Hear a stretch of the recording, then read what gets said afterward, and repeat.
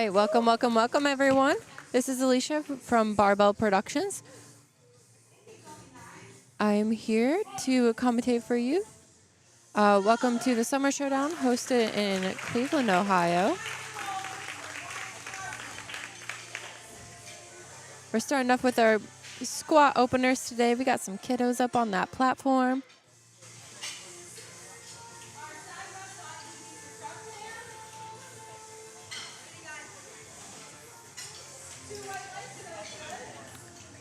That's what I'm missing.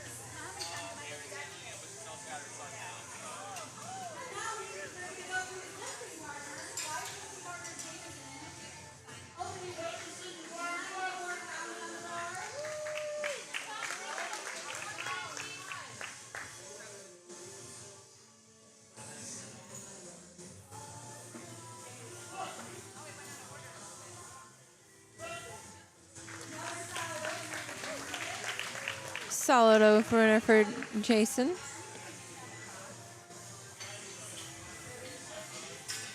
Melina coming up next, taking 75 kilos on the bar.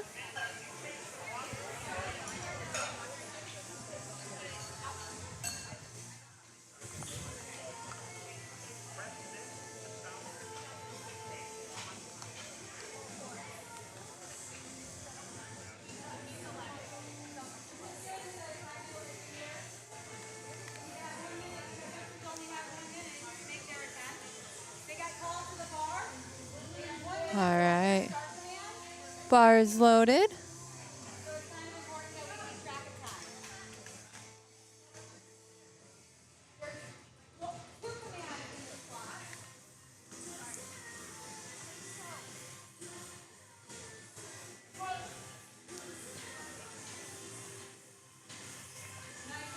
Looking good, looking smooth. We like our openers to be smooth.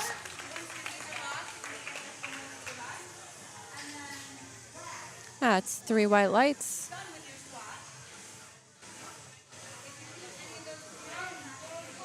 Bars loaded.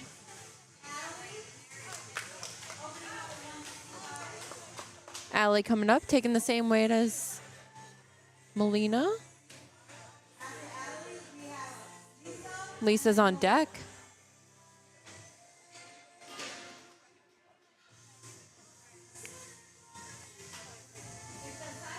All right.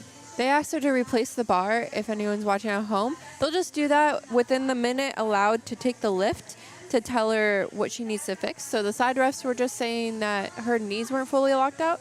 So they had her re-rack it so she can fix it. Because they will not get the start command until that is ready.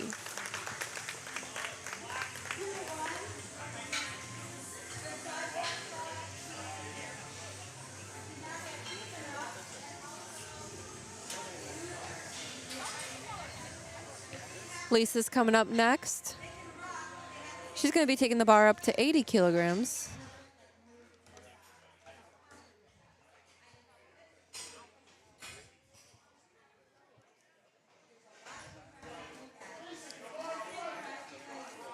Bar is loaded for Lisa.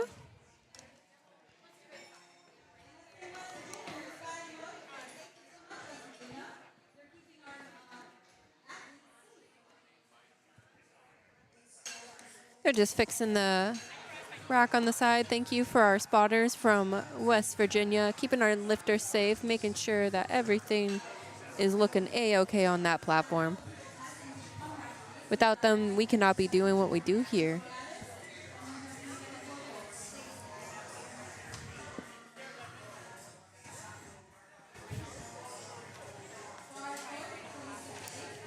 Bars loaded for Lisa. Looking at it set up, getting the shoulders set underneath there. Make sure she creates a great platform for that bar. Looking good. That looks smooth. Refs say 3 white lights.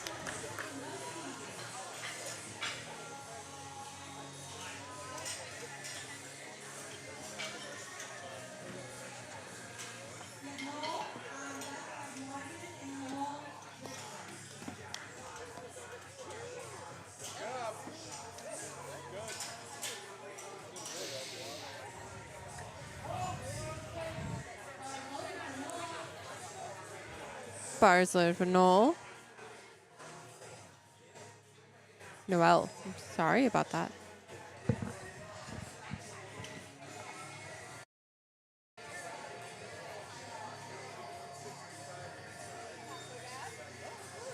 There we go. She's got that squat command coming up. All these openers are looking really smooth. No one's really missed anything. Hopefully I did not jinx that. And I just jinxed it within that moment. She just beat her commands. It looked smooth. It looked like it moved really well. So no worries. She'll come back and get that. She'll probably hopefully go up in a little bit in weight. Morgan's coming up next. She's taking the bar up to 95 kilograms.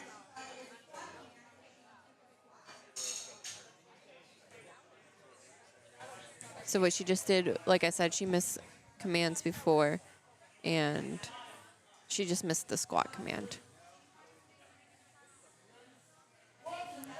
Sometimes the first time you're up there on that platform, it can be a little jittery, especially if you're not in like a space that you recognize. It just happens sometimes. It's all good. Morgan's coming. 209-pound opener.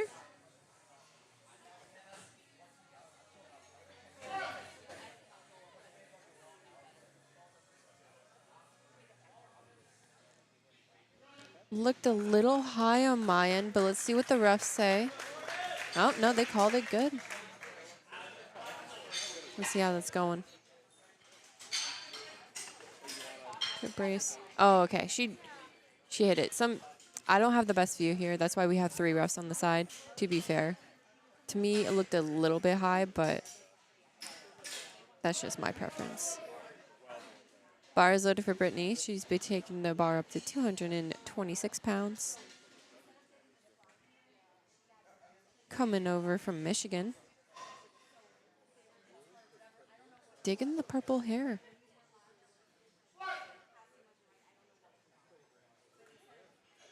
Look good. Beautiful. The refs say 3 white lights. Isabella's coming up next. She's going to be taking 237 pounds. She's living with the University of Michigan Powerlifting. She's a teen, so she must be just a freshman in college.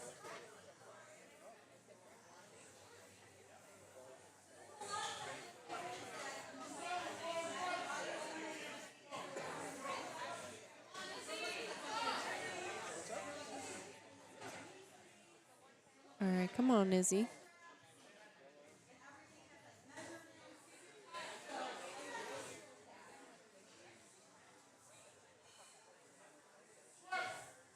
Oof. Beautiful form.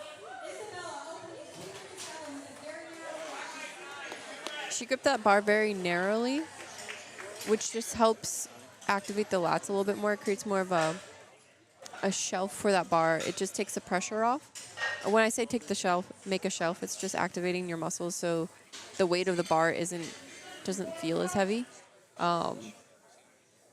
It's the simplest way to put it, but that looked beautiful. We have Christina up now. She's opening up with 275.5 pounds. Lifting from The Ohio State University. Love those guys. Were you in the front or in the back? Nice, slow, and controlled. Go in the back. Did I say that's good? 2-1. We only need 2 white lights in order to get our lifts in. Our openers should normally be, you're just trying to secure a spot in there. So in order to post a total, you have to have a good attempt in each one of the lifts. So squat, bench, and deadlift.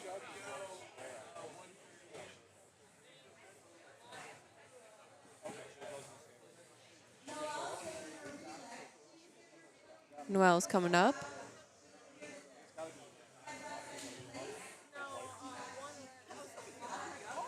She's taking a relift. If you notice, she's the one that missed her opener due to commands. And they allowed her to take a relift just because she couldn't hear. Which I'm very thankful for the refs to give it to it. A very easy opener for her. It looked smooth just as like the first time she took it.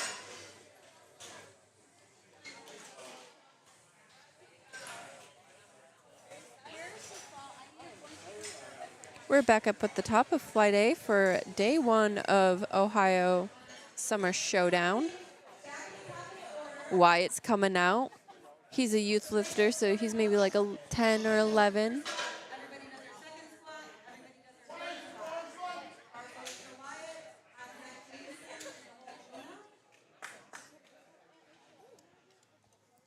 All right, come on, Wyatt.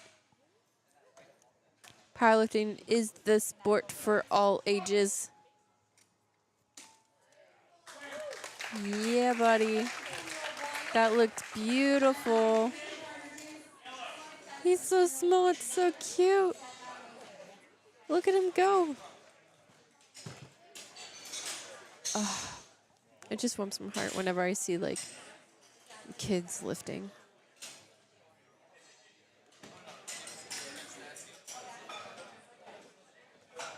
Jameson's coming up next. He's also a youth lifter.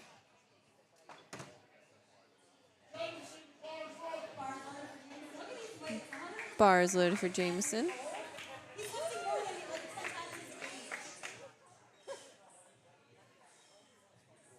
He's taking 121 pounds as an 11-year-old and making it look pretty smooth. Oh my gosh. My one thing that I wish I did in my lifting career is just start early. If I would start early, just imagine how strong they're going to be in the future. It's going to be amazing. Melina up next, 176 pounds. Oh, look at that smile. You have a beautiful smile.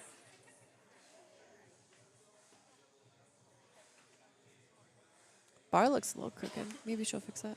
Yep. No, it still looks a little crooked. That's okay. Up, up, up, up. Yeah.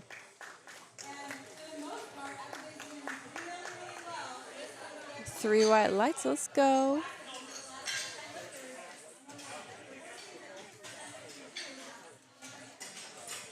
There's a little bit of a grinder, so we'll see how our third comes out. For me, it's a little bit more or a little too comfortable. Or not a little too comfortable, but a little bit more of a grind. Some people like to play it safer, some people don't.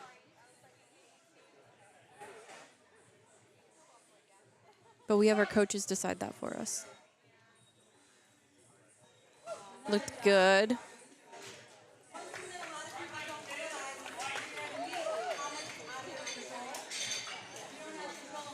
Three white lights given to Lisa.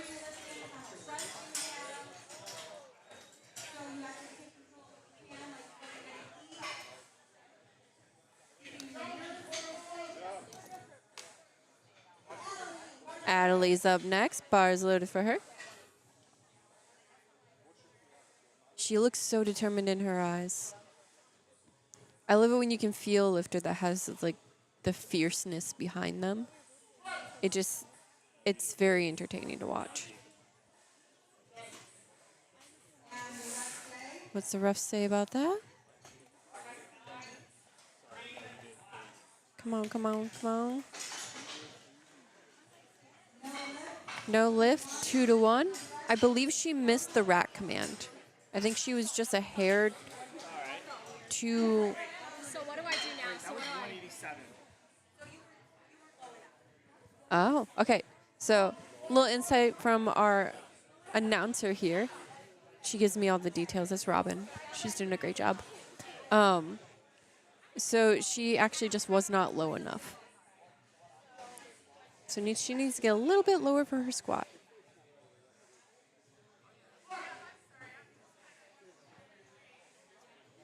She has a squat command. Okay, just took her a little bit. Come on, come on. Up, up, up, up, up, up, up, up. Oh, just a little too high. Good catch. Good catch.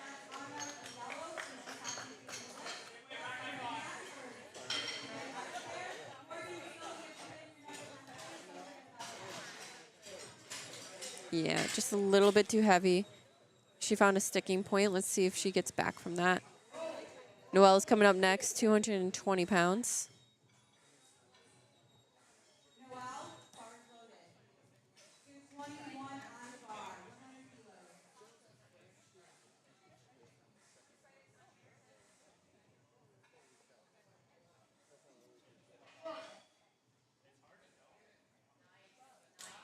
See, look how deep that is.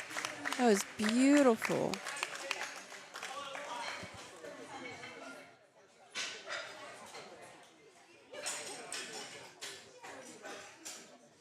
Brittany's coming up next.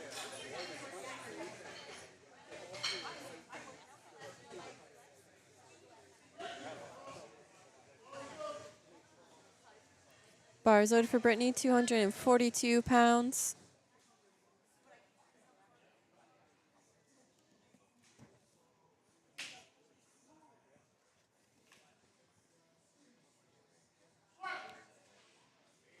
Got the command. Looking good. Very slow and controlled. That was a slow squat. She didn't hesitate. It was just smooth like oil, just slower.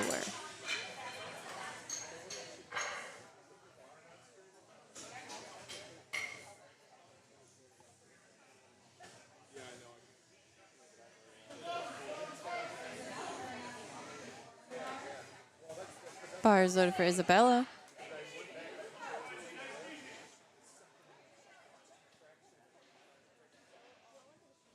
Getting that narrow grip. I think her squat was a little narrow too. Let's see how she sets up.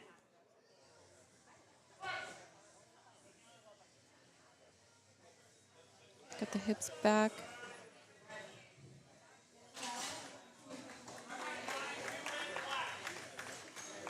That looks good. 3 white lights.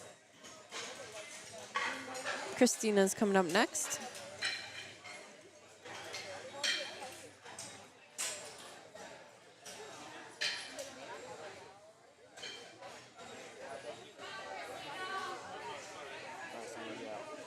You're doing good.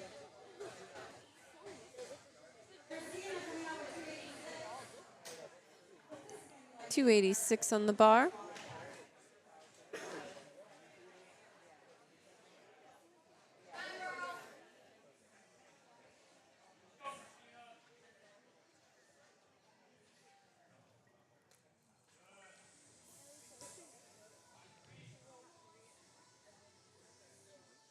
Got planted. Come on. If you ever notice, oh, just a little too heavy. She's a good sport about it. Look at that smile. Sometimes it just doesn't go your way. It's okay. She only took a 5-kilo jump. So we'll see like if she retakes that or if she'll come out again. We're back up at the top with our third attempts. These are the last attempts for Flight A. Wyatt's going to be finishing off his day, taking a 10-kilo jump. It's about 22 pounds, all the way up to 121. Recording every one of these. He's so tiny. I don't know, man. Over a month ago, so I don't know. Look at him go. Come on, Wyatt, you got it. Go, go, go, go, go, go, go. Yeah!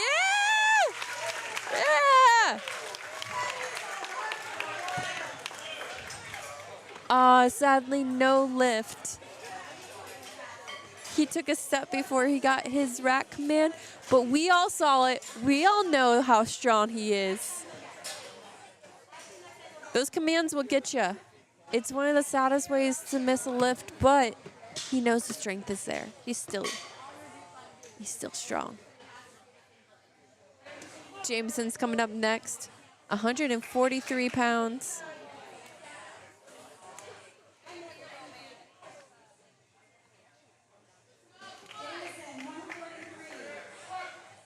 Come on. Up, up, up, up, up, up. Go, go, go. Yeah. What do you get? What do you get? What do you get? Come on, come on. Give it to him.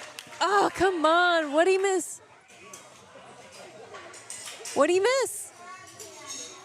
He also missed his rack command.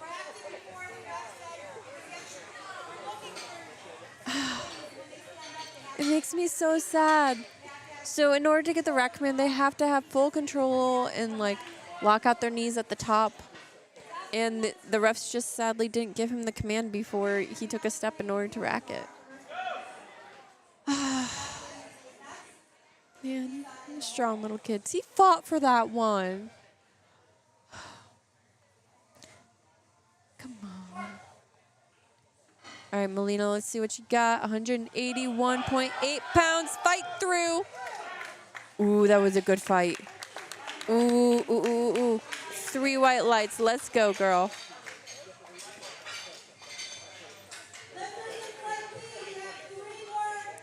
Up, up, up, up, up. Yeah. Allie's coming up next.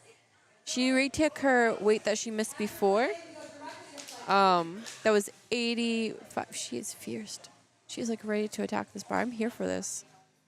That bar ain't nothing. So she's retaking 187 pounds. See how this one moves for her. She seemed very determined. I don't think she was low enough. Yeah. Sadly, no lift. Just wasn't quite low enough there. So for depth, you have to get the crease of your hip parallel or below the top of your knee. That's what the refs were looking for. And sadly, she just was not completely there. Lisa's coming up next. 204 pounds on the bar.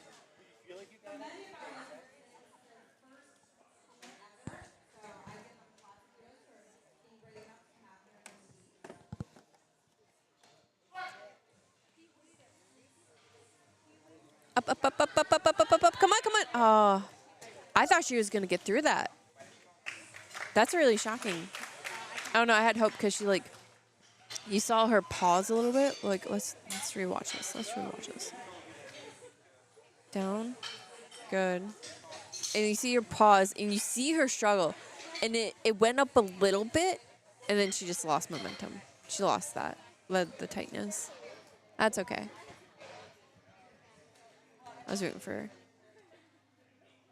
Morgan coming up next, 220 pounds. She got some battle braids going on.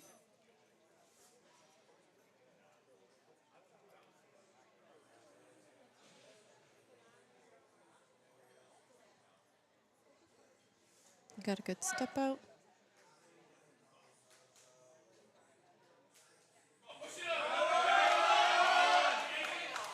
Yeah, just a little bit. I feel like that one was less anticlimactic because if you watch, I feel like she didn't even go deep enough for that one.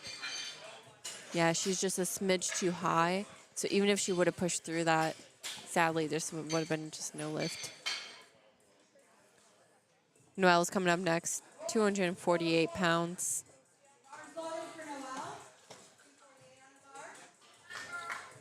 Come on, Noelle. See what you got. She took a 2.5 kilo jump. That's the smallest jump you can take between your attempts. And it moved pretty well.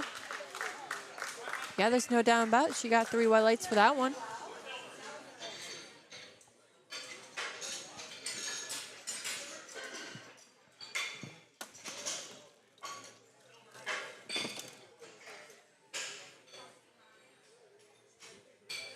Brittany anticipating. She's like, is it ready? Let's go. Let's go. 259 pounds.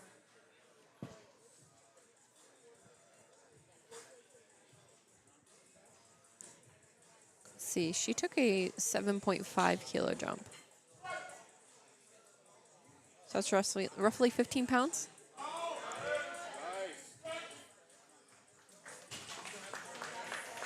Oh yeah, she does like the very slow and control. It's good lift 2-to-1 though.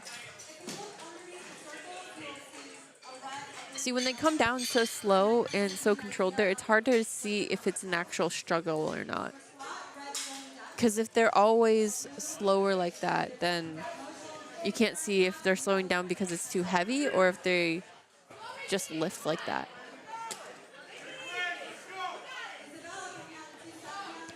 Isabella's back up. 270 pounds on the bar.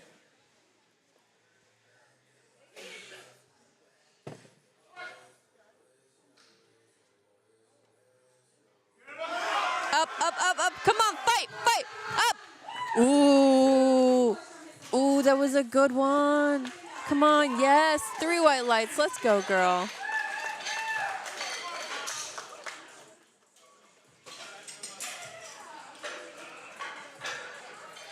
Yes. Beautiful. Christina's coming up next.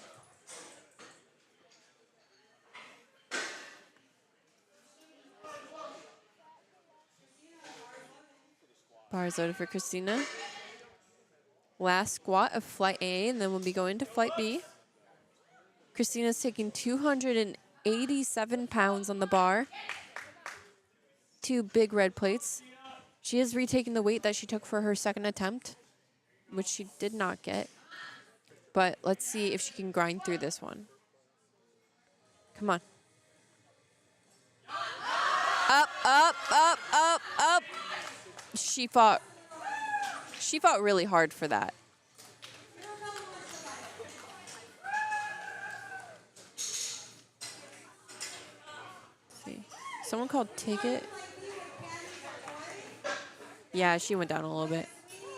I was just wondering if I think the head ref yelled take it, and to me it didn't look like the bar went down a little bit, but watching the replay you could see that it did move down. As soon as the bar moves down a little bit at all, then they will take the bar, because then it's just a no lift, it's no complete. Candy coming up. She's a Masters 2 raw lifter. Taking 66 pounds on the bar. Very easy, beautiful opener. Oh.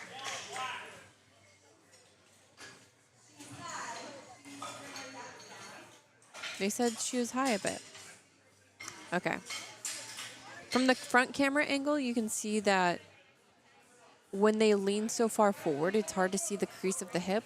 That's why we always have 3 refs as well. 2 on the side and 1 in the front, just to make sure we have all perspectives around on the platform to make sure we have a good call. But I think she just needs to dip her hips a little bit more, and she'll get that easily. Micah making his opener look pretty smooth.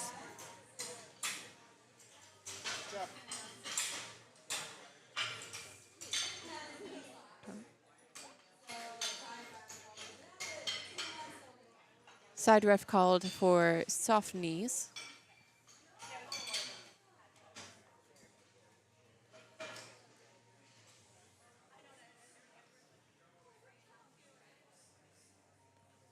Taking the bar up to 204 pounds for Sapan.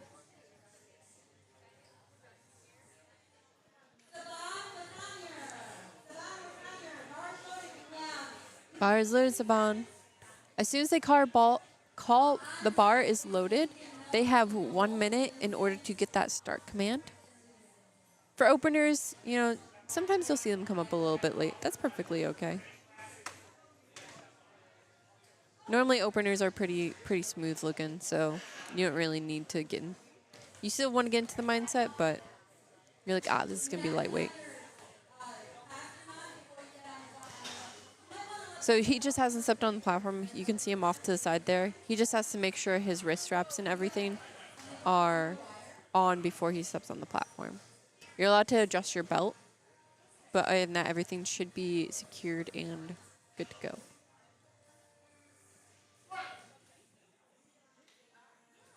Ooh. I think you lost balance there. I was really...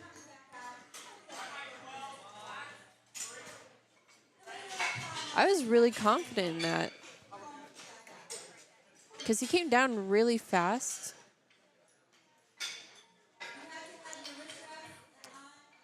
Yeah, he came down super fast.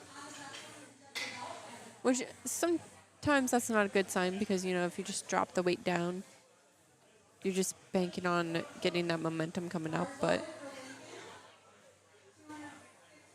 Lincoln coming up, taking 215 pounds.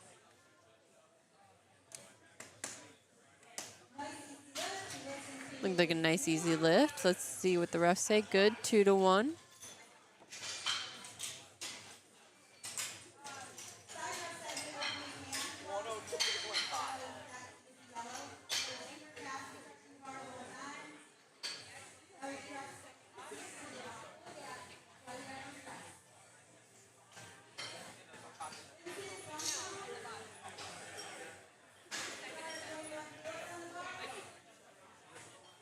Vincent up next. 220 pounds on the bar.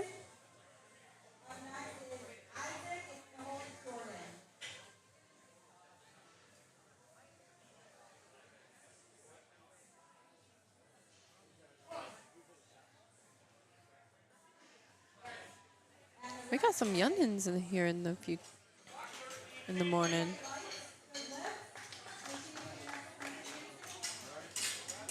Looking good. Isaac coming up next, taking the same weight of 220.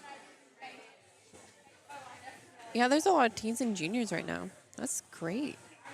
Welcome, guys. Welcome to the world of powerlifting.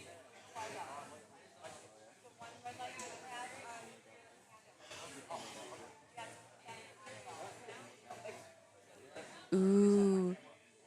So, this is a really just side note thing. His knee sleeves are from, I think the Hidden in the Iron, I think, does those. They're Demon Slayer, which is like an anime. I'm a huge anime person. And I just appreciate it.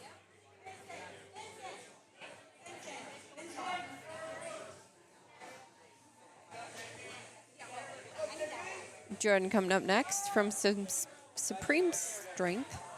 Yeah, sorry. She'll be taking 231 pounds.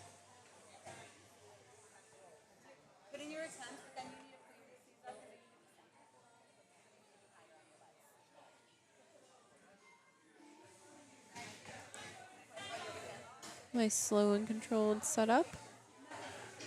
Taking her time.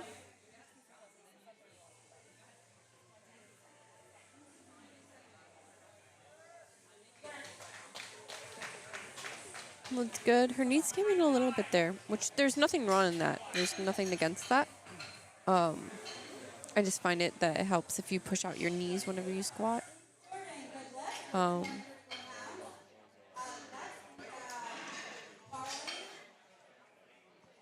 Carly coming up next, taking the bar to 242.5 pounds, also from Supreme Strength. Ooh, are we going to have Battle of the Teammates? I don't know if it's supposed to be Battle of the Teammates, but now it's Battle of the Teammates in my head. I'm just letting you guys know.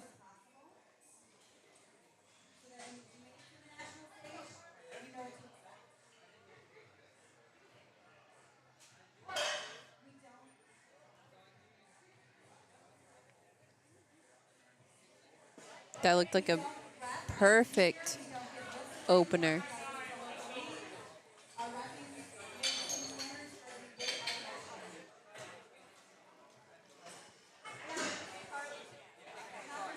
Perfect opener.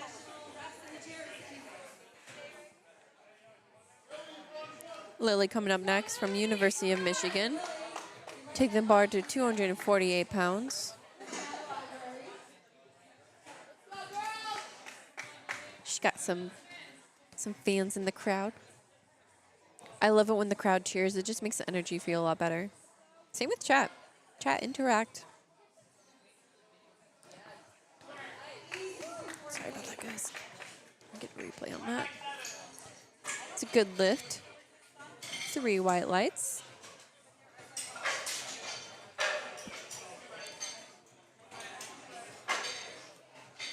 Looking beautiful.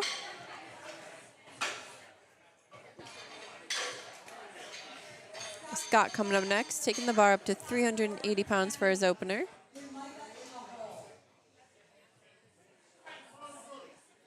And then we'll be right back up at the top for our flight B.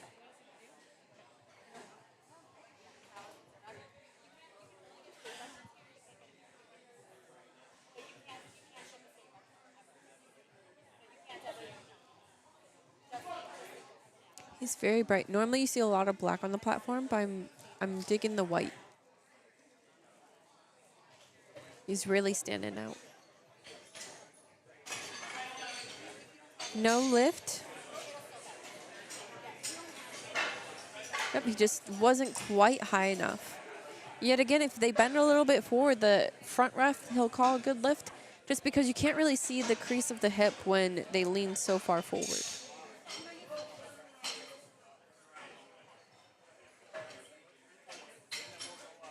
Candy's coming up next. She'll be taking the same weight as before. And that's 66 pounds.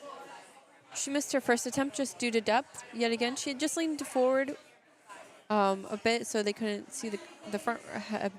The front head ref couldn't see the crease of her hips when they leaned forward. So let's see if she gets those hips just a little bit deeper.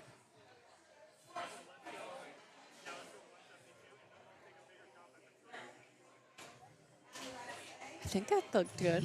Let's see what the refs say. Good lift, 2 to 1.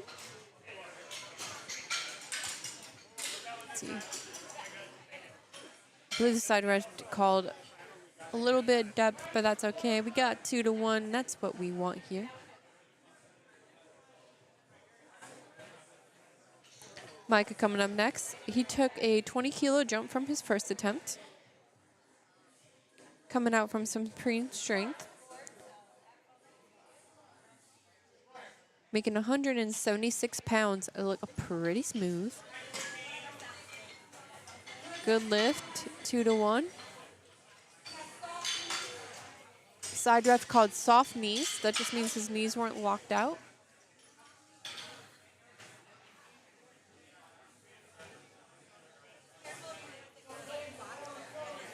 Sapan coming up next.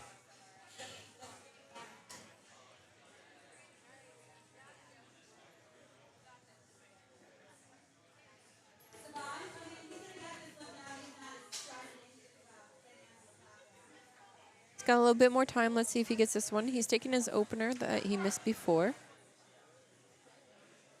Yeah, he just lost balance on his opener. I think it's just first platform jitters. All good. He got that one, so we'll see what he pulls out for his third attempt, because that one looked pretty smooth.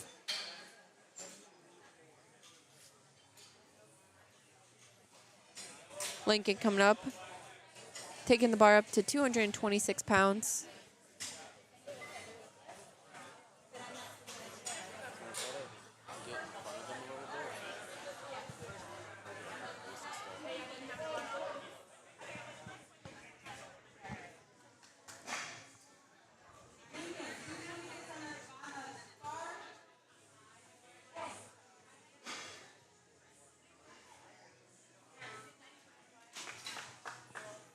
Okay, let's see what the refs call. Good lift, 2 to 1.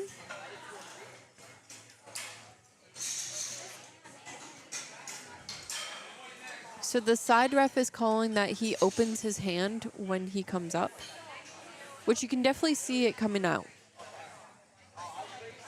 I believe they give him a warning before. Normally refs will do that just to give him a grace if the lift looked good. But since he's repeating it,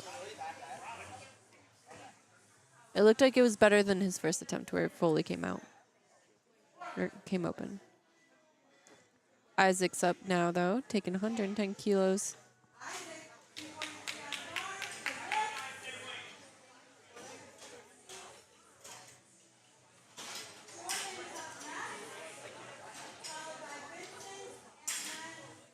Yeah, it looked good. Jordan coming out.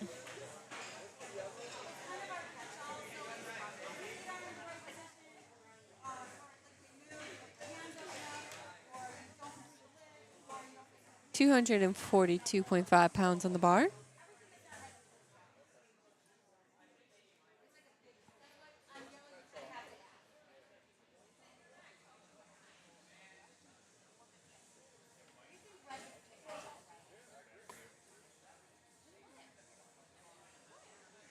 Looks good. Up, up, up, up, up, up, up. Come on, push up.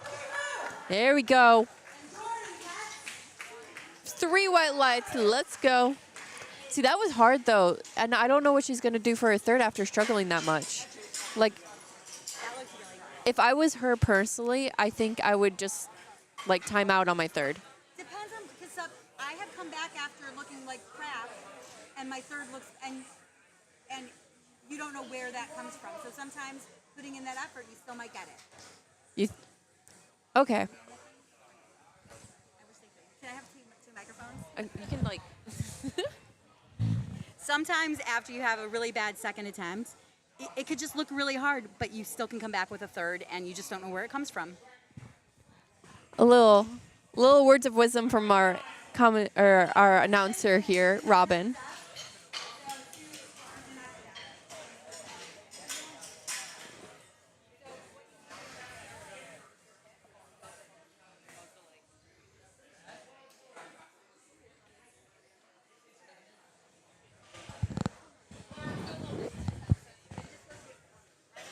Bars loaded.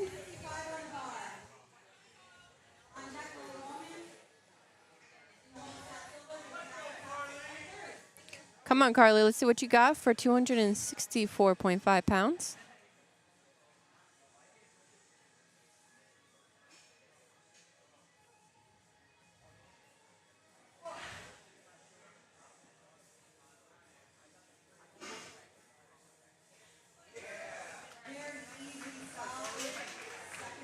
Looked like a beautiful second attempt, getting 3 white lights there.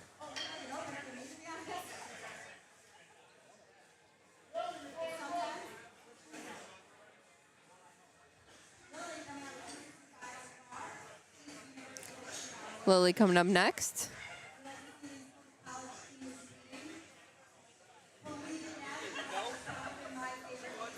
Let's see.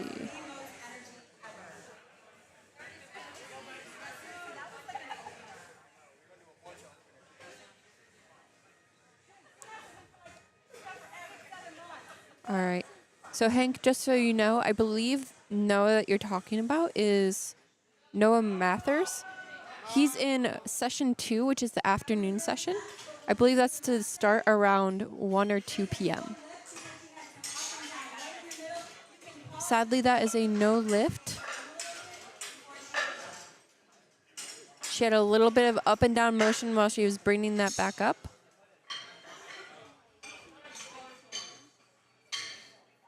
Scott's coming out, taking 100 or 380 pounds, which is the same as his opener.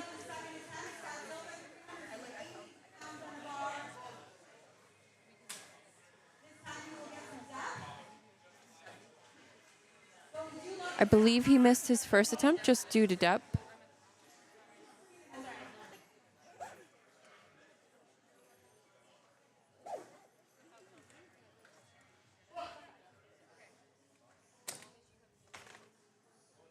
Oh, yeah. I think that looked pretty good. The refs agree with 3 white lights.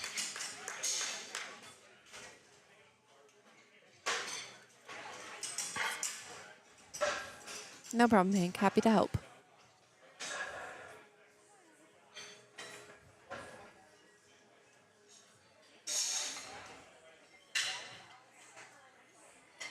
Candy coming back up.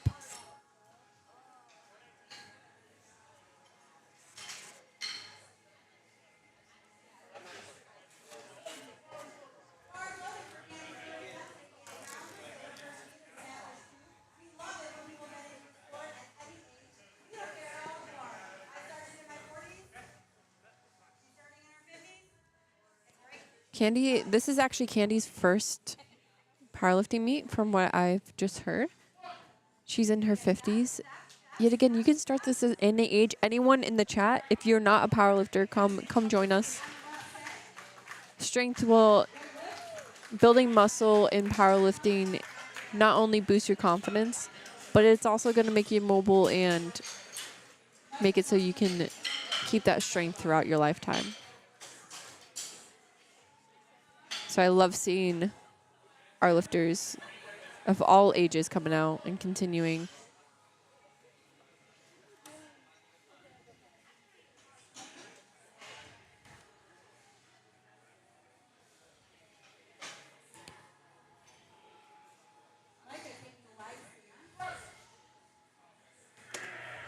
Come on. Oh, he's fighting. What's the ref say for Micah?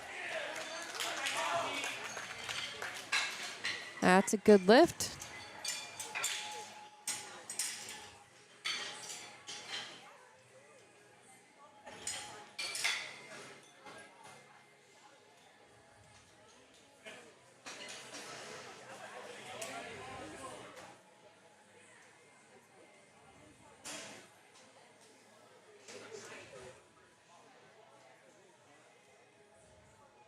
Sapan coming up next. Or is on deck. 214, just a little bit too heavy. That's okay. He'll still be able to post a total. He got his second attempt in. That's okay. You just never know what's going to happen on that platform. There's something that out of your control. It could be a bad day. You know, you didn't eat enough. You cut too fast. First meet, just jitters. You don't realize, like, lights blaring up. It can be very intimidating. Also, the head ref just staring at you. So many factors just can go into a meet. It's not like a regular gym session, you know? All right. Lincoln's up. Let's see if he can keep those hands closed. There we go. Ooh, he wiggled. Let's see. Oh, sadly, no lift. He beat his rack command. I honestly thought he just wiggled a little bit. I was like, ooh, did he save himself? Oh, no, Did he save himself? He definitely did not save himself. Jordan coming up next, 248 pounds. Getting her hands all chalked up. Let's go. She's taking a 2.5 kilogram jump from her second attempt. If I remember correctly, her second attempt looked really, really tough. So she took a 2.5, which is the smallest jump you can take. So we'll just see if she pushes it. See if she can fight through this one. I'm rooting for you. Take your time. She's got 25 seconds to get that start command. She has plenty of time. All right, let's go. Come on, come on. Good. Up, up. No, just a little too heavy.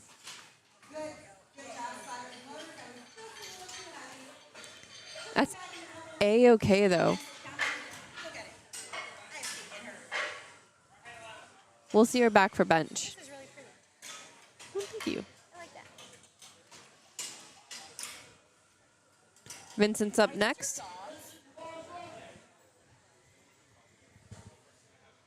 So cute. Vincent.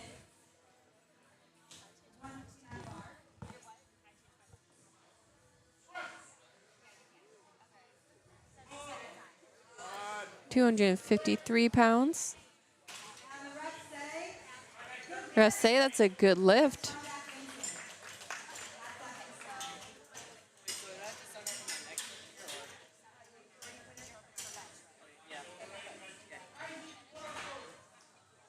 Bar is loaded for Isaac. Isaac, taking his third at 254 pounds on the bar.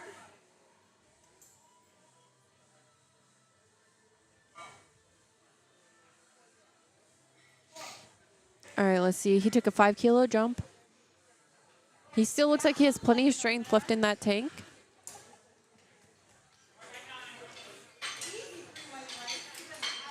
Looking like a beautiful 3 wet lights right there. We'll see what he does for bench.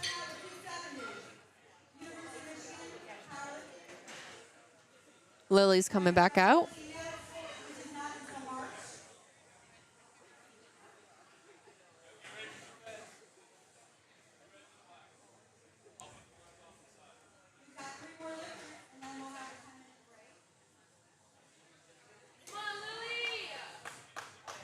All right, Lily, let's see what you got. 270 pounds.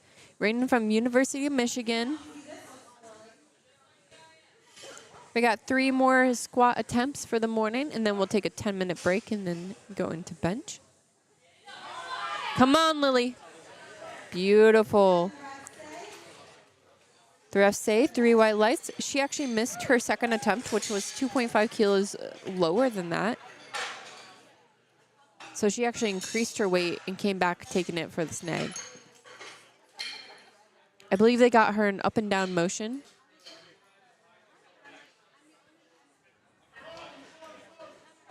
Carly's coming out. 286.6 pounds. That's a 10-kilo jump from her other one, or her second attempt. That's 22 pounds. So let's see how this moves. She's got those 2 red plates on there. Come on, Carly.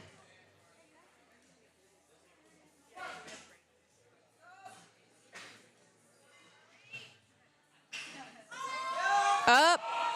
Beautiful. Beautiful. She looks happy about that. I would too. 3 white lights. That's a good lift.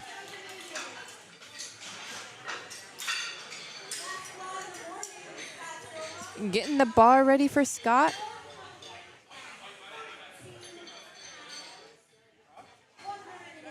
£413.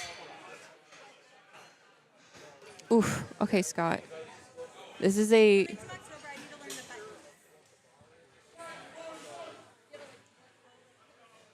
He missed his first attempt due to depth. Got his second attempt. He's on to his third. And he took a hefty 15-kilo jump. That's like 33 pounds. Okay, he's got that depth. Come on, fight through. That was a good lift, 2 to 1. That's all he needs. Wow.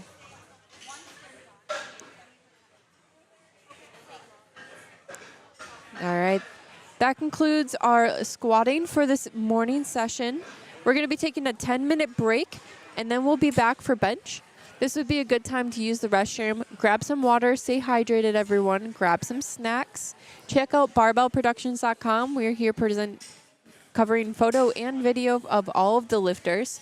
You can purchase his packages on barbellproduction.com. Check out our Instagram to see the quality of work that we can provide to you guys. We're here to support the lifters and make these memories and everything that they worked for the past 3 months, and we're happy to capture it for them. So make sure you check that out, and we'll be back in about 10 minutes.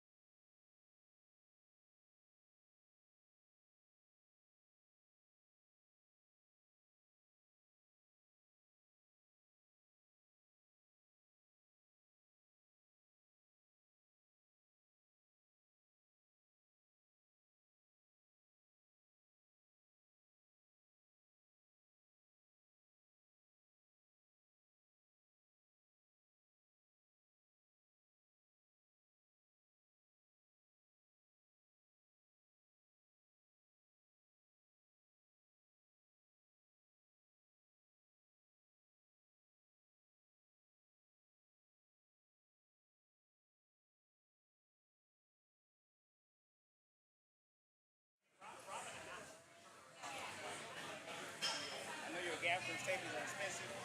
Can I have a piece?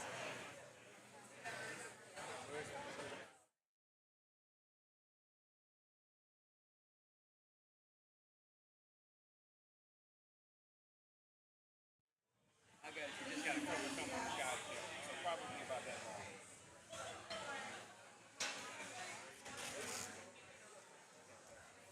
long. Welcome back, everyone. We'll be starting bench momentarily.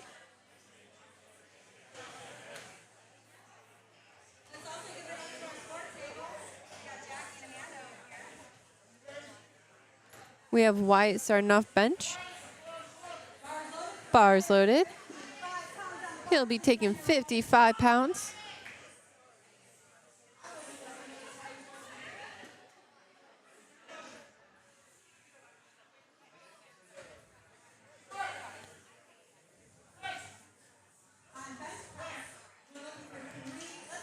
Looking good.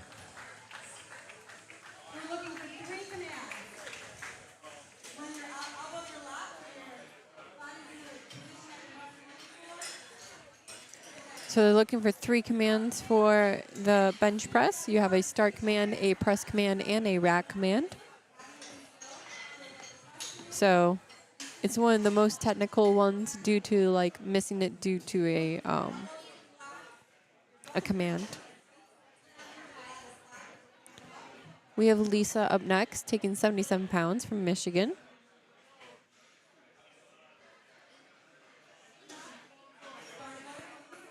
Bars loaded for Lisa.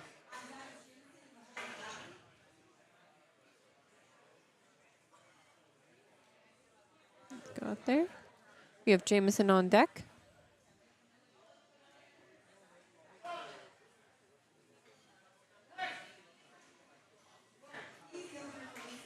Looked like an easy opener. Beautiful.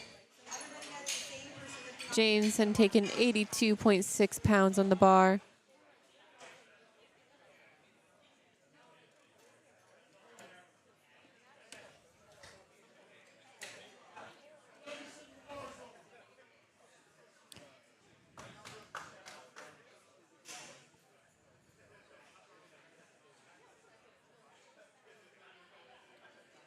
Fun fact, Jameson's and Wyatt's mother is actually doing bench only today in the afternoon. She's there on the sideline, not only prepping for lifting herself today, but also guiding her boys through their powerlifting meet.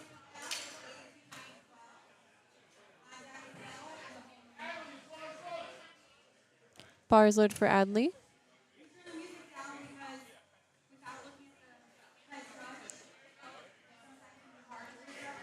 Taking 82.6 pounds.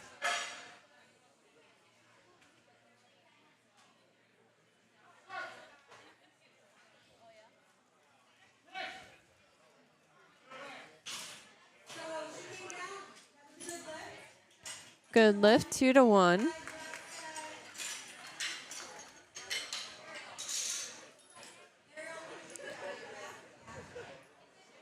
Side ref calling that she beat the rack command.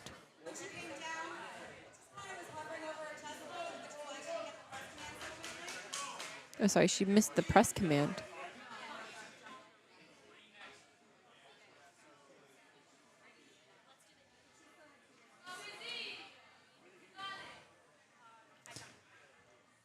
Isabella coming up next.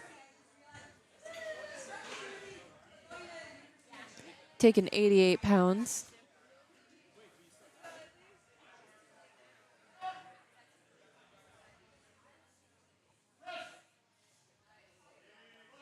Looking good, looking smooth. Refs say they agree with 3 white lights.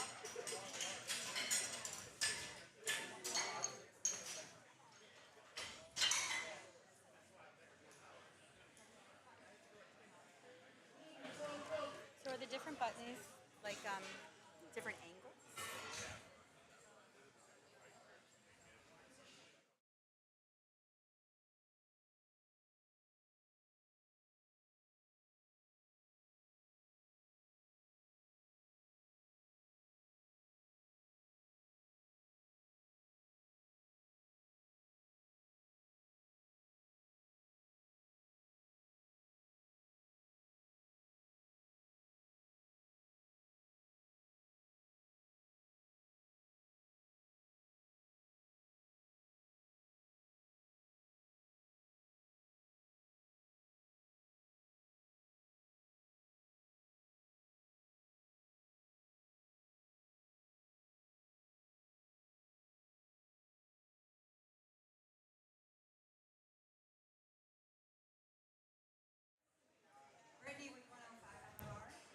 Brittany's taking 105.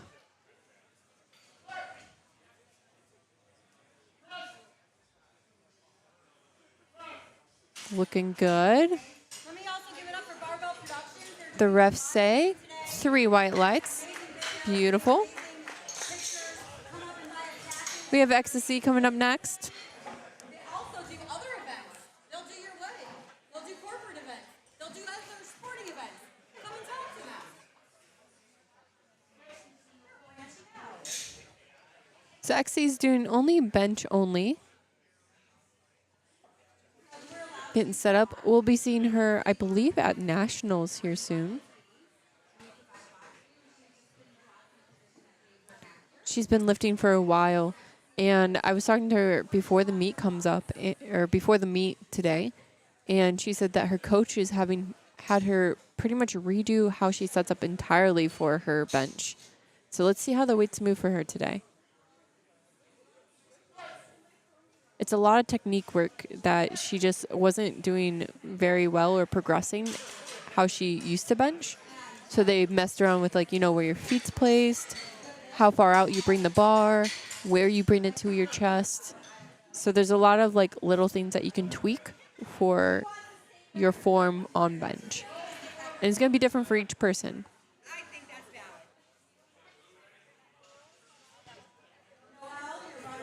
Noelle's coming up, 115.7 pounds. If you also notice, they put little platforms on the side. That's in case, you know, your limbs are a little short and you need a little help having your feet flat on the ground.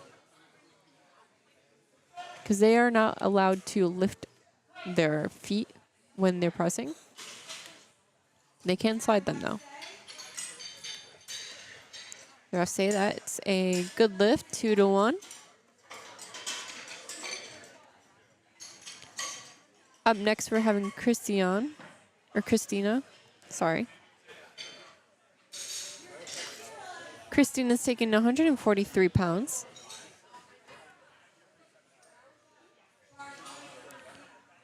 Bar is loaded.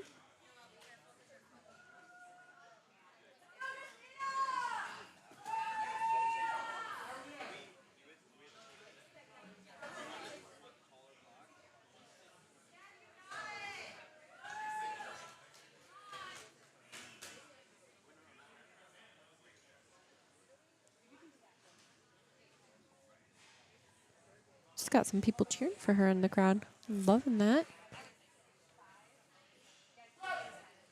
I got the star command.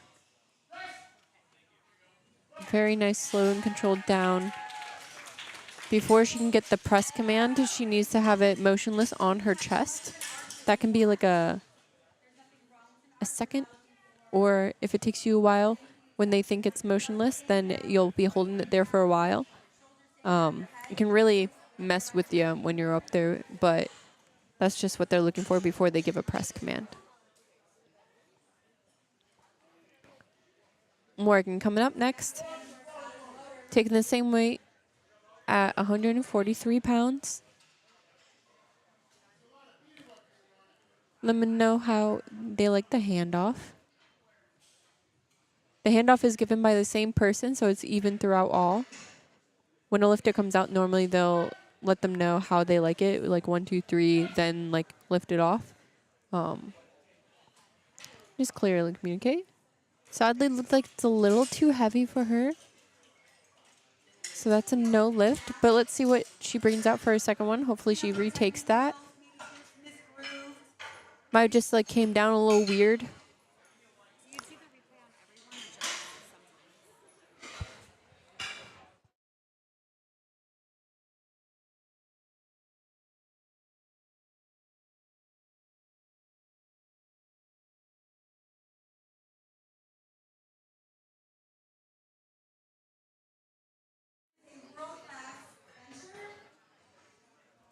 So Erin, who is the mother of the 2 boys before, she is a world-class bencher. She's a bench only, so we should be seeing some impressive numbers coming from her today. She's opening with 187 pounds.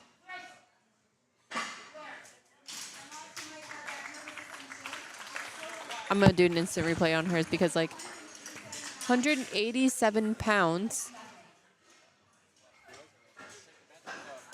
Her weight class is 122 pounds. So that's more than her body weight. Way more. It's pretty impressive. Wyatt coming up. He's taking the bar up to 66 pounds. Benching roughly 3 times his age.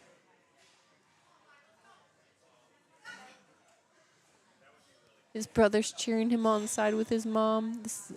I love family events. I'm a sucker for them. Bring it down fast. There's a little bit of... Come on, push. Yeah!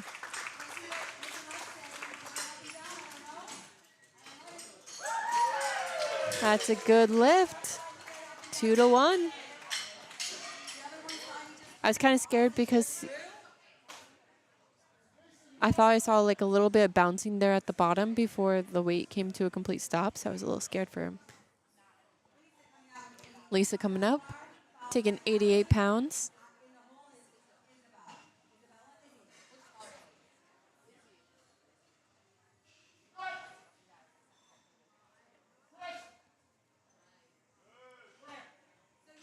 That looked smooth.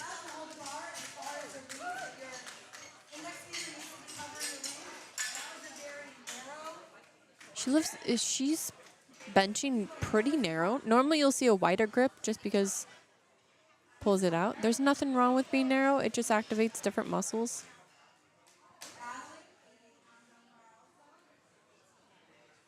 Adelaide taking the same weight of 88 pounds.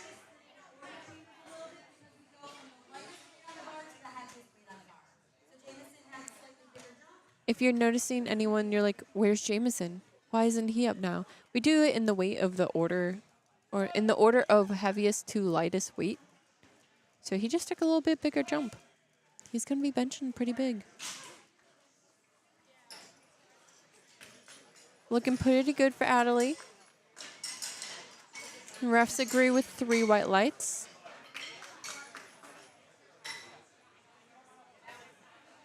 That's a pretty long hold there at the bottom to me.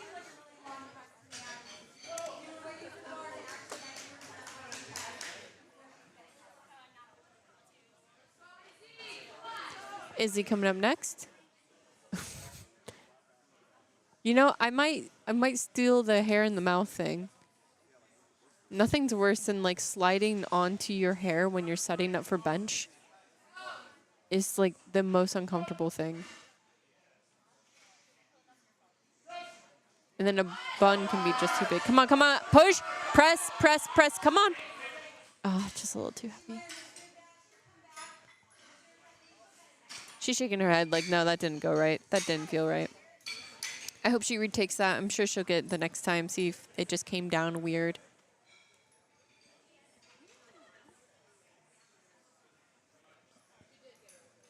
Jameson coming up. Mom's giving a little prep talk. She's like, you got this. She's like, you're just going to go out there. You're going to grab that bar, bring down to your chest, and just press it. I don't know if that's actually what she's saying. In my head, it's as simple as that. She's just like, yeah, you're just going to do it.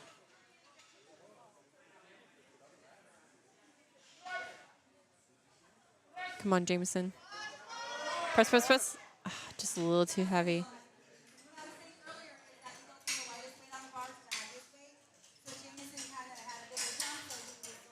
So he took a pretty decent sized jump. He took a 10-kilo jump. So let's see if he'll retake that. Normally when they take that big of a jump, they're pretty confident in what they're doing, unless it's like third attempt and then they're just trying to push out. But that seems like they were pretty confident in that number. So let's hope he retakes that and he can push through that little sticking point there.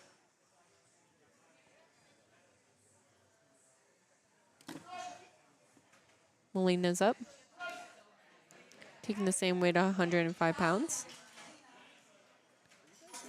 Looking pretty good.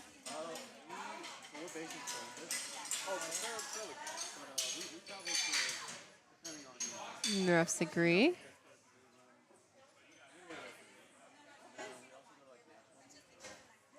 Brittany's coming out, 116 pounds on the bar.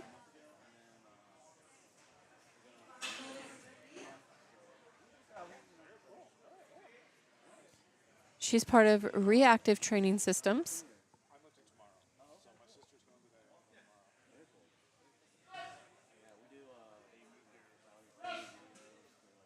Good. Ooh, nope, just a little too heavy. I think her butt also came up a little bit on that one. Let's watch the replay a little bit angle. We can see the tushy. Yeah, you can just see her hips come up. I don't know if it left full contact of the bench, but ecstasy coming out, taking a state record attempt. Let's see if the tweaks to her form is worth it. She's part of Masters 1 division, so she's in her 40s.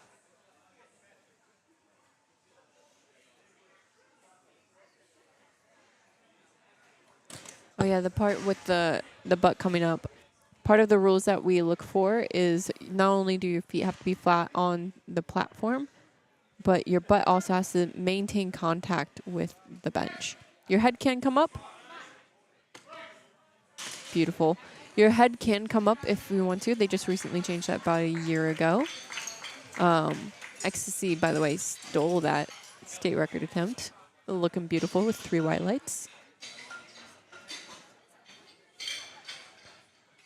Yes, your head can come up. Your shoulders have to maintain contact. To be fair, that's a rule, but I want to know the person that can bench without having their shoulders on the bench.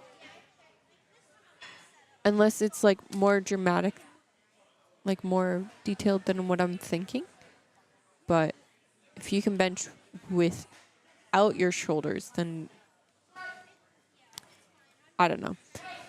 So those are like 3 things that have to maintain contact with the bench at the time. While snagging that, 2 to 1, 137 pounds.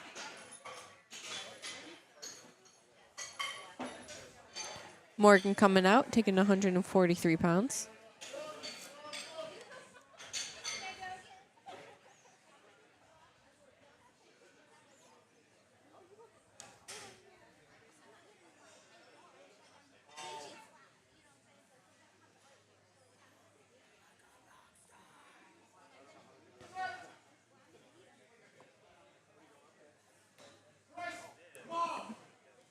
So sorry about that.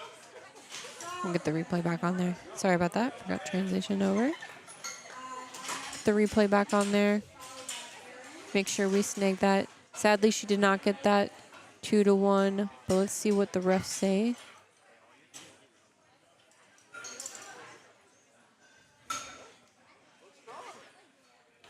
I'm not fully sure. Let's see if I can get a little insight from our announcer. See if she gives me some details.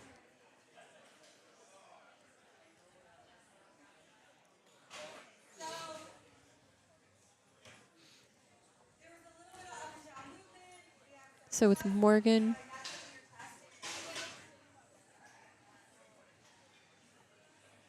they're saying there was a little bit up and down movement for Morgan.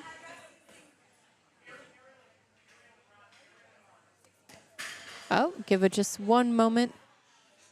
The head ref and the side refs are talking about what just happened with Morgan. See what was going on. So whenever they're questioning what that was called or anything, they'll come together and kind of discuss what all they said and everything like that. She was motionless, so the head ref called press command because she was motionless, but she wasn't actually touching her chest, which only the side refs could see. The head ref couldn't see that. So, unfortunately, that was just a no lift. It's very rare to see a red card on a bench, but it happens. All right. A little bit insight from our announcer on Morgan's situation. So the head ref called it good. The side refs called red cards and a little bit up and down motion. For the red card, they didn't believe that the bar was touching the chest. The head ref could not see that, so he gave the press command without the bar touching the chest.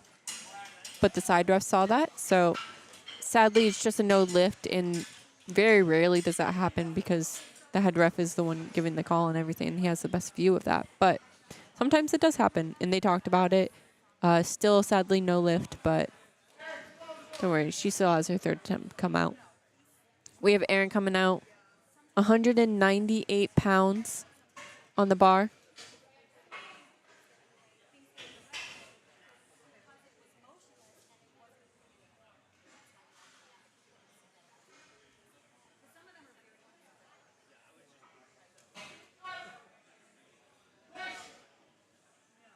Looking smooth, looking like a normal bench day. No, I want to. That's obviously 3 white lights, Erin. I think she can do more. It's been her like.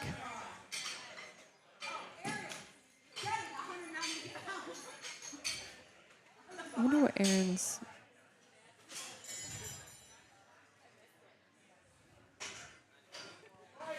Normal. Wyatt coming up, taking the bar to 71.6 pounds.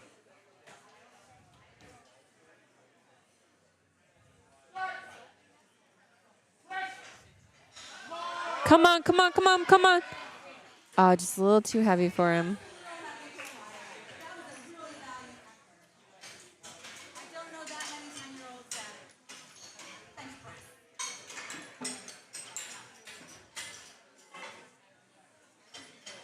Lisa coming up next, 99 pounds.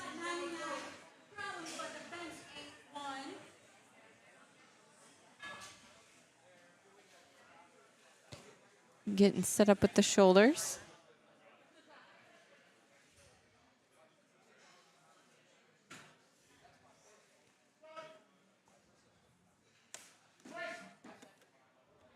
Come on, come on, fight it, fight it, fight it. Go, go, go.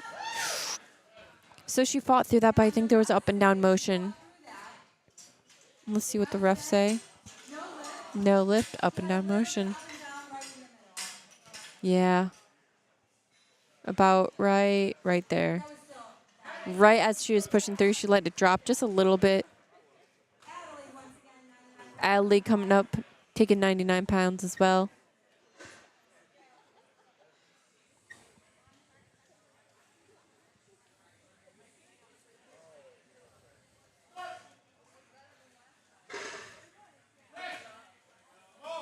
Up.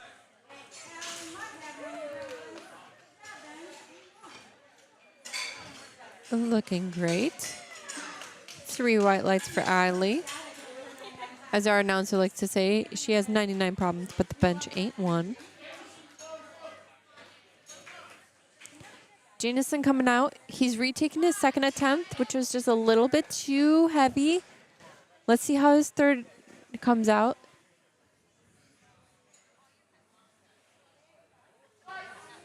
Okay, let's get up there. Come on, come on, come on.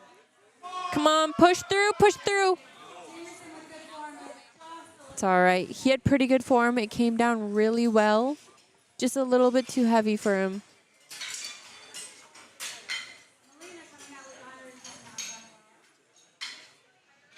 That's all right.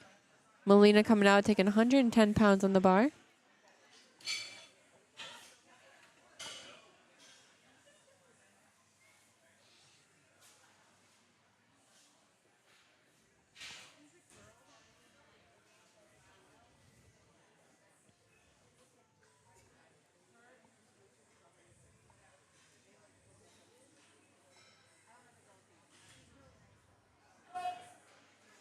Let's see how this goes. Good, good, good. Come on, come on. Up, up, up. She already had up and down. It's all right, right? She got her first and second attempt on bench, so she's still in there.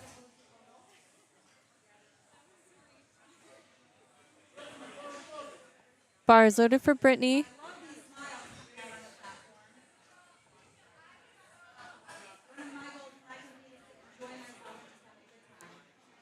She's taken 115 pounds on the bar.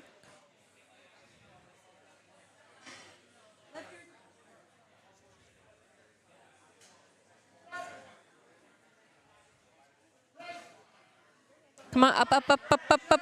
Come on. Just a little bit too heavy for her.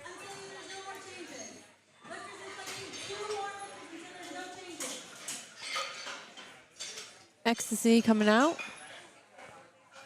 Looking to snag.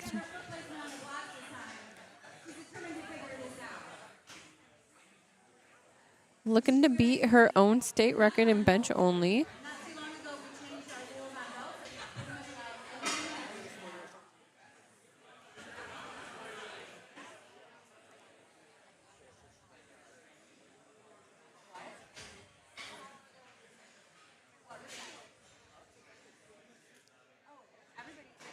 See who holds the state record right now.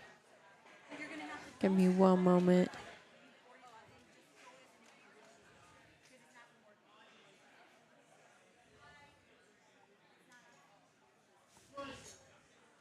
They've asked her to replace. Let's see what they have to say. Maybe it's her feet. She's just trying to figure out the blocks, make sure they're placed properly. She's got about 15 seconds in order to get that start command.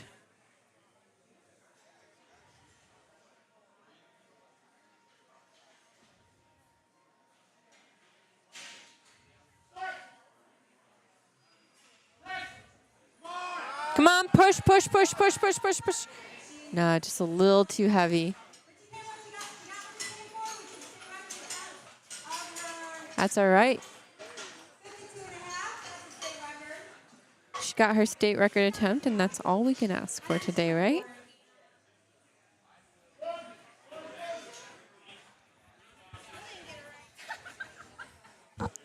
Morgan coming out.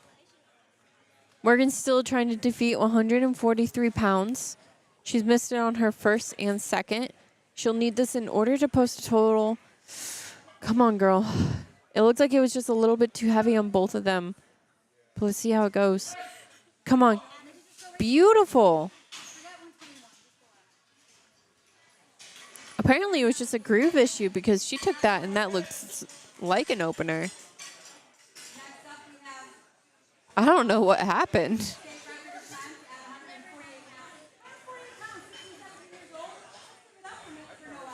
Noelle coming out, 149 pounds, taking a state record attempt.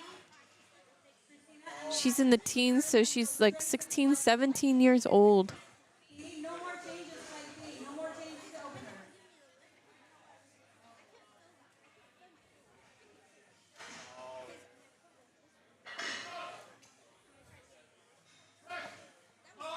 Come on.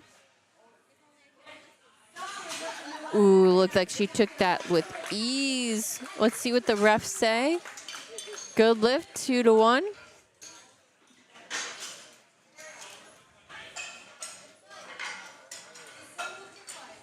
Side ref saying that she lifted her foot on that one. That's okay, only one ref saw that, so she'll snag that. Bar is loaded for Christina. She's taking 170.8 pounds.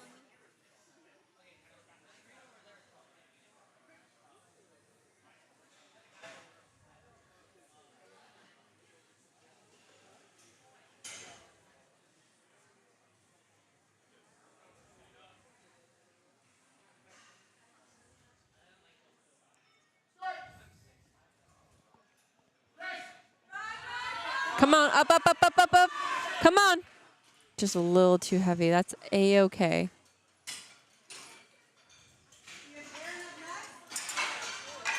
Aaron coming up next.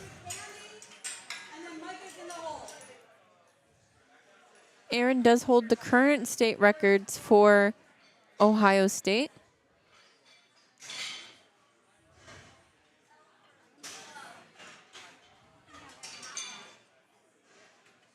She's already beat her recorded personal best.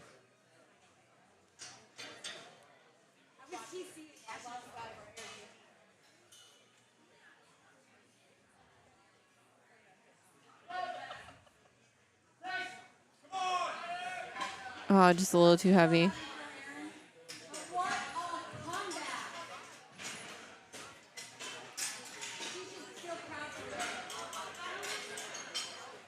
They look beautiful.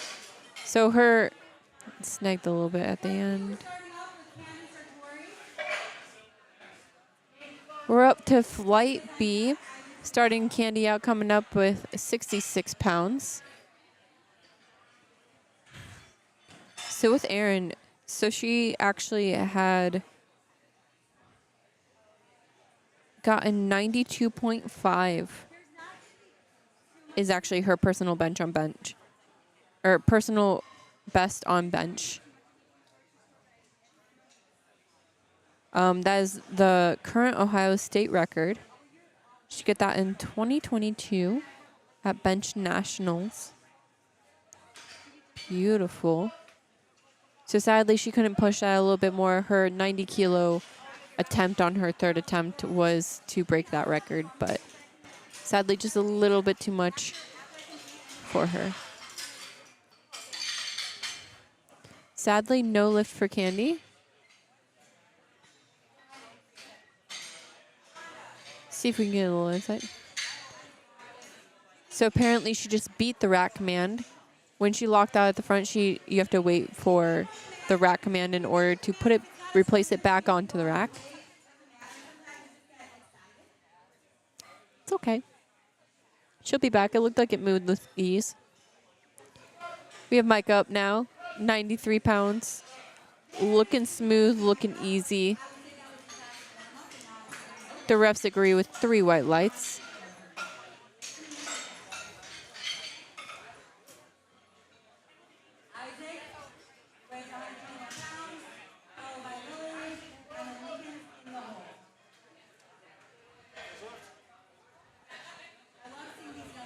Isaac's up now, 121 pounds.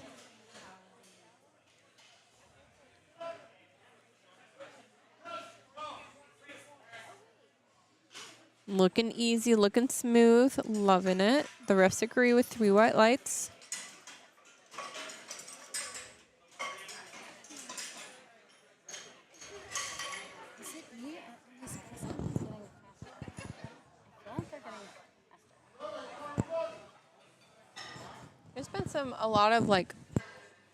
There's been a lot of long press commands.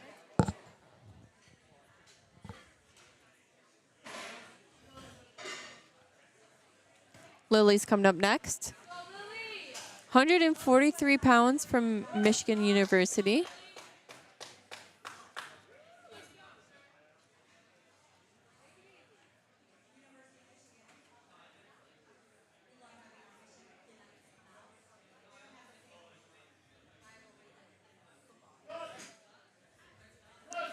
Unlike football, us in powerlifting, we welcome our Michigan lifters here. But if it's football, it's a completely different thing. We will come for you. Good job, Lily. 2-1. Lincoln coming up next.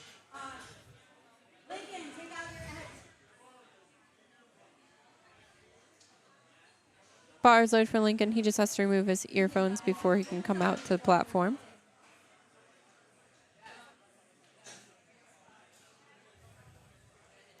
He's taking 148.8 pounds.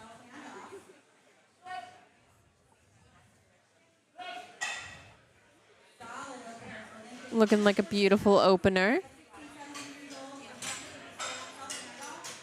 See if the refs agree.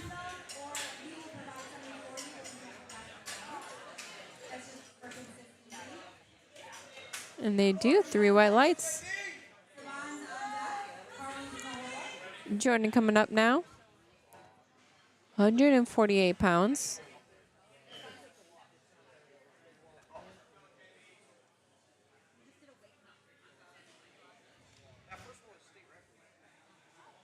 That's like double state record.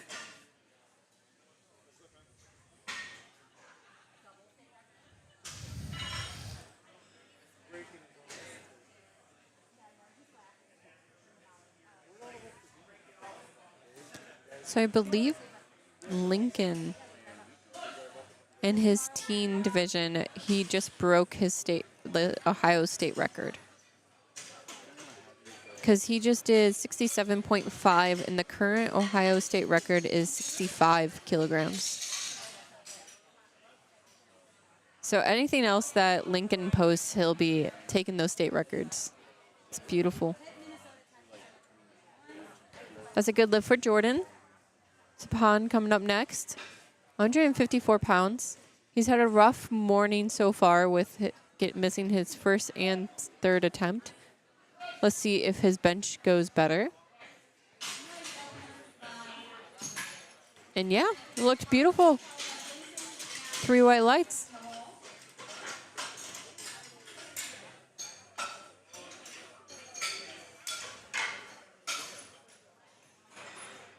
Is Greg just not around? I don't see Greg.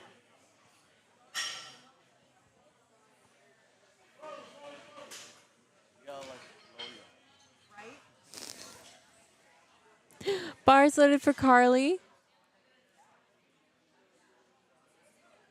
Taking 170.8 pounds. Carly opening up at my max, 171 pounds. Not that anybody cares. Getting those shoulders really set in there. That's impressive. Impressive weight. Strong lifters.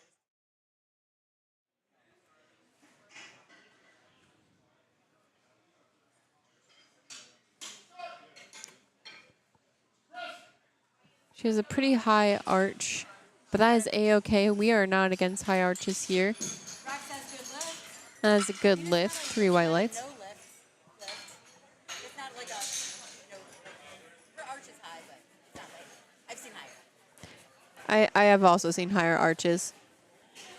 It's A-okay. Like, They just come out and they go, I call those, like, the ones where it's just like they twitch. I call them sneeze benches. Where it just looked like they just sneezed and just... there's an equipped lifter from Michigan who, when I'm roughing from the side, I can't tell she's knocked out because it's such a short range. It's like a 1-inch range of motion, and I have no idea she's already knocked out. Yeah. Makes it less obvious for that. That's all right, though. We have no rules against it. No rules against it. Vincent taking 187 pounds. I think he definitely missed the rack command. But that looked like it went pretty smooth, so he can come back for a second attempt and get that going. He knew he messed up as soon as he took it, too. He's like, oh, man. That's okay. Scott is also having a rough morning. He missed his first and third attempt. So let's see if his bench goes a little bit better.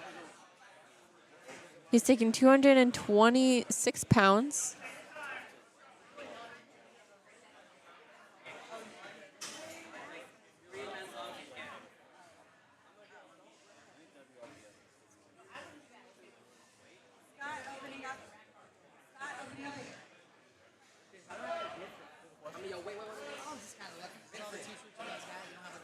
Looking pretty good.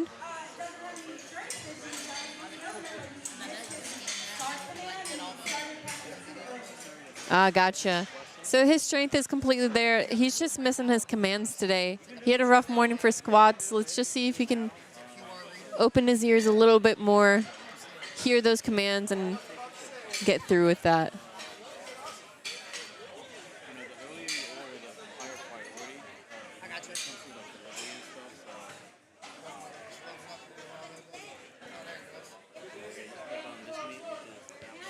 We're back at the top with Candy. Bars loaded with a 82.6 pounds.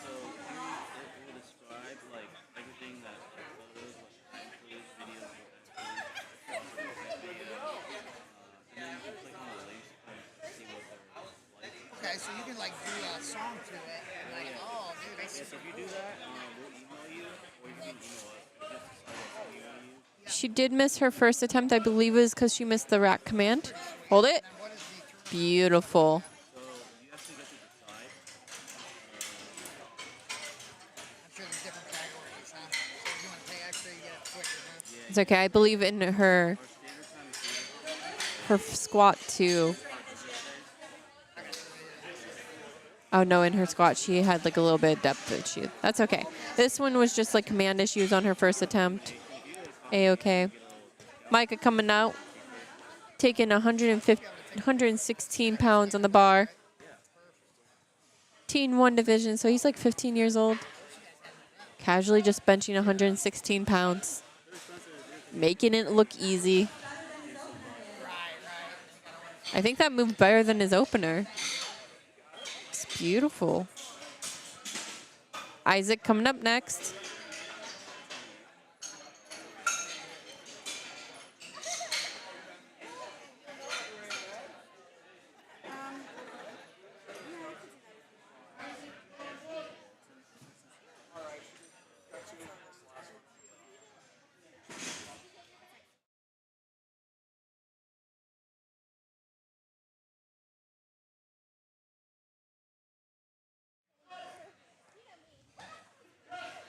Let's go, Isaac. That looks beautiful. Some of these benches are looking a little too easy to me. I think they need to push themselves a little bit hard.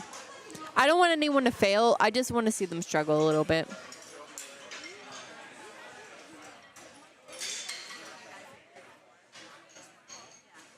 Lily coming up next.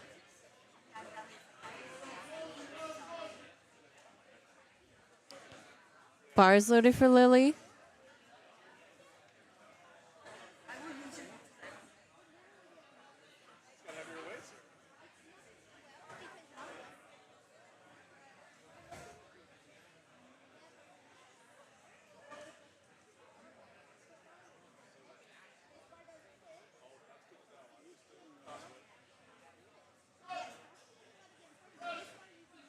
Come on, push, push, push, push, push, push, push.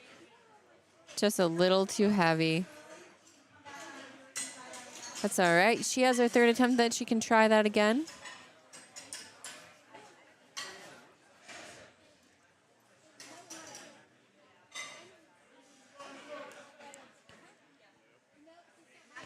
Bars loaded for Lincoln. Just to remind everyone, he's already beaten the state record, which was set at 65 kilograms. So anything that he pushes, he's just pushing his record a little bit higher. He has long arms, too. I feel bad for anyone that benches with longer arms just because it's so far down. Unless you have a higher arch, then it's a different story. That's 3 white lights.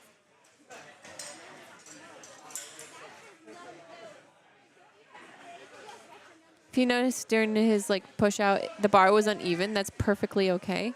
As long as there's no up and down motion, we don't care if your left side stays down and then your right side goes up, vice versa.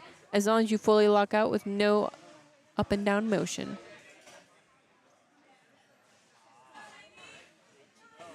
It'd be a little weird if you fully did one single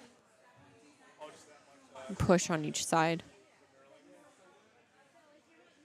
But to each their own. I don't think I've seen anyone. Maybe with dumbbells, but.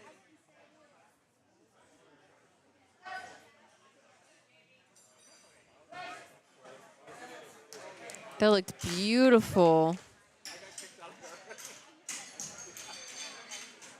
See what the refs say. Good lift with 3 white lights. She took about a 5 kilo jump there too. Let's see what she does for her third attempt. Sapan coming up.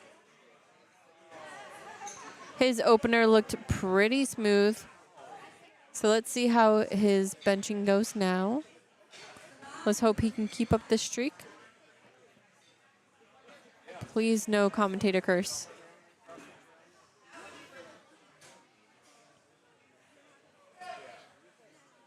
He brings it down so quick, which just makes me feel like he doesn't have full control.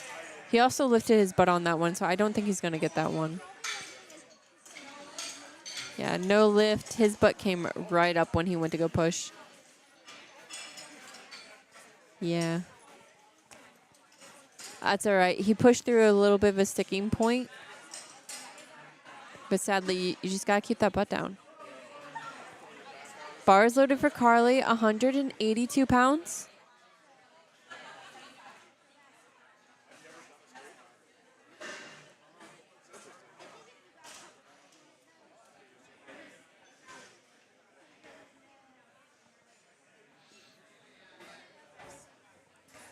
She's the one with the higher arch.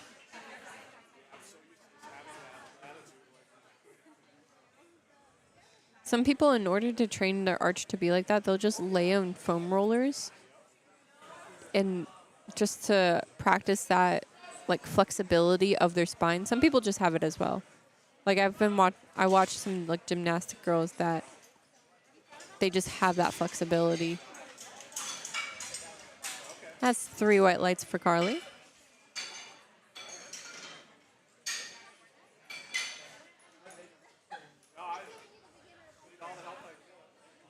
Vincent coming up next. 193 pounds.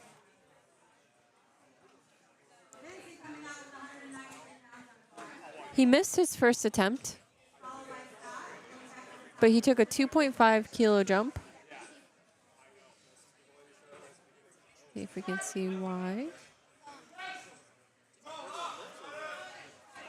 Push, push, push, push, push, push, push, push. Ah. Sadly, he just hit a wall. It's okay. He still has his third attempt in order to push through that wall. Let's root for him to get that one. I see he held it steady there. It felt like such a long pause. All right, Scott coming up. He missed his first attempt due to commands. But let's see if he can listen a little bit more and get the commands up. Because strength doesn't seem like an issue here.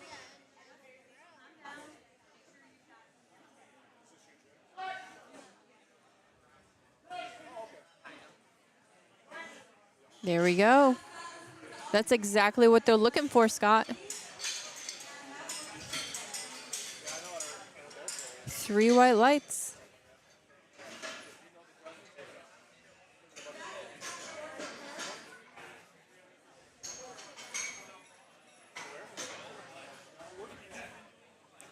All right, we're back at the top, taking our third attempts now. Candy coming up.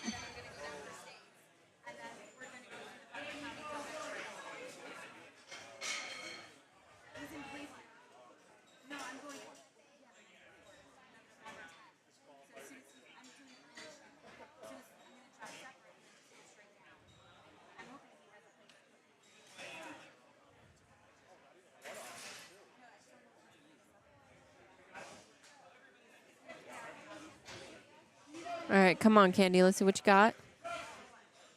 Push, push, push, push, push, push, drive. Come on. Just a little too heavy there.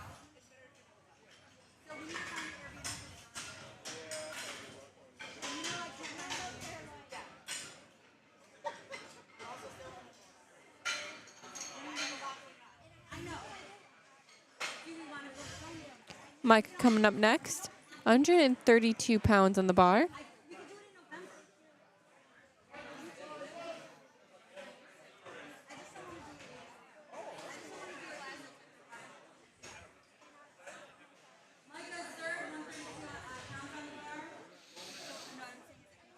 He's had a great week so far. He's 5 for 5, which means he's gotten all 5 lifts so far. Come on, you got this. Push, push, push, push, push. I'm so sorry for jinxing you. I'm sorry. She's just a little bit too heavy. It's okay, you still got 5 for 6 so far. That's impressive. Isaac coming up next, taking a 5 kilo jump. 143 pounds.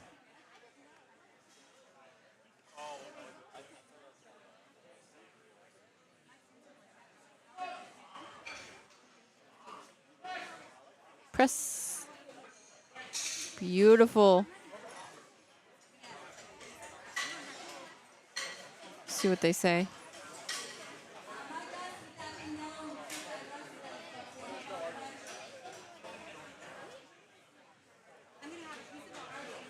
You're saying the butt came off the bench for that one.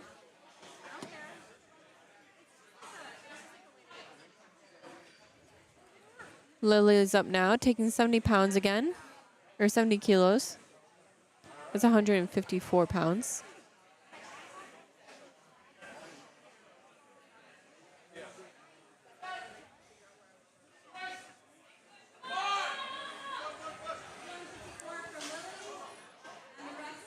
see what the refs say. Sadly, no lift. That was an up and down motion on the bar.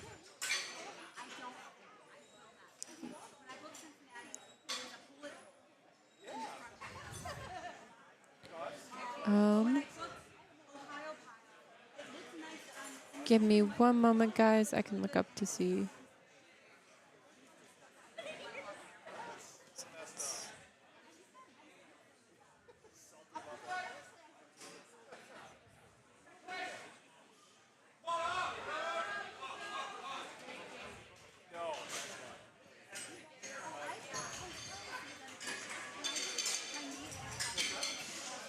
It's sadly no lift. Yeah, just a little bit too heavy.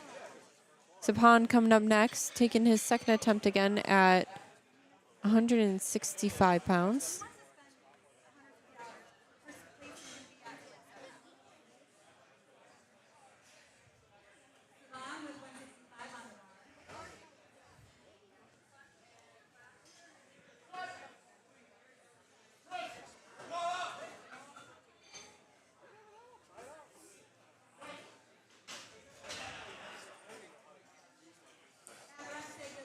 Refs say that's good lift.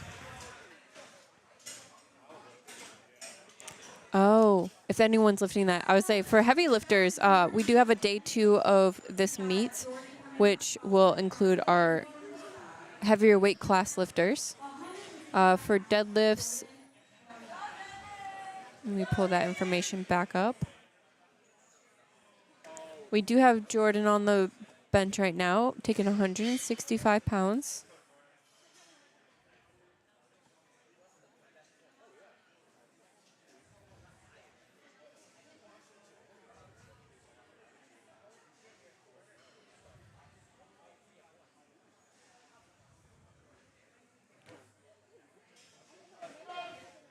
For deadlift openers so far that I'm seeing, it seems like Scott might be taking 175 kilograms as his opener.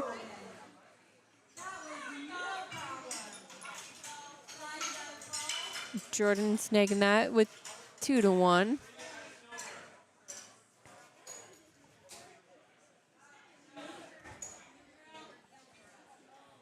Side ref calling that her heels came up on that one.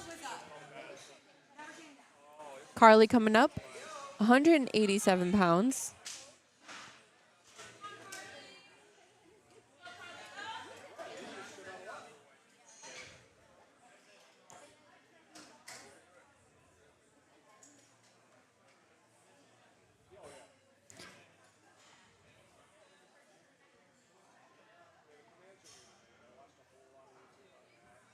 Lincoln also, the Teen 2, his deadlift is opener is set to be 155 kilograms. So that's a kid. Yeah, I don't know if that's an accurate number or not, to be honest, but that's what they have it in at. Lincoln. His squat he got up to 102.5, and his bench was 70 that he snagged.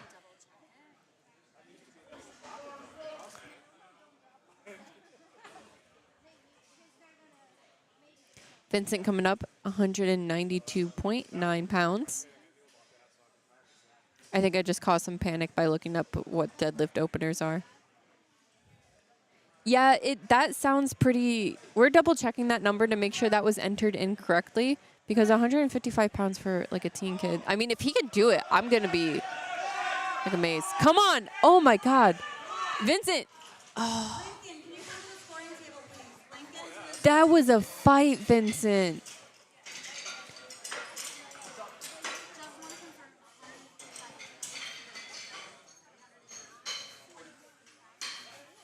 All right, Lincoln just confirmed that 155 kilos for his opener, like over 300 pounds for him. So that's going to be pretty insane to watch. Scott coming up.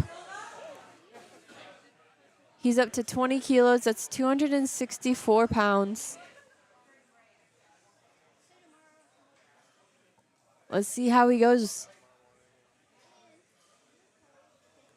I believe this ties the current Michigan state record for bench. Let me double check that number. See what the refs say. Sadly, no lift.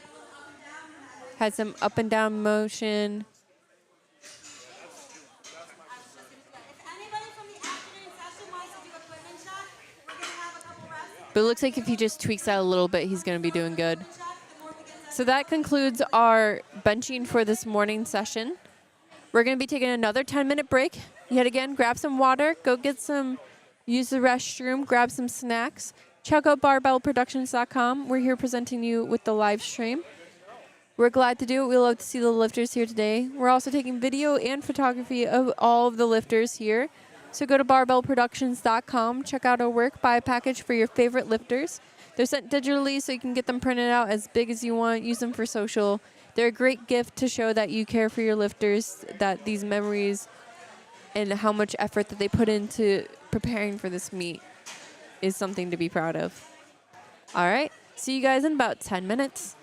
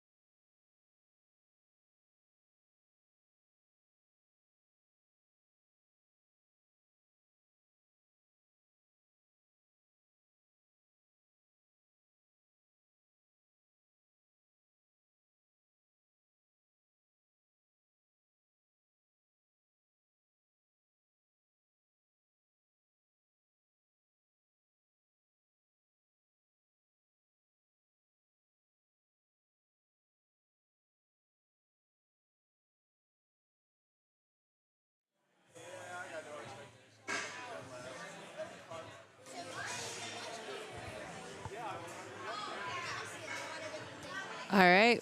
We're 1 minute and counting. Actually, like 20 seconds. Welcome back, everyone. I hope you're well rested and got something in your stomach. It's almost lunchtime. I know I'm getting hungry. I snagged myself some honey roasted peanuts. By far, some of the best peanuts. Except for those flavored peanuts at Costco, the almonds. If you haven't tried them, please go for it. But back to powerlifting, we have Wyatt coming up, taking 104 pounds as a youth lifter, making it look easy. Beautiful. Jameson's up next.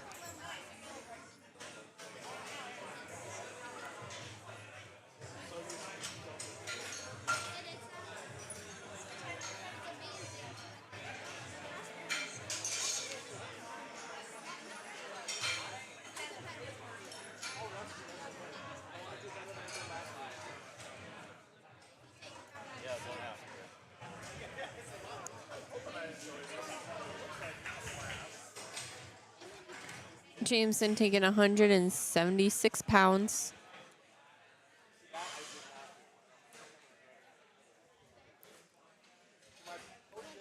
Beautiful opener for him. Deadlift is by far one of the easier command-wise because all we have is the down command. Once they call bars loaded, all you have to do is step up on that platform, get all set up, pull it out, lock it out, get the down command, then put it back on the ground.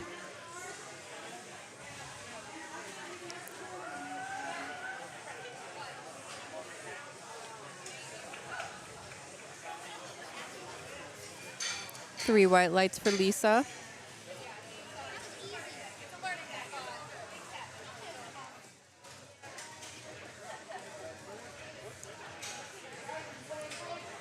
Adelie's up now, 181 pounds.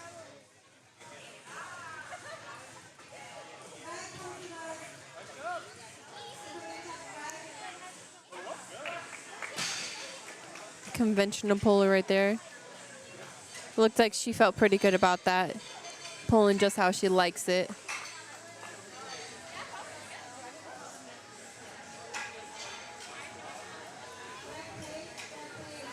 Noelle coming up next, 209 pounds on the bar.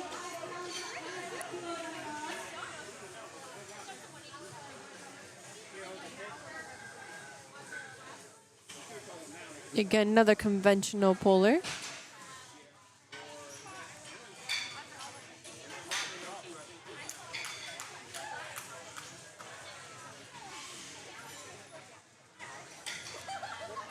Looking good. Melina coming up next. 215 pounds on the bar.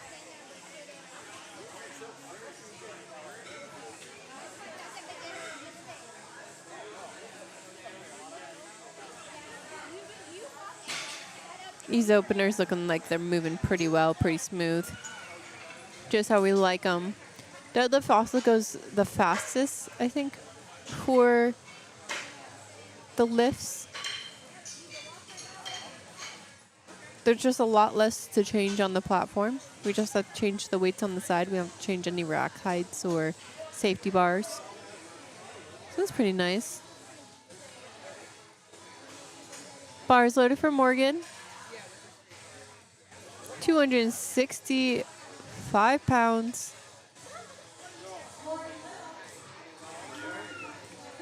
She's got plenty of time, 40 seconds on the clock.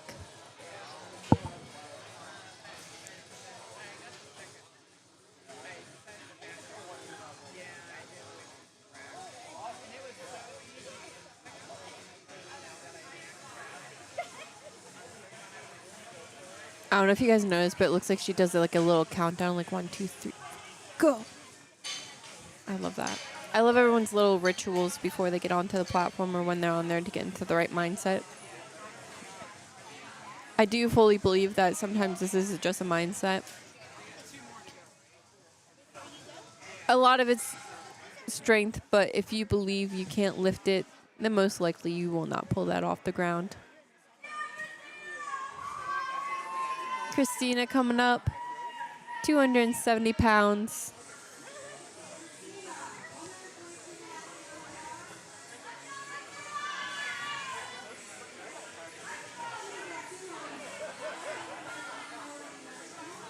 Getting set up for sumo.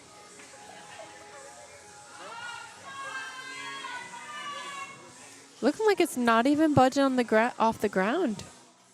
I wonder what went wrong there.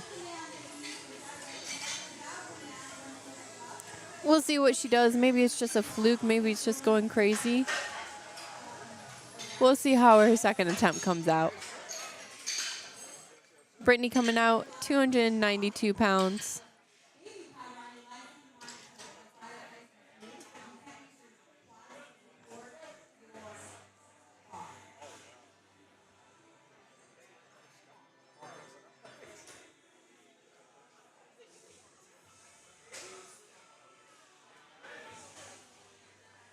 She had great lat activation there. Pulling it up with ease. 3 white lights for Brittany. Our last opener for Flight A is Isabella, or Izzy for short. 297 pounds on the bar.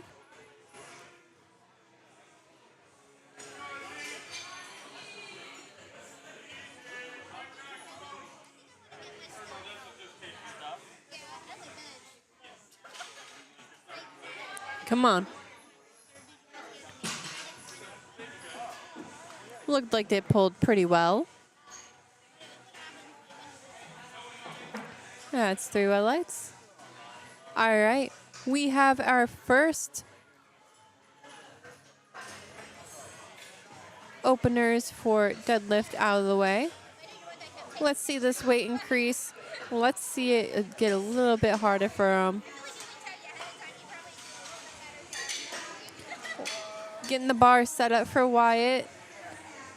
126.7 pounds on the bar. We'll round it up to 127. It's pretty close.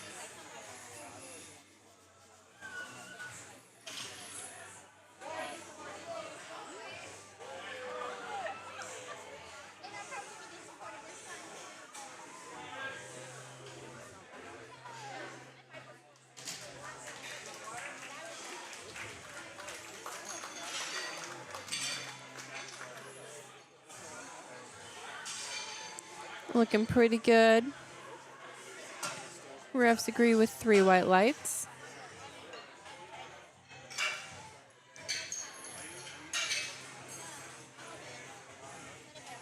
Lisa coming up next, 187 pounds.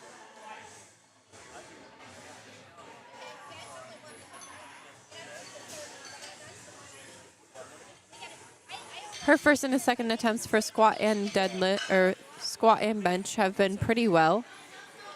It's been the third one that's been tripping her up recently, or for today. So let's see how her second deadlifts come out.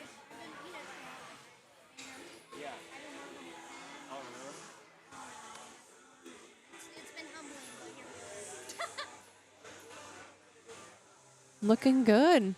That looked pretty smooth.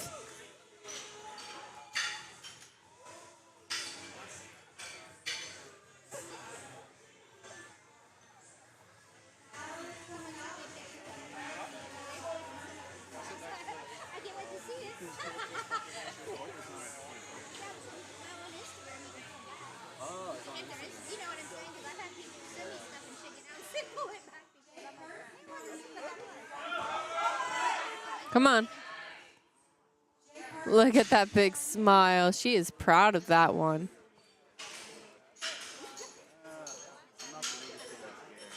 The anticipation just kills sometimes. She got that. She fought for that one too. Let's see what she does for her third. See if she pushes it just a little bit further. That's the uniform before, like, a long time ago.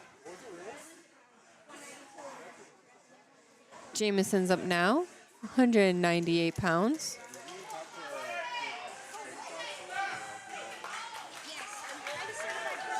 That looked pretty good. Sorry for the back angle.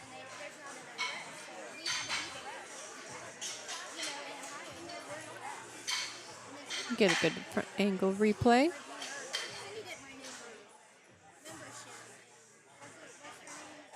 Adelie coming up. Or Melina coming up, sorry.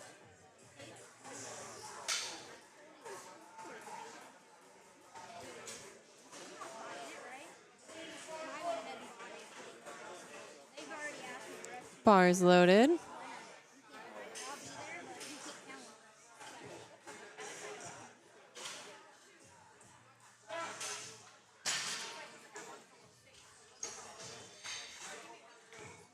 Looking pretty good, and the refs agree with 3 white lights.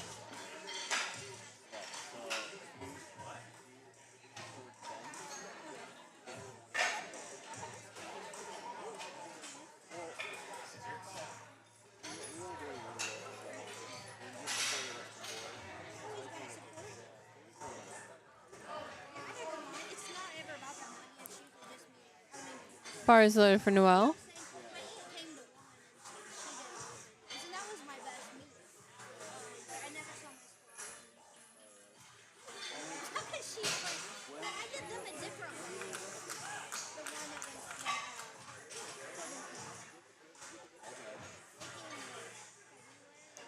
Looking good.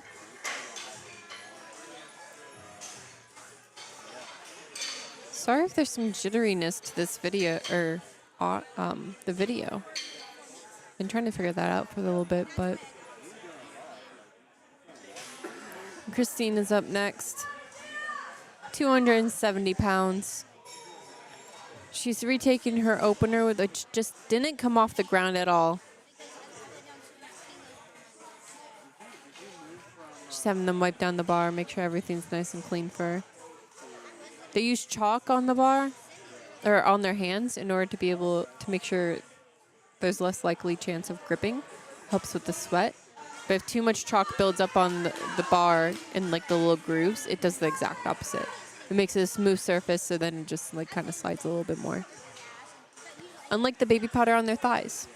So if you notice, like a lot of lifters have white powder on their thighs, it's baby powder.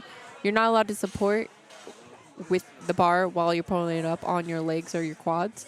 So you'll put baby powder so it slides up your legs easily. Because it's still allowed to make contact. There we go. There we go. That first one didn't move all off the ground. But she took that one like a opener should look.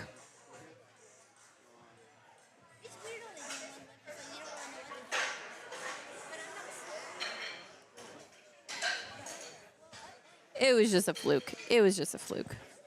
We'll see how her third comes out. Morgan coming up, 287 pounds on the bar.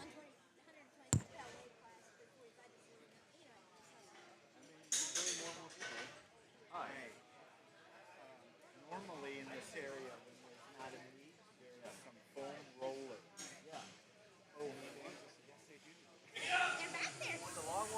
Looking good.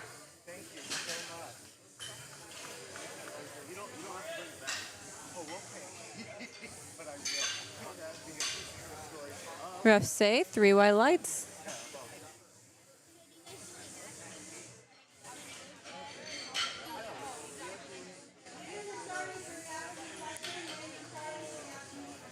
Isabella's coming up next.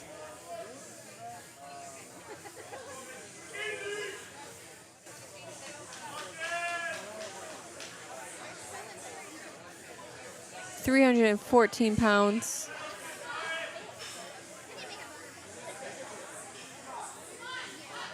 Up, up, up, up. Come on. Beautiful. A little slow coming off the ground, but she was able to rip that thing up. Everyone's sticking point's a little bit different. Sometimes it's like off the ground. Sometimes it's like right above or below the knee. So we'll just have to keep an eye out, see if she has problems in the future.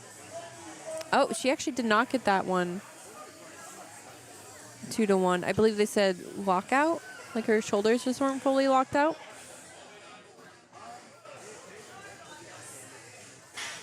Brittany's up, trying her hand at 315 or 314. That looked beautiful. Let's see what the refs say. They agree with 3 white lights. That takes us back up to the top for a fly day today. Going into our 3rd attempt deadlifts. This is where they give it their all. It's the last lift that they have to do for the day. So you'll normally see people push themselves, given every energy that they have into this lift.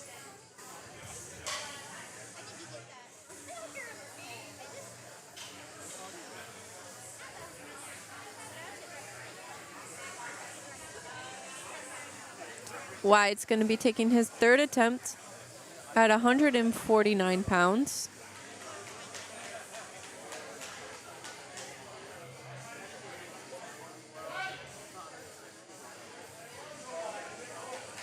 Bars loaded for Wyatt. He's had a pretty good meet so far. Come on, pull, pull, pull, pull. Oh, let's see what they say. Come on, Wyatt.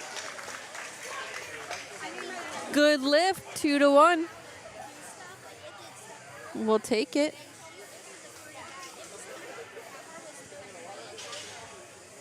Wyatt's had a pretty good meet. He only missed his 3rd attempt squat and bench. So that's a pretty good. That's 7 for 9.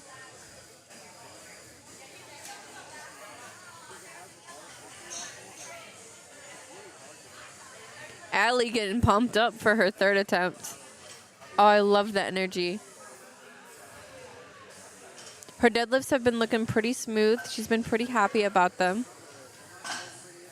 Whatever she's drinking, I would like some too. Thank you. Just bring it to the table. I'd be happy to be as pumped as you are, girl. She's going to be taking the bar up to 198 pounds. That's about a 2.5 kilo jump.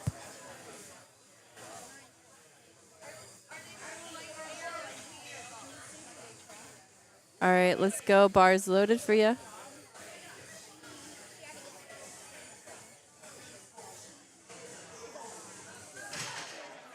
Just came out of her hands.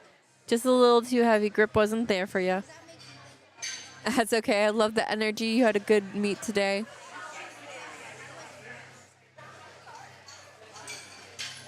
She's had a beautiful attitude about it. I love that. Some people get really angry. They just like stomp off. And I get it. I truly do. You work so hard and you're expecting to hit certain numbers and you want it so bad. Like, that's an angry moment. I can definitely understand that. But it's really good to see people just like kind of shrug it off and be like, I had fun anyways. Depends on where you are. That looked beautiful. Let's see if Lisa got that one. Oh yeah, the refs gave it to her 3 white lights.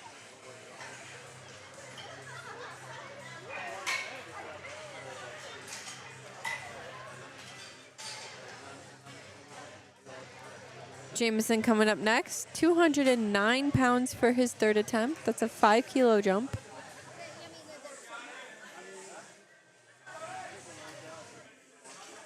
Getting set up for sumo. Come on, up, up, up, up, up, up. Just a little too heavy. Just not today.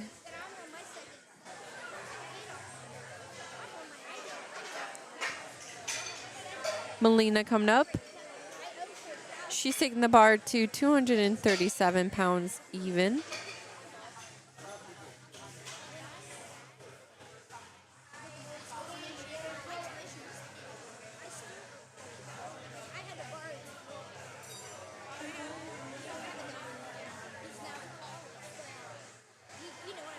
Getting set up, getting the feet planted. Oh, yeah. See what the refs say about that. It's good, 2-1.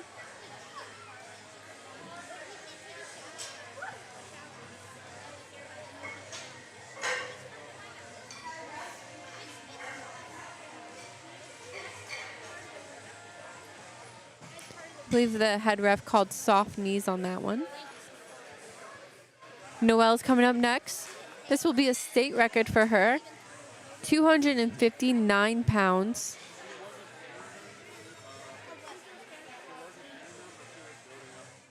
She's had an amazing meet so far. 8 for 8 so far. In her teens too, so like 16, 17 years old.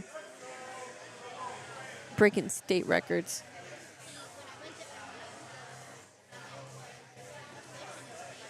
All right, pull, pull, pull. Oh yeah, hold. Yes. Oh, that didn't even look like that much of a struggle. And that's 9 for 9, wrapping it up with the state record. Good job, Noelle.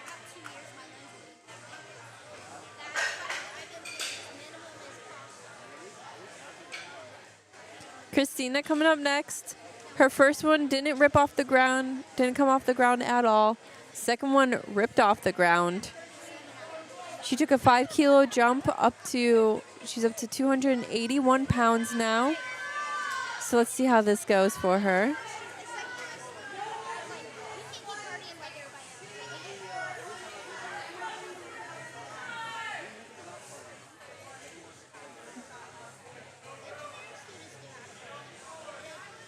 You got this, Christina.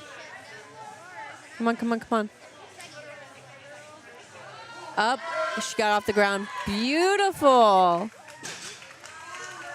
Beautiful. Yeah, see, if she gets it off the ground, it seems like that's just her sticking point.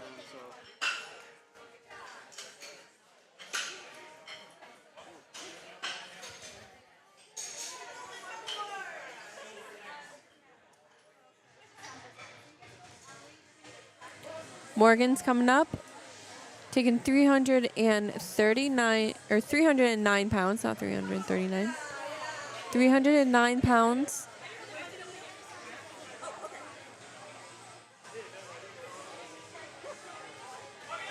Come on. Almost there, almost there, almost there, almost there. Beautiful. That was a good fight. Let's see what the refs say. Good lift, 3 white lights. She had a rough morning. Her squats, second attempt and third attempt squats didn't go too well. Neither did her first attempt and second attempt bench, but her deadlift seems to fly by. It just all depends. Everyone has their own favorite lift, and you can just kind of tell when it happens. Izzy coming up, taking 142.5 pounds again. Sally just not coming off the ground.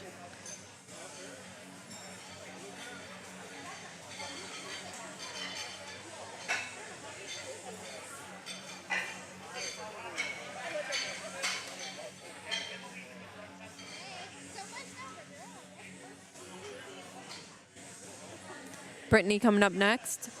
This is our last third attempt for Flight A before we start into Flight B. She's taking 336 pounds.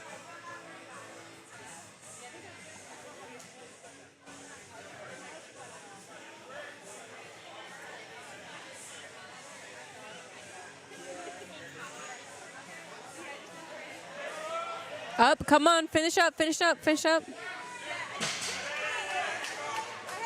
That looks beautiful. 3 white lights.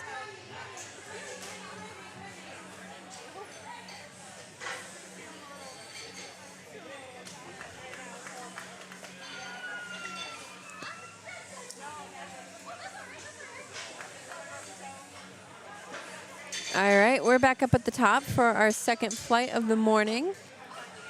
Candy's coming out. She's going to be taking 154 pounds. Starting us off.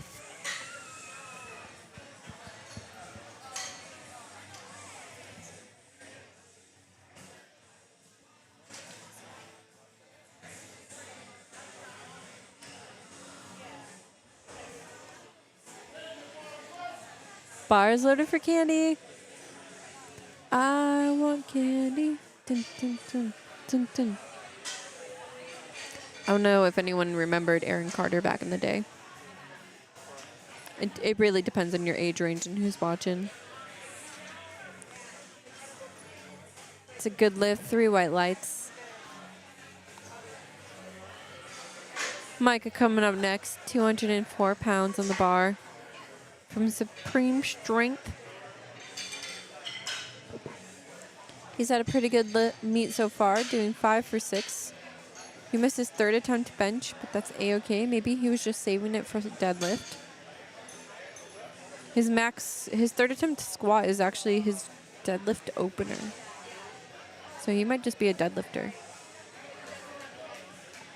I'm really kind of jealous of people who can deadlift too, because my deadlift is not that impressive compared to my squat.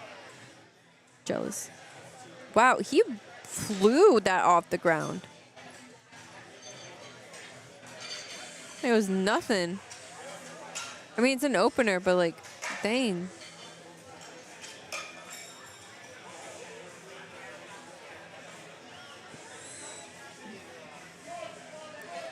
Jordan coming up next, 231 pounds.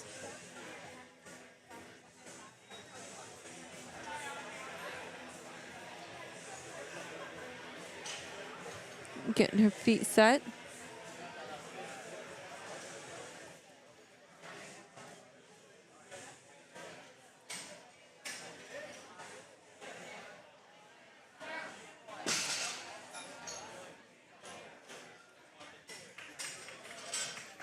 Beautiful. 3 white lights. Next we have Vincent, 275.5 pounds.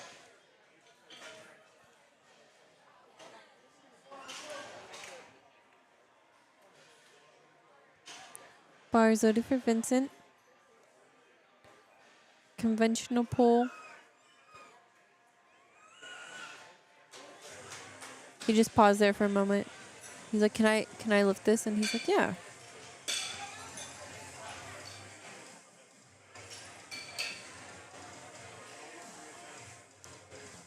Getting called. Apparently his socks are a little too short, so he just needs to hike them up a little bit higher. Lily coming up next, 281 pounds.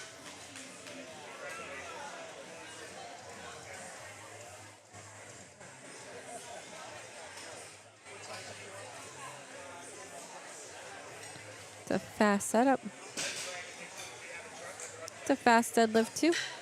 Beautiful. 3 white lights.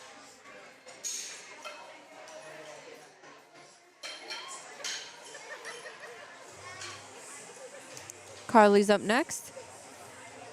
286.6 pounds.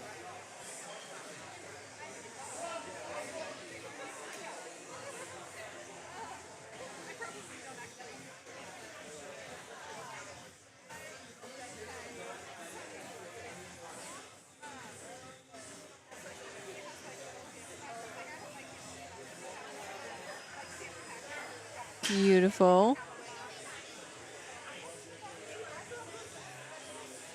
And that's 3 white lights.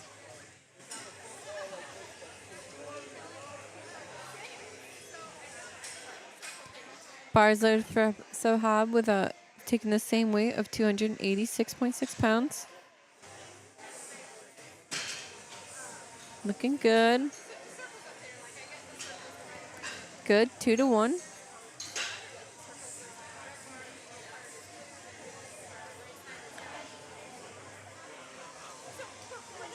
As you correct, 308.6 pounds.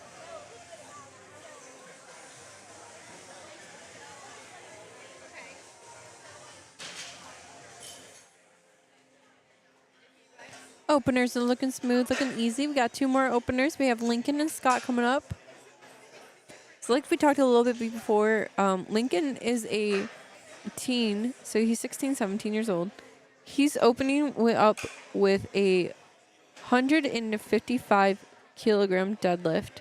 This does beat the state record currently in Ohio. I believe he's an Ohio lifter.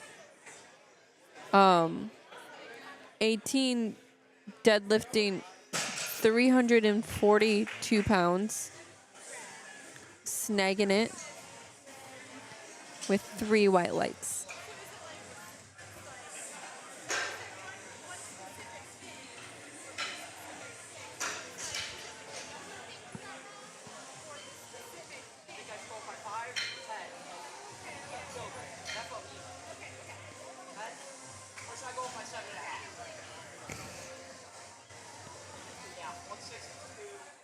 I'm just overhearing Lincoln put in his second attempt. He's like, I don't know. Do I do 5? Do I do 10? Maybe 7.5. It felt good. It's so cute. I can't wait to see what you do, Lincoln. Scott's coming up. 397 pounds. Good. 2 to 1. He wants to buy a t-shirt. Oh. Let me get Kevin. Kevin. Oh,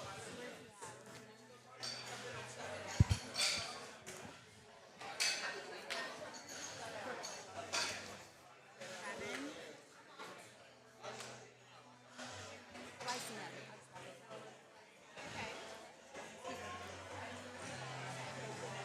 We're back up at the top with second attempts.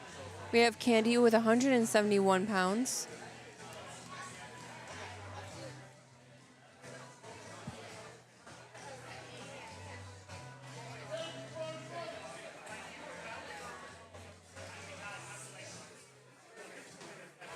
Bars loaded for Candy.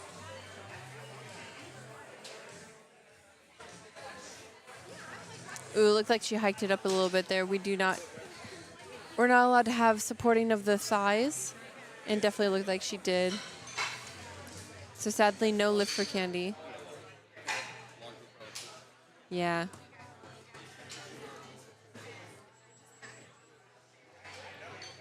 So let's see if she can get back up and make sure she doesn't support with her thighs anymore. Bars loaded for Micah, 226 pounds.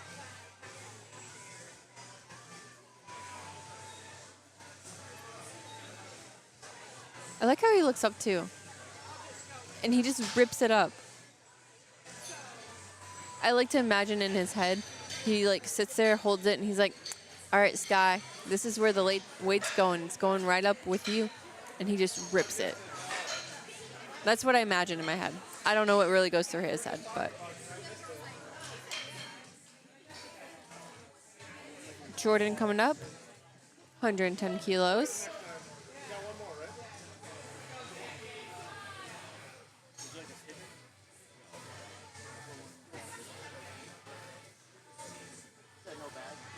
See how she plants the feet.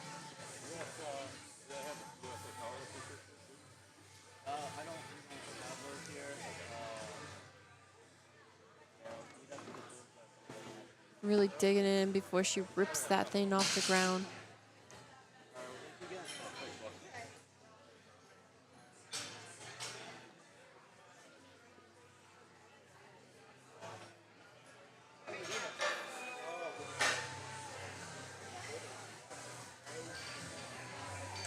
Vincent's coming up next. Taking 242.5 pounds.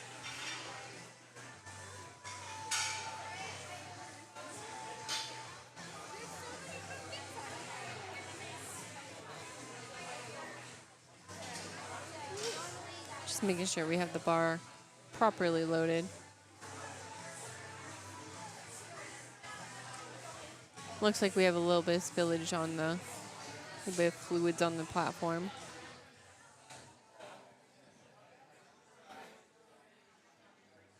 Could be sweat, could be blood, could be a little bit of pee. People have peed on the platform before. It's perfectly normal. It normally happens within women. Just because our bladders are right there, they're around the muscles that we're contracting. So it's just very common for a little bit to come out, but we get that wiped up, cleaned up, make sure all of our lifters are sanitary. Put a little bit of chalk on the platform so the wetness doesn't mess with their grip.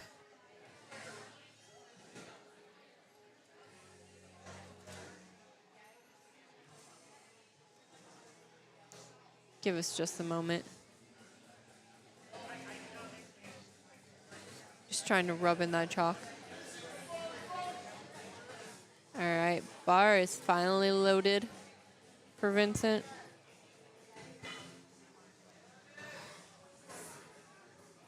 £292. These deadlifts are going pretty easy.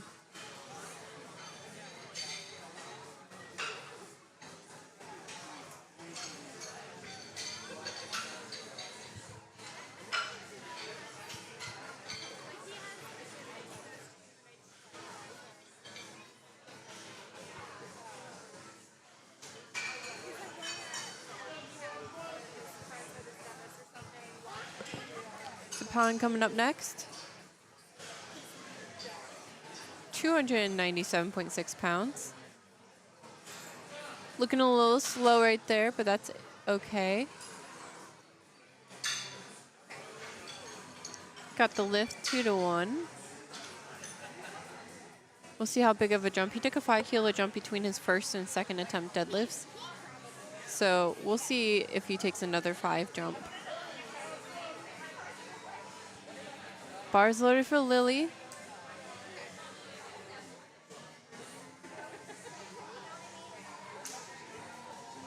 She's taking 303 pounds. Let's see how it runs. Slides right up those legs nicely. 3 white lights. It's a good lift.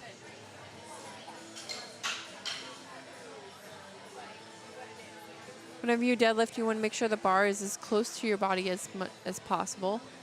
It just guarantees the least amount of motion, like range of motion, because you're not trying to make it harder on yourself. The less distance you have to go, the better. Carly stepping up to onto the platform, 108 pounds.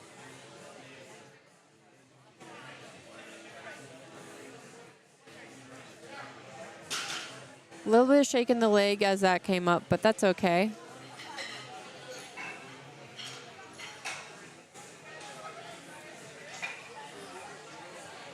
No one has anything too blaringly obvious that I feel like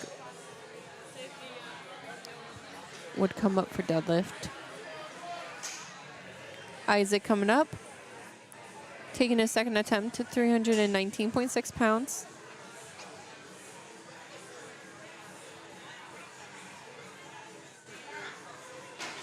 Looking smooth and easy.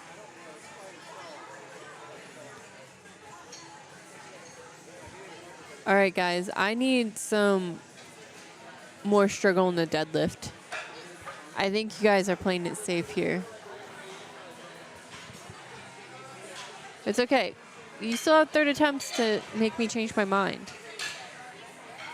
We have Lincoln. He took that 7.5 jump right in between the 5 and the 10 he was debating before. So let's see how this moves up. He said his 155 felt pretty easy.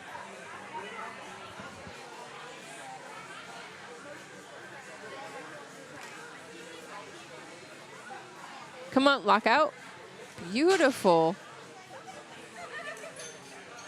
Refs say 3 white lights. That's insane. That's nutty, man. 358 pounds for a teen.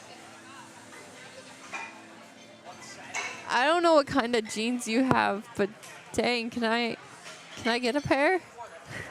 My PR's 352. We'll go 170. Scott coming out. He took a 20-kilo jump. Scott's going to take his time, take his chance at 441 pounds. His attempts so far have been a little bit iffy. I don't know if it's maybe he's new to the platform or like just game day jitters. Oh, he does a little battle cry. I don't think he did that for his first attempt. Okay. Come on, lock out. Almost there. Let's see what the refs say about that. They say good. 2-to-1. I think he had soft shoulders for me, personally. But I'm not reffing this platform, so.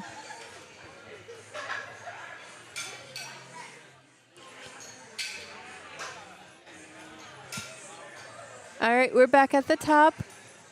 Our 3rd and final deadlifts of the morning are going on right now, being prepared.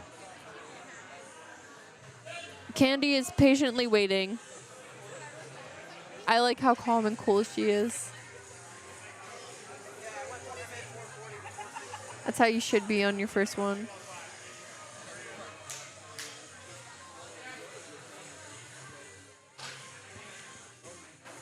That was slow and controlled up. 3 white lights. She shrugged that weight too. She did a shrug with that weight. She's like, meh. That's one way to get your lockout, right? I always like to have a rule of thumb. If you can shrug the weight, you can increase that weight. That's my saying.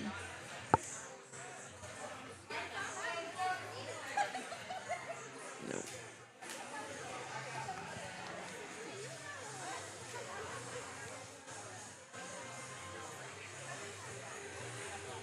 Micah taking 248 pounds. Still ripping it off the ground like it's nothing. Like, look how fast this comes up.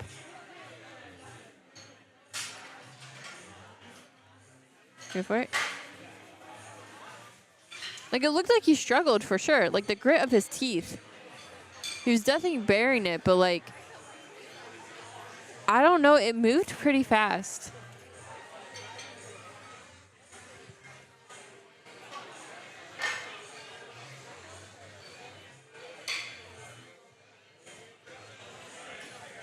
Jordan getting ready. 259 pounds.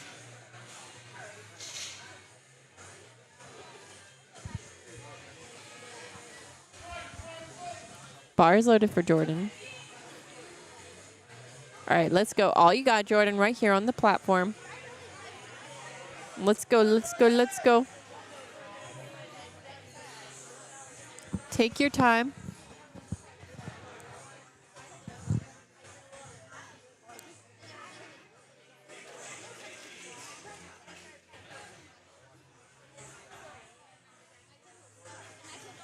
Just got our feet set. Getting that grip, pulling the tension out of the bar. Getting her hips down. Looked beautiful. Oh, yeah. That was definitely a little bit of a... on her...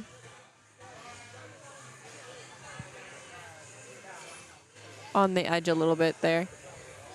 Like I mentioned before, it's not uncommon for people to like pee a little bit while on the platform. That just means that you pushed yourself to the edge for the fact that your bladder was just like, I can't take this.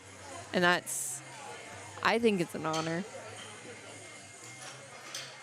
It just shows how much you pushed yourself. So give them a little bit. You're just going to clean it up, sanitize it. Make sure we get some chalk back on that platform.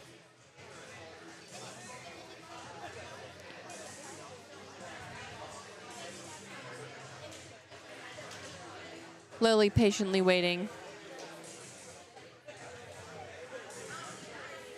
Deadlifts have going pretty good so far. I don't think anyone's missed. Candy missed her second deadlift, but other than that, everyone's gotten their deadlifts. Like all of them so far. Watch, I just jinxed that too.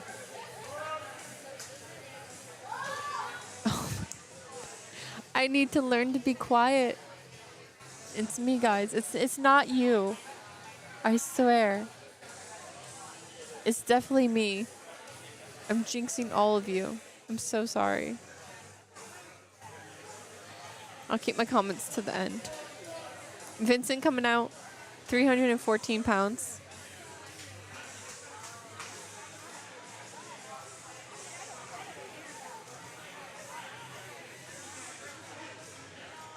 There we go.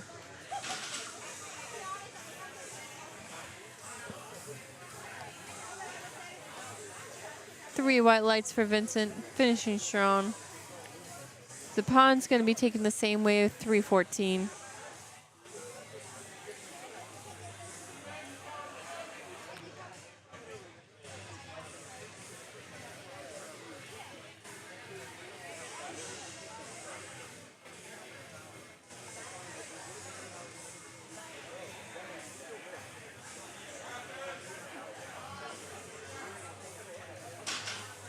Pulled well. 3 white lights, good finish.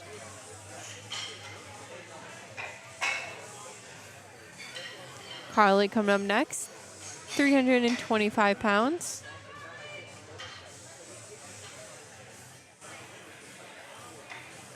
Carly's had a pretty good meet so far. She's only missed her third attempt bench. She's taking a 7.5 kilo jump on her deadlift.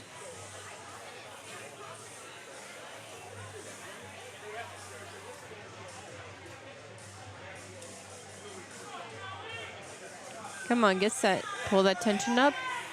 Give it your go. Come on. Up. Beautiful.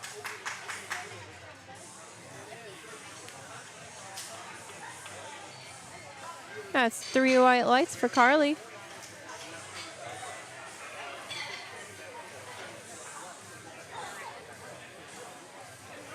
Isaac's coming up next. He'll be taking the bar up to 152.5 kilograms. That's 336 pounds.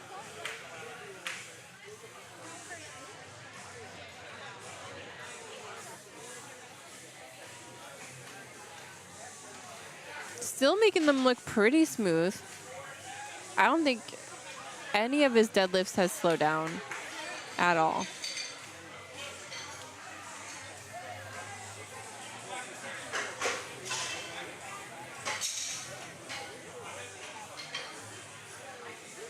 All right, here's our boy Lincoln coming out. He took another 7.5 kilo jump. It's about a 15-pound jump. Bar is loaded for Lincoln.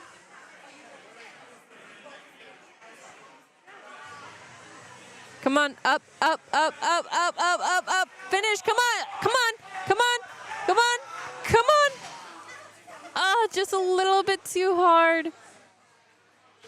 Ah, just a little bit. All right, we have our last deadlift of the morning coming out. Scott, 452 pounds. Getting his hands chalked up and ready to go.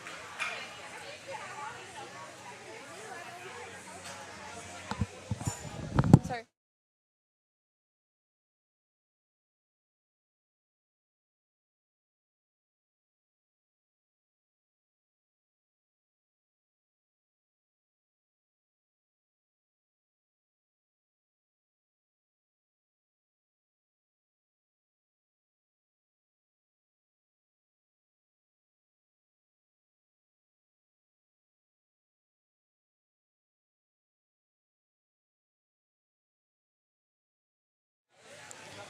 Sorry about that, guys. I had someone come up to the table. Let's get a replay on that one. Sadly, Scott did not get that.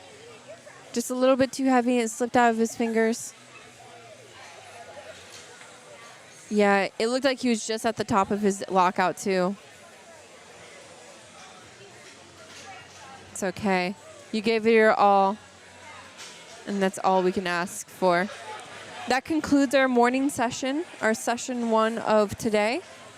We're going to be taking a little bit more time. I believe second session starts around like 1. So go ahead and take a longer break, get some walks in, get some water, check out barbellproduction.com, order some video and photo packages. Check out our Instagram. If you post anything on Instagram, make sure you tag us. We'd love to hear from you guys. Let us know how we're doing here. And then we'll see you guys soon.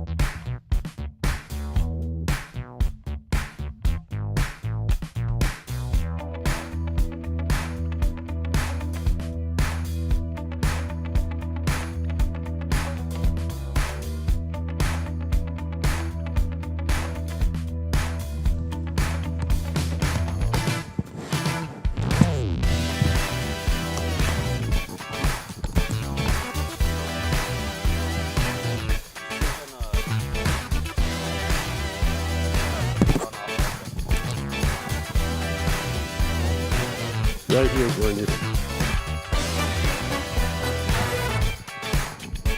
So when we're on Oh, here, yeah, that's good. yeah, we should only hear each other. So does it hear good? Yeah, I'm fine. I can hear you good. I hear her through here. I hear you through here.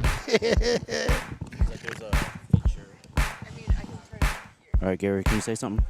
1, 2, 3, 4, 5, 6, 7, 8. Can you hear me like loud and clear? Loud and clear. Too loud. Too loud? How about now? A little lower. A little bit lower? Okay. You're good. Guess they work pretty well with the hearing aids. Yeah. All right. I guess as long as it covers the whole thing, I'm fine. Yeah. Okay. Perfect. I just assume you don't talk too loud anyway. I assume you don't talk too loud anyway.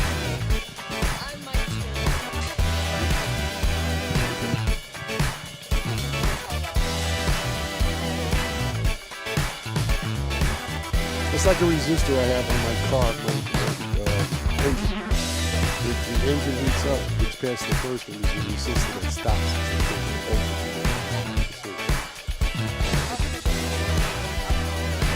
Not an equalizer, what's it called?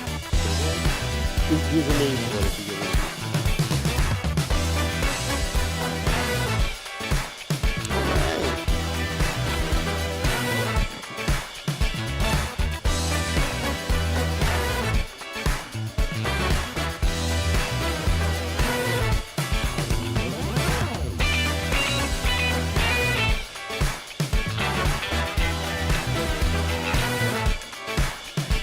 What have you decided is your purpose for this? Are we talking about lifting, lifts? Are we talking about what we see? Okay.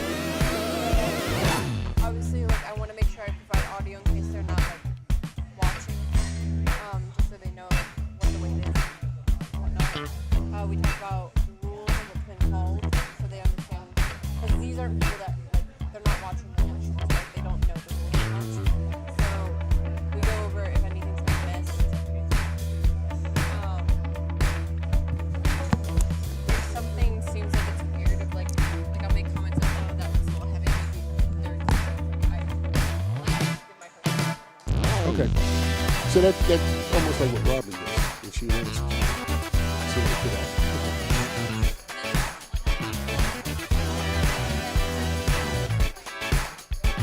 Well, this is your show. I'm just here as a color guy. So, just point to me if you need me to put something up or something, what we saw, what we didn't see. But this is your house.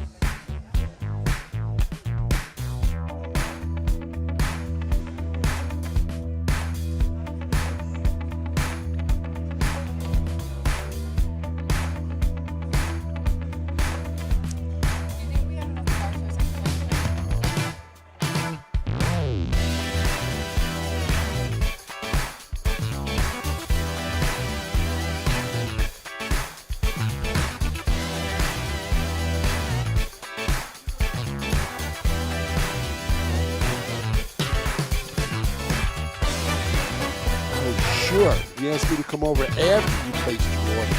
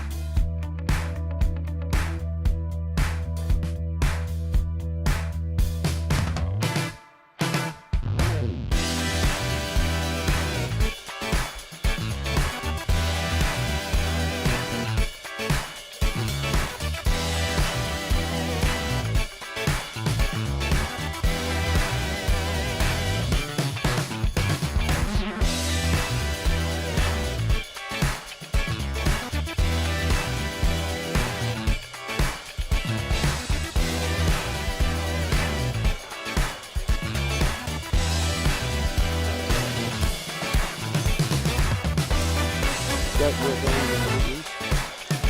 So this is the volume of how loud they can hear it. And this is ours. So if you need to turn it down or up. This is turning you down a little? Yeah, so if I'm being quiet. All right. We're ready to start the second session. So it's frozen a little bit. Of course.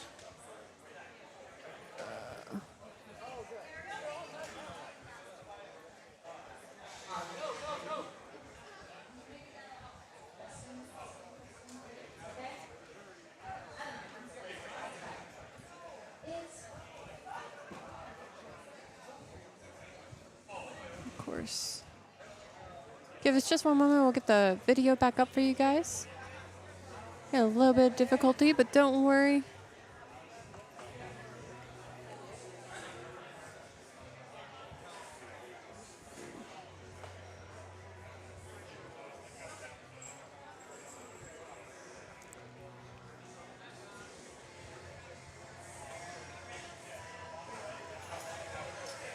All right, actually, give us just one moment. We'll be right live.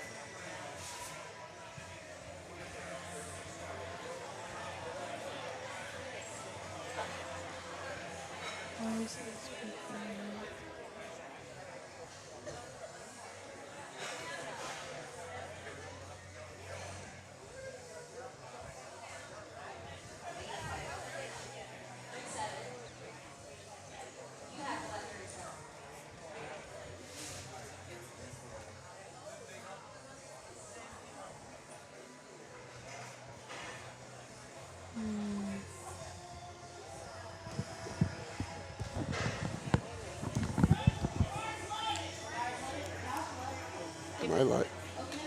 Am I live?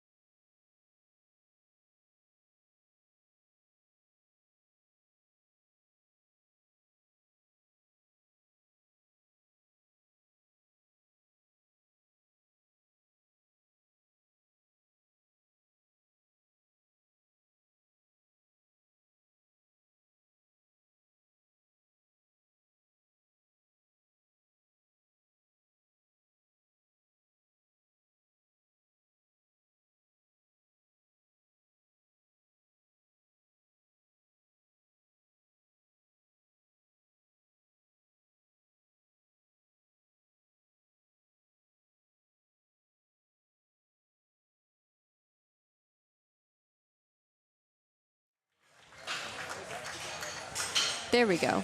So sorry about that, guys. We had a little bit of technical difficulty starting into that. Our camera view cut out. But we're back. We're ready to go.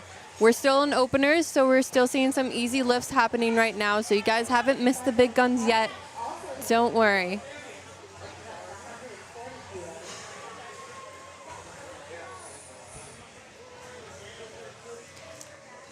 I have Gary with me this afternoon. He's going to be helping me commentary as we bring this live stream to you guys at home.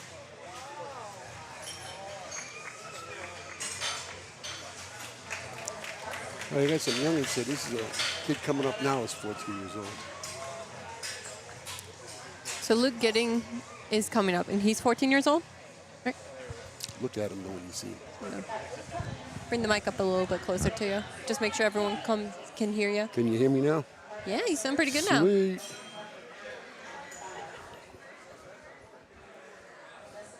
So let's see what this guy looks like. You better get out there, boy. So his first attempt's 314 pounds.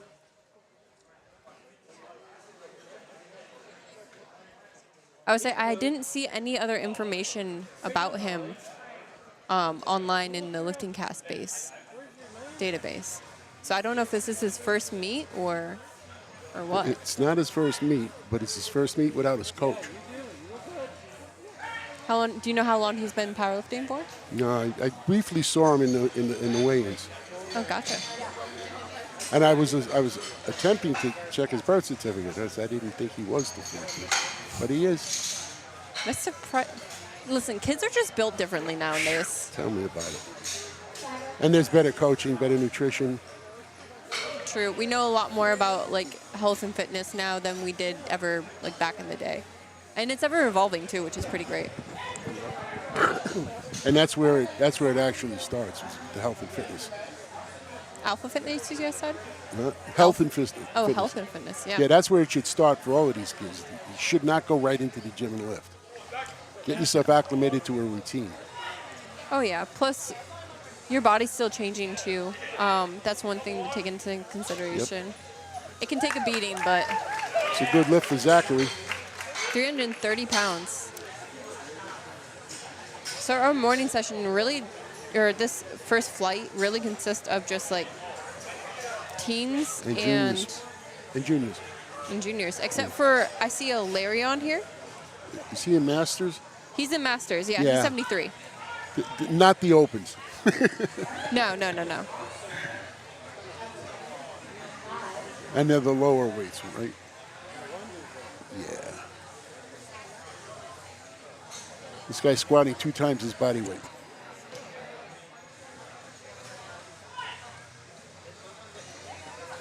So you can look right there. It's not delayed there.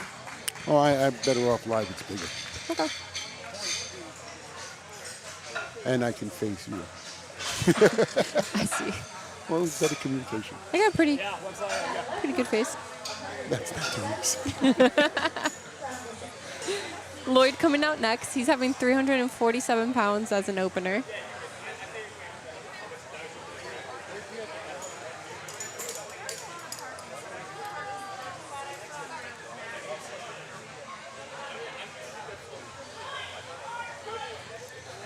Bar is loaded for Lloyd.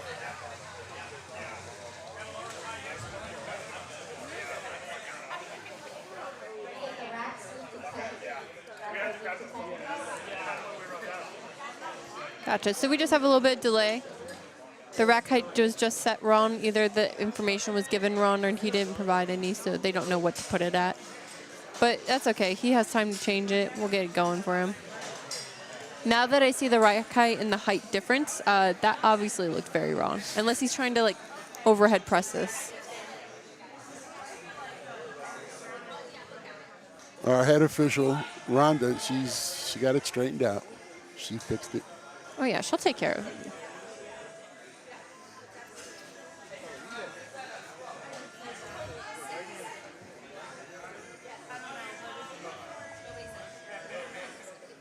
These first attempts, it just should be light enough to double it. Should be something where you just get the heebie-jeebies out. You got to get that first lift. You get in it to be in it. That's a good saying. I like to think that first attempt should be your last warm-up. That's my go-to. It normally secures it. Right. Get those jitters out, like you said. It can be a lot, especially like if you see the crowd looking at you with like the head ref. Like I was intimidated in my first meet. Like the head ref was like a really impressive bencher, and her lats just like shocked me. I was taken aback. The opening lifter in the first flight was so short that he had the squat bar on the bench rack. Really? And I had asked the spotters, they're all big boys, so I asked most of them to leave so as not to intimidate the young man. Oh. Dude went, I think the so dude cute. went 7 for 9. Yeah, I believe so. Yeah. Wyatt, I believe. Yep, Wyatt.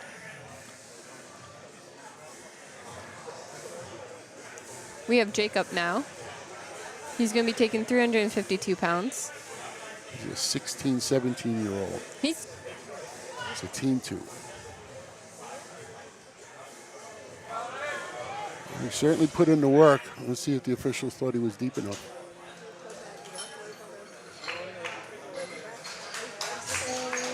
Discuss it. Let's go. Yeah. Yeah, you called it. Just not quite deep enough.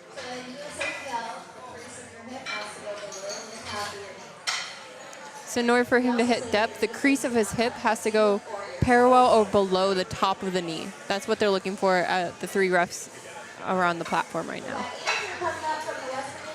Andrew's taking our last first attempt for Flight C. He's going to be taking 441 pounds. It's well over 2.5 times his body weight on his opening attempt. Wow. 18, 19-year-old, team 3. He's 19 years old. I have a little bit of information. I believe he goes to West Virginia Powerlifting, which the spotters and loaders are also from there. But he's actually a North Carolina registered lifter.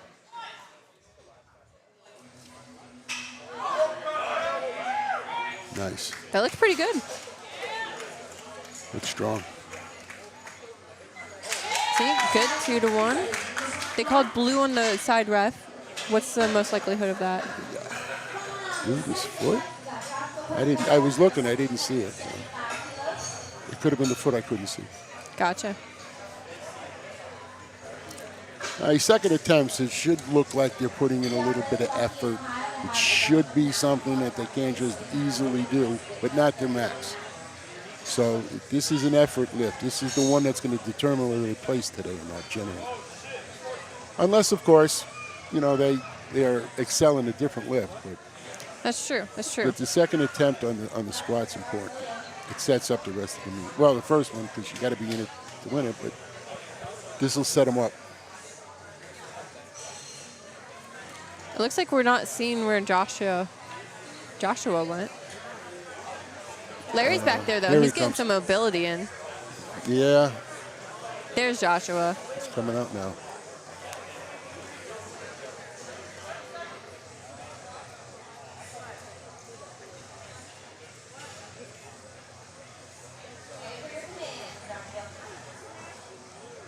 I believe he missed his first attempt just due to commands. He did. Yet again, it could just be jitters with that. And he's not going to get this one either. I don't Yeah, think. he was a little high on that. Again, we have a different perspective. We're on a different angle. But yeah, that's what it was. Yeah. I would say we got like a cool little replay here. Yet again, we're not the refs on the platform. We don't Right. make the calls, but I have an opinion about things. So, plus it's nice of like, oh, the ref called depth. I can see on the replay of like, okay, I can see what they see that, or at least like look for it more. Yeah. Larry missed his opening attempt too, didn't he? All right, let's go, Larry. This is the Masters lifter. He missed it on depth. He is actually went to Masters World Cup too. He holds the records in state records for squat, bench, and deadlift. So he is a powerful 73-year-old. Got his commands, and Yeah, look how deep this he one squats. was a little bit different. This one looked like it was okay. Yeah. Good for him. He's Looking in it. good. There we go. His best squat is 85. That's his current record, and he just took 82.5.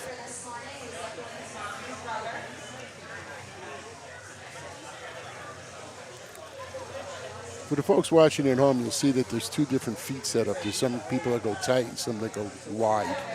It's only a matter of personal preference. No matter how you do it, though, I'd like you to have your feet together. When I teach you, keep it together, so when you unrack it, you're as tall as you could be, and you're more compact. And then if you want to open up, you can. So just for unracking it. Keep your feet together because it gives you more height to unrack. Excellent. Gotcha. You guys agree? That's 3 white lights. He took a 10-kilo jump, too. Everett also has taken a 10-kilo jump from his first attempt to his second attempt. I don't think that's uncommon on squat to see that, especially from first to second. You normally see smaller jumps from second to third, so. And you'll probably see that across all 3 lifts as well. But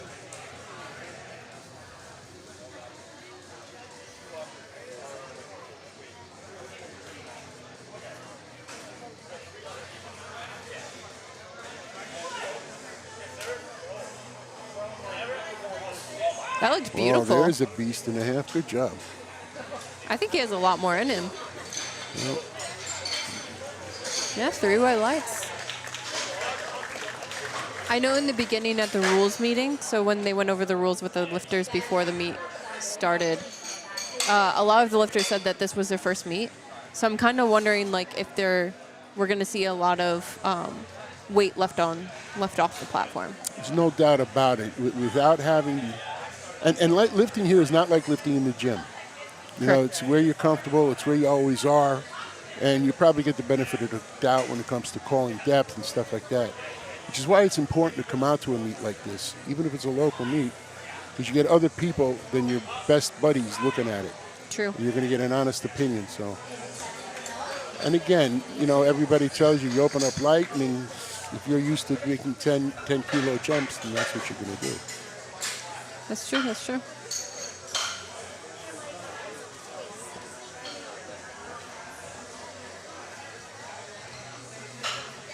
We have Sam coming up next, taking 309 pounds on the bar.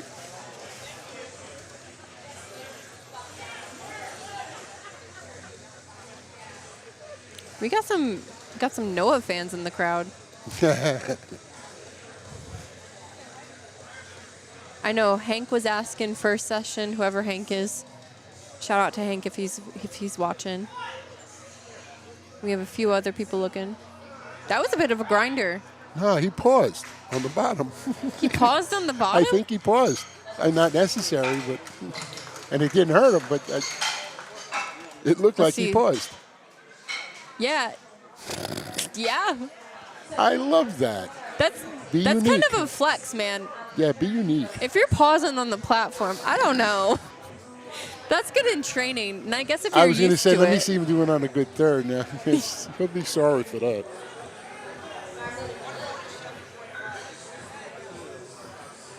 Luke coming up.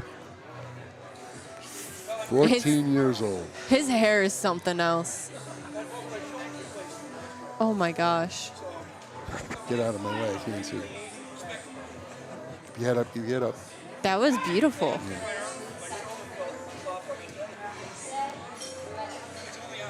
And 3 white lights for Luke for 331.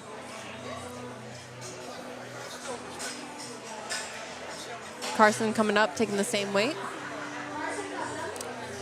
It may not seem that way, but the head plays a big part in the squat. If you keep your head too far forward, that's 20 pounds is going to pull you forward and make it much more difficult to get to a lockout position. So you'll see the ones that are successful generally throw their head back while they're on the way up. Those that fail keep their heads forward, usually. I will keep that in mind because I'm definitely a head down kind of person. I hate staring out. I don't like looking at myself at the gym. I don't like looking at the head ref. Well, then here's what you do. Here's what I teach when I train my guys, is I pick a spot high up on the wall. Keep your eyes on it. Keep your eyes on that. Keep your eyes on it. Good job, Chris. There was a kid, I believe, on the first session. He always looked up. And my theory is he looked up because he's like, that's where the weight's going, so that's where I'm looking. Whatever gets you through the day, these guys are getting underneath some heavy weights. Comparative. I mean, one of the beauties of powerlifting is you compete against people your own age and your own size. And yourself. So, and that's what I told the guy earlier. I said, first and foremost, you compete against yourself. But if you advance through this and decide to move forward onto the national level, just remember who your competition is, that's all. You don't have to worry about the big brute that does a 500 or 600 pound bench. That's not your competition. True.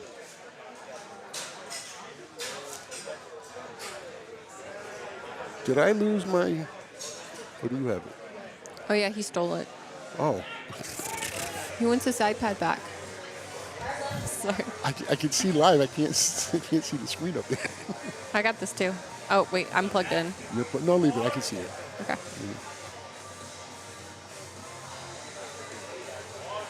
Zachary is up. He's taking 353.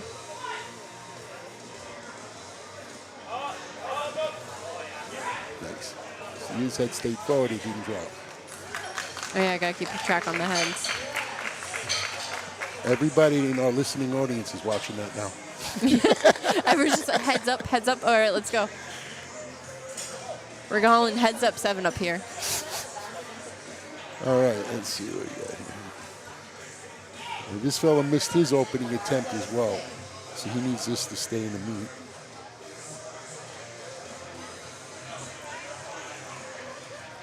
Let's see what they say. Let's go.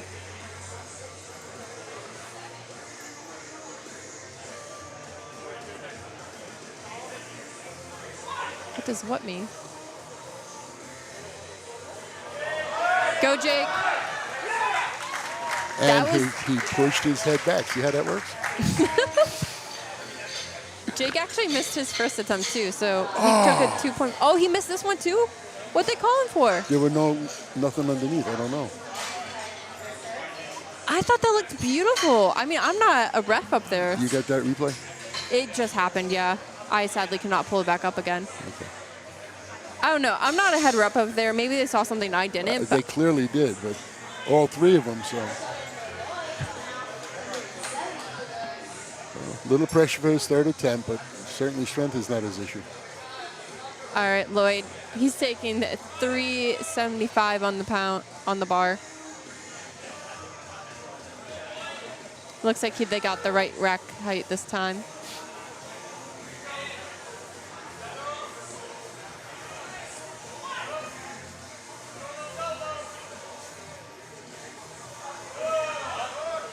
That looks beautiful. He had a little jitter in the beginning. I don't know if they're going to. No, they didn't. Good You think job. so? No, he did. He kind of did something. Let's watch. I saw him like push his hips back. And that may have been what it was. I Yeah, couldn't tell what he was because doing. I know you have to be upright in order to get the start command, so you'll Upright, see people. knees locked, and shoulders straight across. Shoulder Yeah. blades straight across. So you'll see people as soon as they get the command, they'll push their hips back to get like. Some people like to lean forward more to put their center of weight over their feet. Andrew's coming up. Our last second attempt for flight C.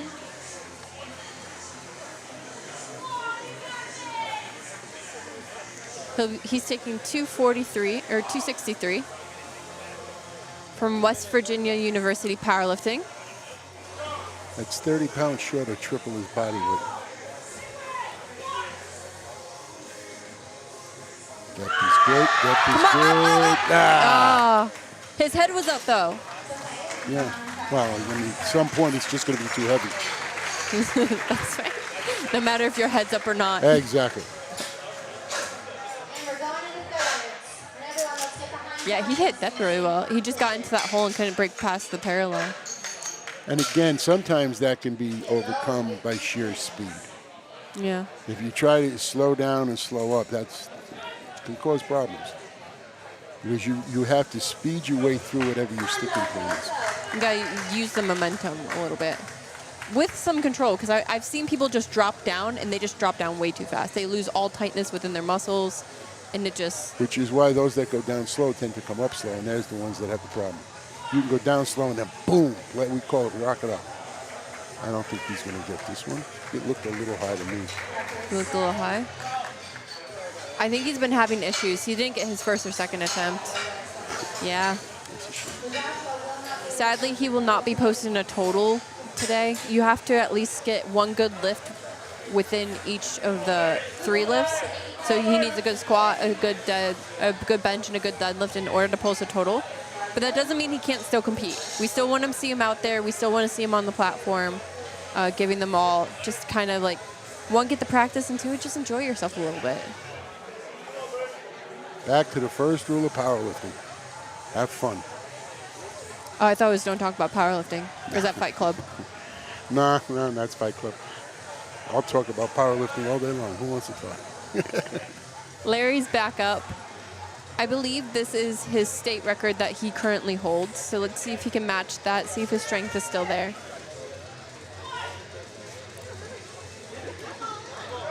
Oh, yeah. Affirmed. No? No, it was good. It was a good lift. That was good? I was like, you seem like you have something else.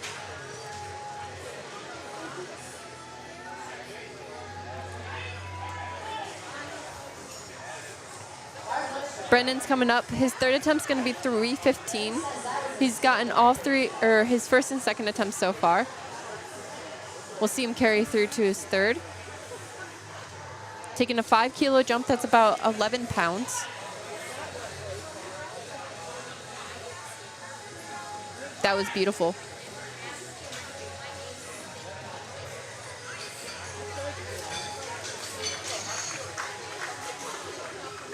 This is a 22.5 kilo jump.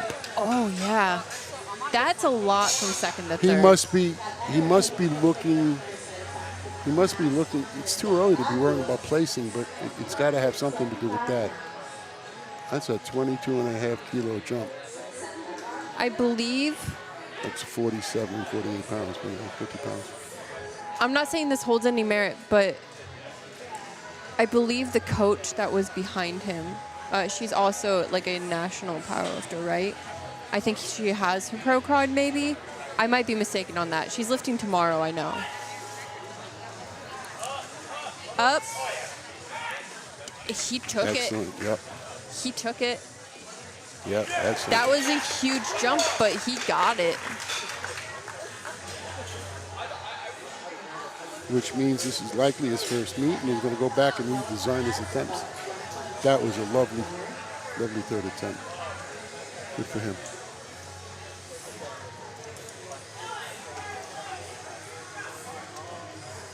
All right, chat. Your boy Noah is coming out. He's ready to take his third attempt.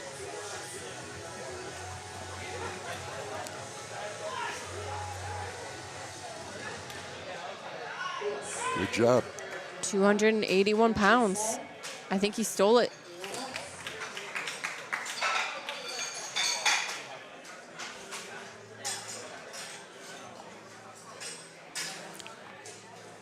That same opponent, 147.5 kilos, just above 325 pounds.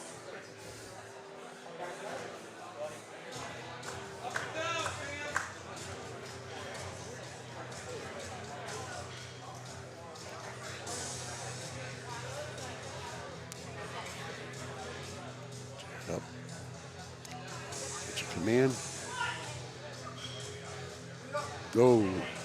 Ooh, just a little Good job, too spotters. heavy. Good job. They've been doing a good job all day. Yeah, they have. They've been moving pretty fast, too.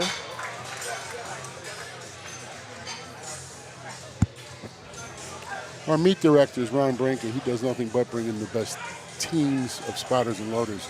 He works at a few of the powerlifting clubs in the area. This one here, Pitt, Ohio State. These guys are from West Virginia.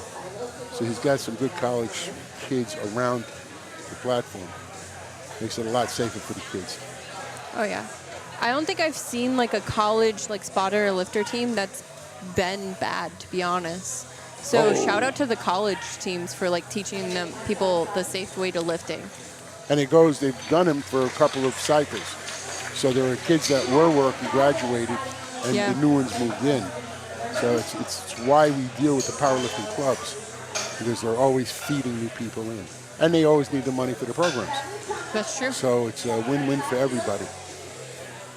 I know that I will trust my son lifting if these guys or Pitt or Ohio State are spotting. Otherwise, find another meet. Same. We were out in Arizona not too long ago for bench only. Mm-hmm. Those spotter and loaders were they were amazing. My son was out there too. He was down there? Oh yeah. Oh, yeah. Yeah. Second I remember. in super heavyweight. It all happens so Nice. fast. I get so focused on the camera when I do that. Dead. What'd they call on? Death? Dead. Poor guy. All right, we got to replay. Hold on. I want to see this. See, that's border to me. I don't have their viewpoint, but that's border to me. We see more of a head judge's vision. That depth Yeah. is more from the side. And that's true. That gave him the red from the side. Yeah. That's why we also have the side referees for that. That's why we have 3 of them. All right, so he needs his third. He Come needs on, this. man. Depth, Nick. Up. Come on, Nick. Just ran out of gas. Yep. Too much pressure and too heavy an opening. That's all right. I hope he continues. I hope we see him in bench and he doesn't like just give out. You know, you don't give out. You still have to perform the other two lifts. I don't know. I've seen some people quit, and it's a shame when they do. Back when it was reasonable, I had some lifters that couldn't stand squatting, so we'd add the 3 lift and the push pull, so they could continue and still. Oh. Push pull is just bench and deadlift. Yeah. But you have to pay for 2 events. How's this guy going? This is going for 3 for 3. He's also taken a 7.5 kilo jump. Yeah, that's fair. We had a 10 kilo on the first. That's about what I would Up, expect. up, come on, come on. He worked for that one. You got it. You earned it.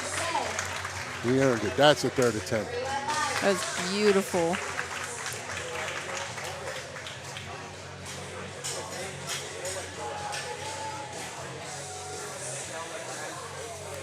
This one's also a 7.5 kilo attempt. Again, that's pretty proper when you do a 10 on the first, 15 on the first. You get, like you said earlier, smaller jump from second to third. Yeah. But it also makes sense, like, if you're used to taking big jumps when you're warming up in the gym and, like, going there, then, like, by all means, do it. Well, the big jumps come with the lighter weights. They get smaller and smaller. Oh, yes. Ooh, that definitely slowed down. But he never went down. That was a good lift. Again, a third attempt grinder. That's what they should do. Oh, yeah.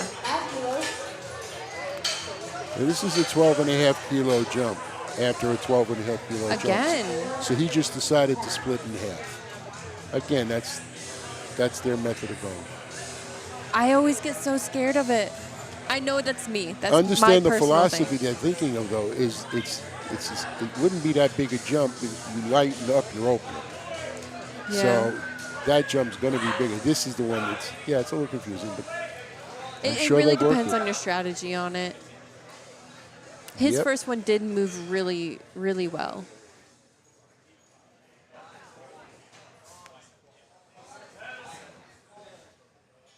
All right, let's go, let's go. 402 pounds. Oh, that was beautiful. So one key point that I always like to see within these lifts, one good lift, is when he comes up, I see a lot of lifters, and maybe this might be a personal thing. I don't know if it really matters, but he made sure to push his knees out as he came up. A lot of people like concave their knees in, and I feel like you just lose the tightness. Is there any merit to that? Yes, I will tell you that those that knees come in are not doing it. Yeah. Those that knees come in is because they didn't push them out. Yeah. So it's the same thing with your arms and your bench press. You've got to push them out. Because if your knees collapse inside, you've got zero control. So you want to make sure your knees get pushed out. And absolutely, it's a good thing to notice, and it's a good thing to train. It's like the first cue that, like, because, like, when I go lift, I have, like, novice people that, like, you know, I just try to give them cues and help. They're not power lifters or anything, but that's the first thing I always yell at them. Knees out, knees out. All right, let's see if he gets this. He's retaking 210, so come on, push! A little too heavy there.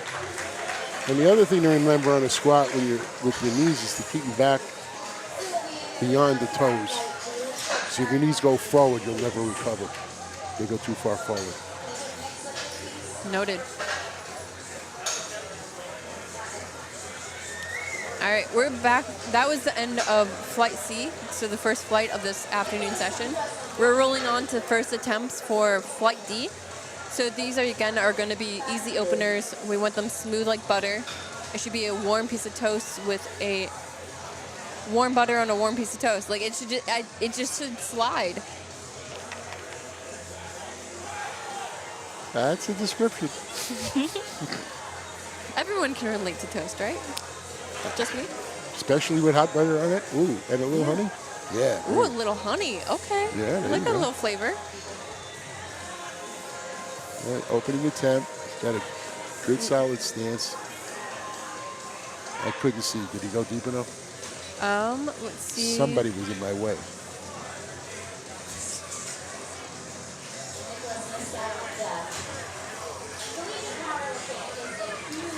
Oh, yeah. So I think they call depth on that one.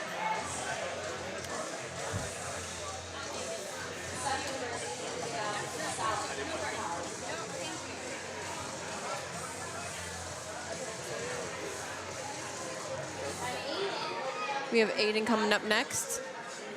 He'll be taking 125 kilograms as well. That's 275.5 pounds.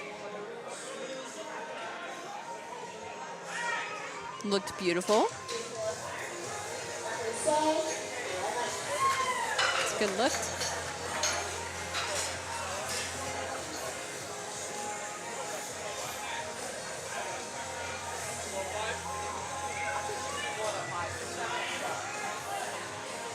Ryan coming up next.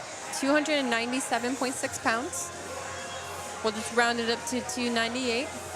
Give him a little grace of the 0.4.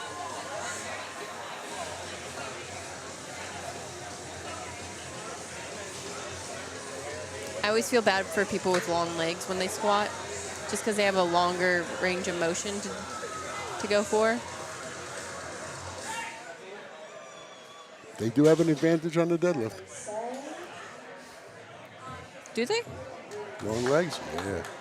Really? Gives them a chance to explode, uncurl. Oh. Speed, speed, speed.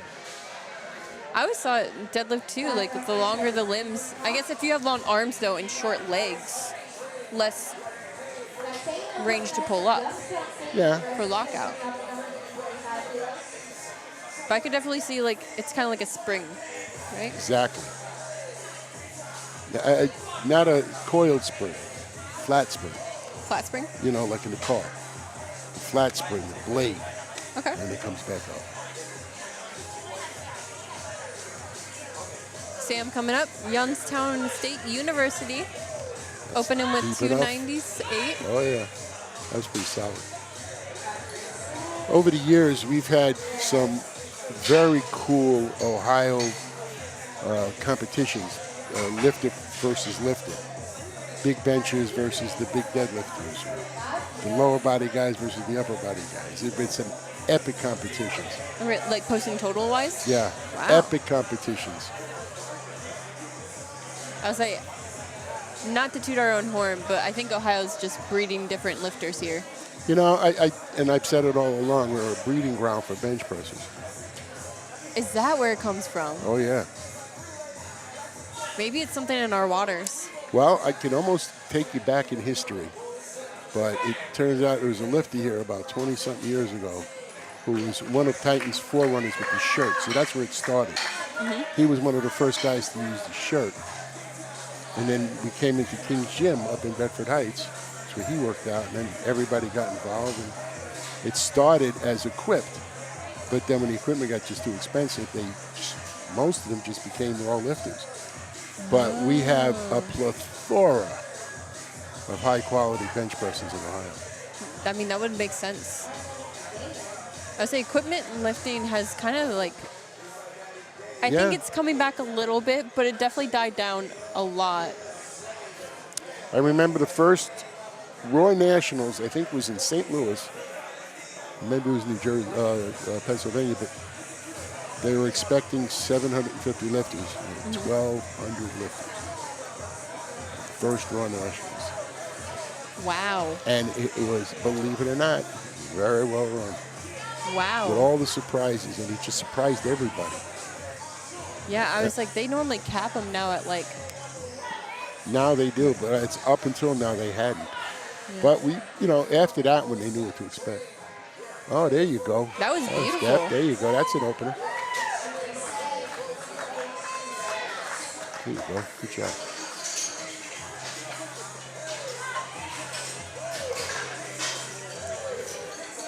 Jacob coming up next. 369 pounds.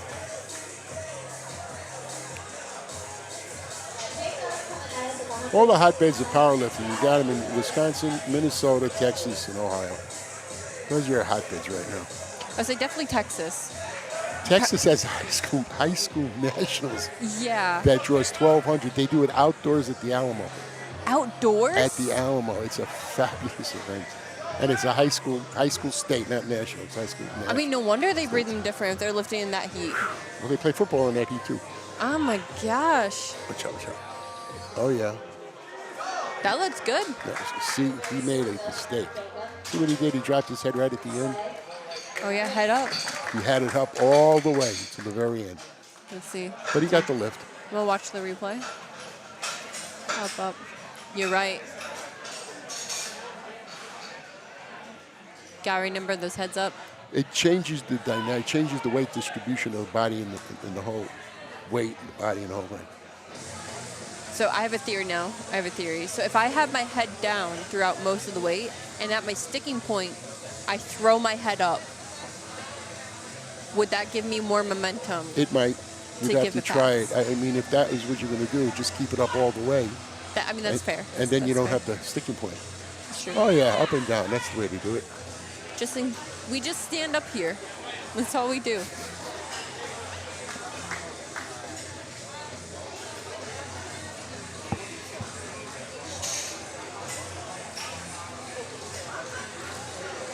Oh, I just had a discussion with a lady here in the audience. She says she's fascinated by it, but she thinks she's too old. So I said to her, first thing I said to her, can you stand up out of a chair?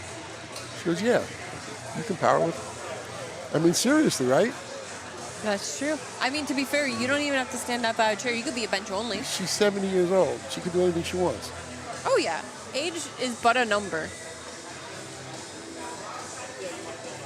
You might not be as strong as like a 20-year-old. But you're not going to compete against 20-year-olds either. No. Okay, he's depth. Oh, yeah, he got it. But you got to start somewhere. And where you start's not where you're going to finish. That's true. And we had somebody at a gym we were working at. She was 78 years old when she started. And she lifted for 7 years. Wow. The oldest lifter I know of, his name was Dr. Anton Reel. He used to come to bench nationals every year until he was 92 or 93 years old. Really? Yeah, clearly he was the winner every year because how many other 90-year-olds are there? But just to watch him get up on the platform, Oh, yeah. an inspiration, an absolute inspiration. I kind of love it too. And like, some people, maybe they think of like they have hearing aids or they're hard of hearing too. Like, all of the referees will accommodate for that. Absolutely. They'll come up right next to you, tap you on your shoulder if you need to do that. Like, even if you wanted to eliminate that, like, we are accommodating so well to anyone here to make sure it's a welcoming sport for all. Oh, we got a squatter here. That was nice. James taking 397. We got 4 more for his in opener. this attempt. Yep, so he was our 4th. We have Clayton, Colton, and then Lee. Lee, our last attempt of this flight, is actually the Pennsylvania. Is he state chair or does he just run meets there? You know what? I think he just runs meets. That's fair. And like Ron was doing meet, he'll have to go to Pennsylvania to do it. He comes here to do it. Yeah, Because he runs the meets there. He can't lift in the meet that he's running. I have to go lift at Lee's meets too, just because with barbell, we cover most of Ohio's state, or like the state of Ohio. And we actually go over to Pennsylvania too, but we don't do live streams over there. So that's my time to like That's get my your time, power lift. right? Yeah. Plus, Oh, that looks good. he skated that one right there. Yeah, Ooh. yeah, it looked. There it is. Yeah, that looked a little hard.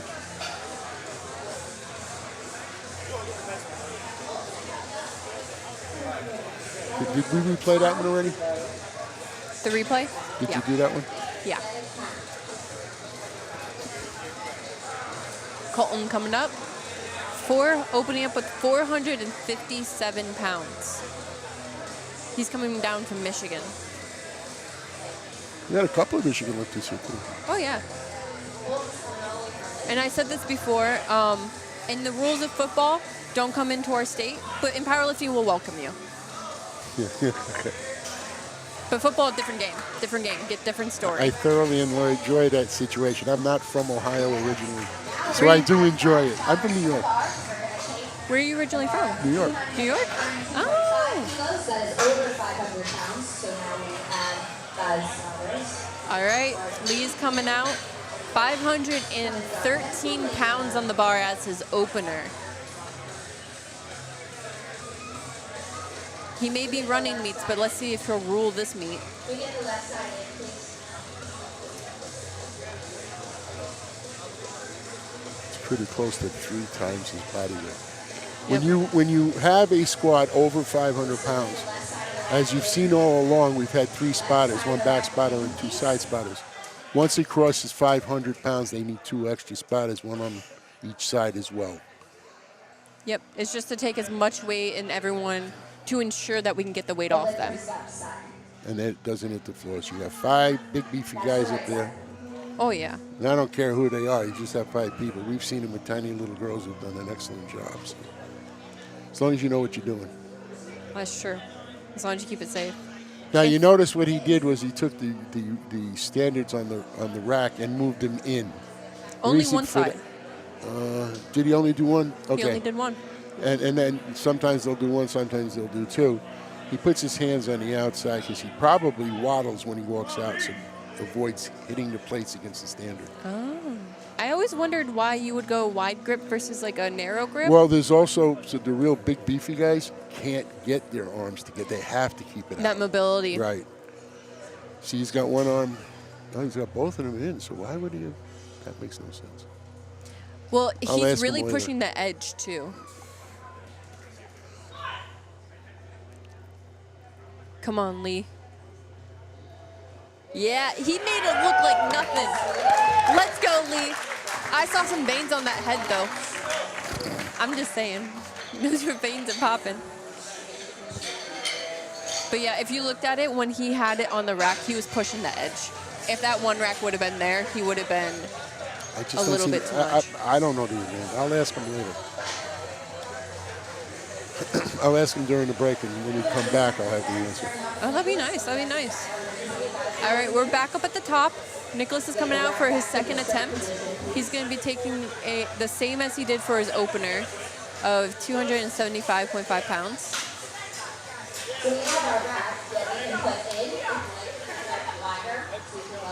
Hey, Lee, we're live streaming here. Why do you only put one standard in? Huh? Why do you only put one standard in? Because when I walk out, if I don't have one in, I can put in the rack. But if So I have you both wobble. in, then I can't get my hands on the right side. That's exactly what I said. Okay. Was. Gotta be left one in. Our audience wanted to know. Yeah. Our audience wanted to know, but we heard it right from you. You're right. It's due to the wobble.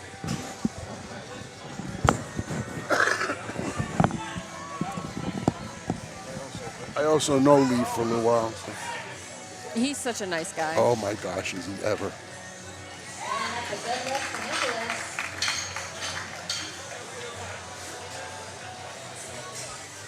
So Nicholas finally secured his Can I scroll 125. this? Can I scroll this up? You should be able to.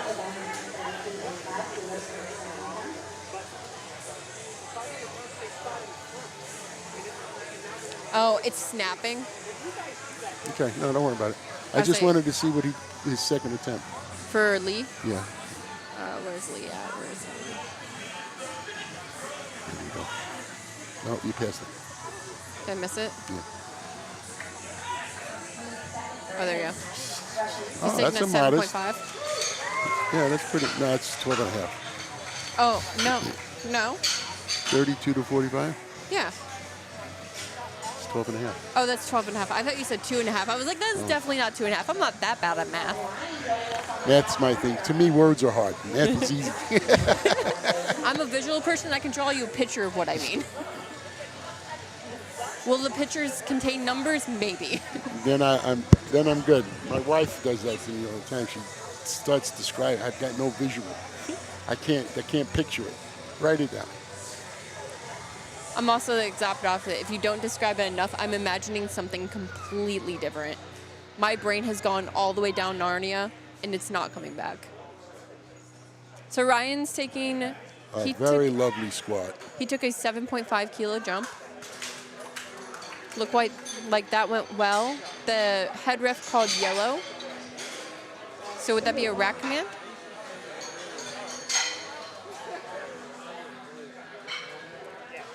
A yellow would be she didn't think you locked it out.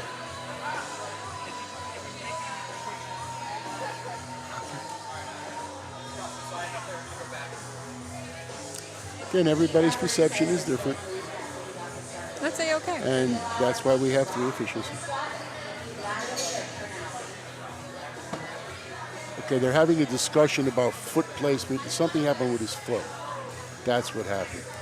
Gotcha. So they're describing what's legal, what's not legal. I don't know what he actually did. Yeah. Because in the squat, your feet can slide a little bit. They just can't lift. But Or no, they can lift, not slide. You better hope it doesn't happen because it's not conducive to a good lift. It doesn't help. I'm just saying like what you can get away with. I'm not saying what helps or not. That's why I check on the bench when they say it can slide, but why would you want it? How do you stop it once it starts? True. Because, I mean, to be fair, if you can slide and keep both of your feet flat on the ground, more power to you. Yeah, but you lose all the power out of your legs. You get, 5, 7, 8, 10% Listen, from like leg drive. Without it, that's 10% off your lift. Like I said, I didn't say it helped you. All right, so But yes, I believe for squat, it can't slide, but it can like rock. and that's exactly what they were talking about. Yeah. She saw it as a slide, and Ron's saying he saw it, but it was wrong. Yeah, let's go. Good job, David. Let's go, David. All right, David's coming up next. He's taking his second attempt. He took a 15-kilo jump, going up to 364.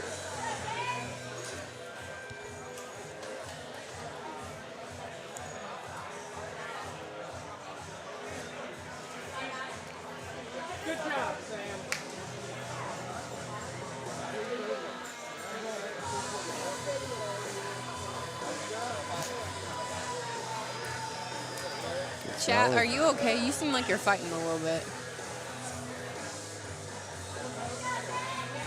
He hit depth. He eased into depth too, it looked like from here. Yeah, but you see how fast he came out. Yeah. That's the key.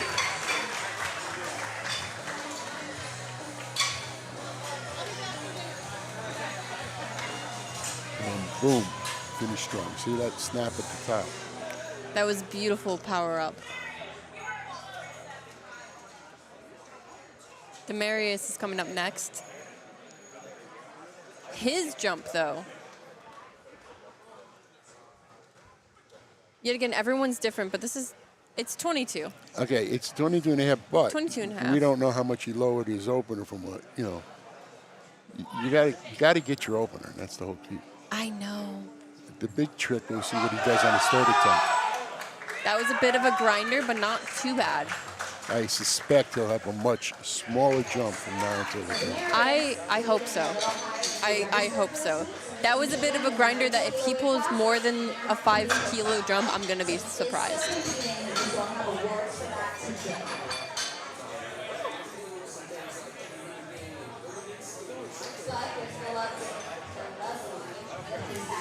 I'm sorry if I mispronounced this, but Rocco or Rocco. Rocco? Rocco?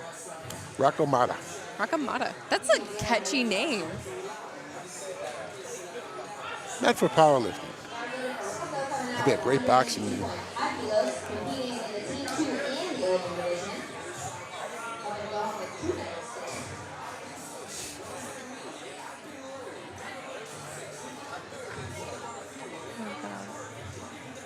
Nice little setup.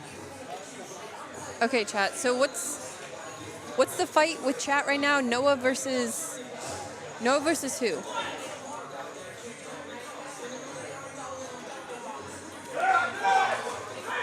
Beautiful.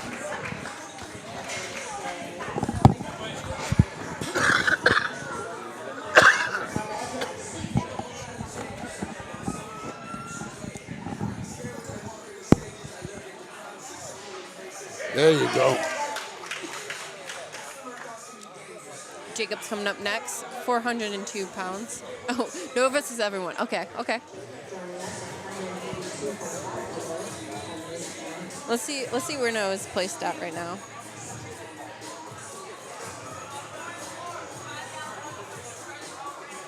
Where's Noah? Okay, so this isn't fair. So, versus Carson. Noah is in a weight class of his own.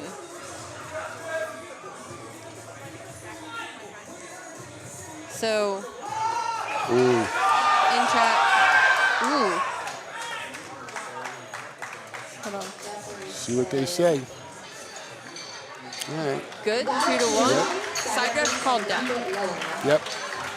It is wonderful to watch this sport grow. This is our 5th anniversary, 5th year anniversary of having meets here in Old School. And when I first started lifting, there was maybe 10 minor lifters in the space. And now we have so many. So, for chat.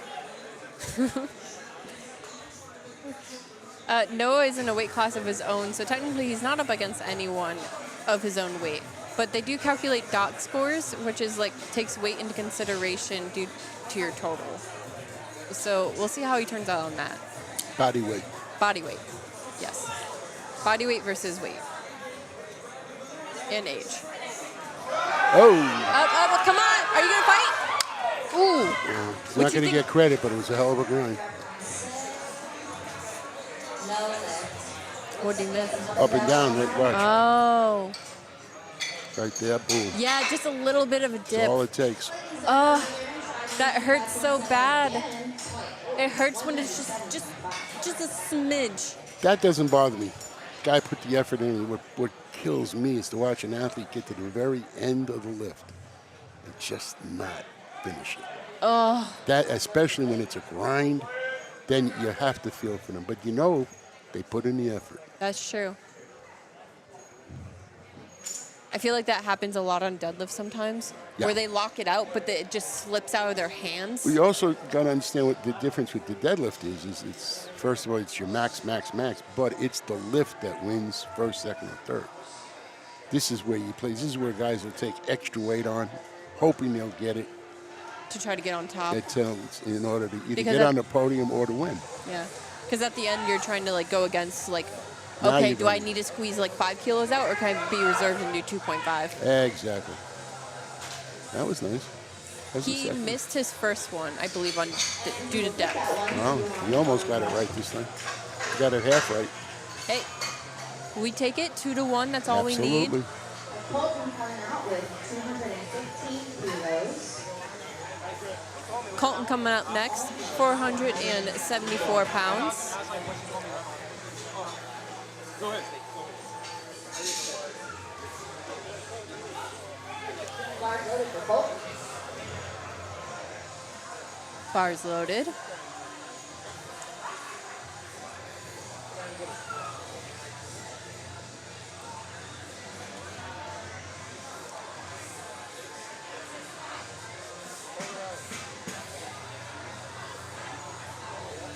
Get your head up. Doing good. Nothing to complain about there. That was just pure raw strength. That had nothing to do with technique or anything. It was just raw strength. He stayed in a line. He didn't have to do anything. Just stand up. That's all he needed. This is a 40-kilo jump. Holy moly. But again, we don't know what he lightened his opener to or why. His opener could have just been like Yep. so low just to get it in there. Some people are looking for a total to make it to nationals. Oh yeah, that is coming up soon. Okay, but that's not the way to do it. No. But that squat keeps him in the meet. So if the squat is his questionable event, then that's what he's doing. Wait, so for nationals, don't you have to post the total before you sign up for the meet? Because you have to have that total in order to fill out the form. So let's see what he does on this one. I say nationals is only like 5-6 weeks out. Could be the next nationals. It's Raw Nationals. Oh, true. It teams, could be any nationals. any of the nationals. I We always have just 5 think it's of the them. next one. See what this guy. Get your head up, brother. There it is. Oh. Ooh, ooh. Nope, nope, nope, nope, nope, nope. You good? I think he might get disqualified for that. He dipped out. They're discussing it right now. Yeah. The rules say you're not allowed to dump the bar. It didn't look like he was injured. I've seen it sometimes Did you replay where it? we're you past the already replay. replayed? You can watch it on YouTube and like rewind a little bit. But I've seen it sometimes where like their arm gets bent backwards, and I understand that. We normally understand that, but that looked like he just completely let go of the bar. The sad thing is when you dump the bar like that, you're putting all of the spotters at risk and yourself. Like our spotter, if you notice, his like leg was hurting a little bit. Yep.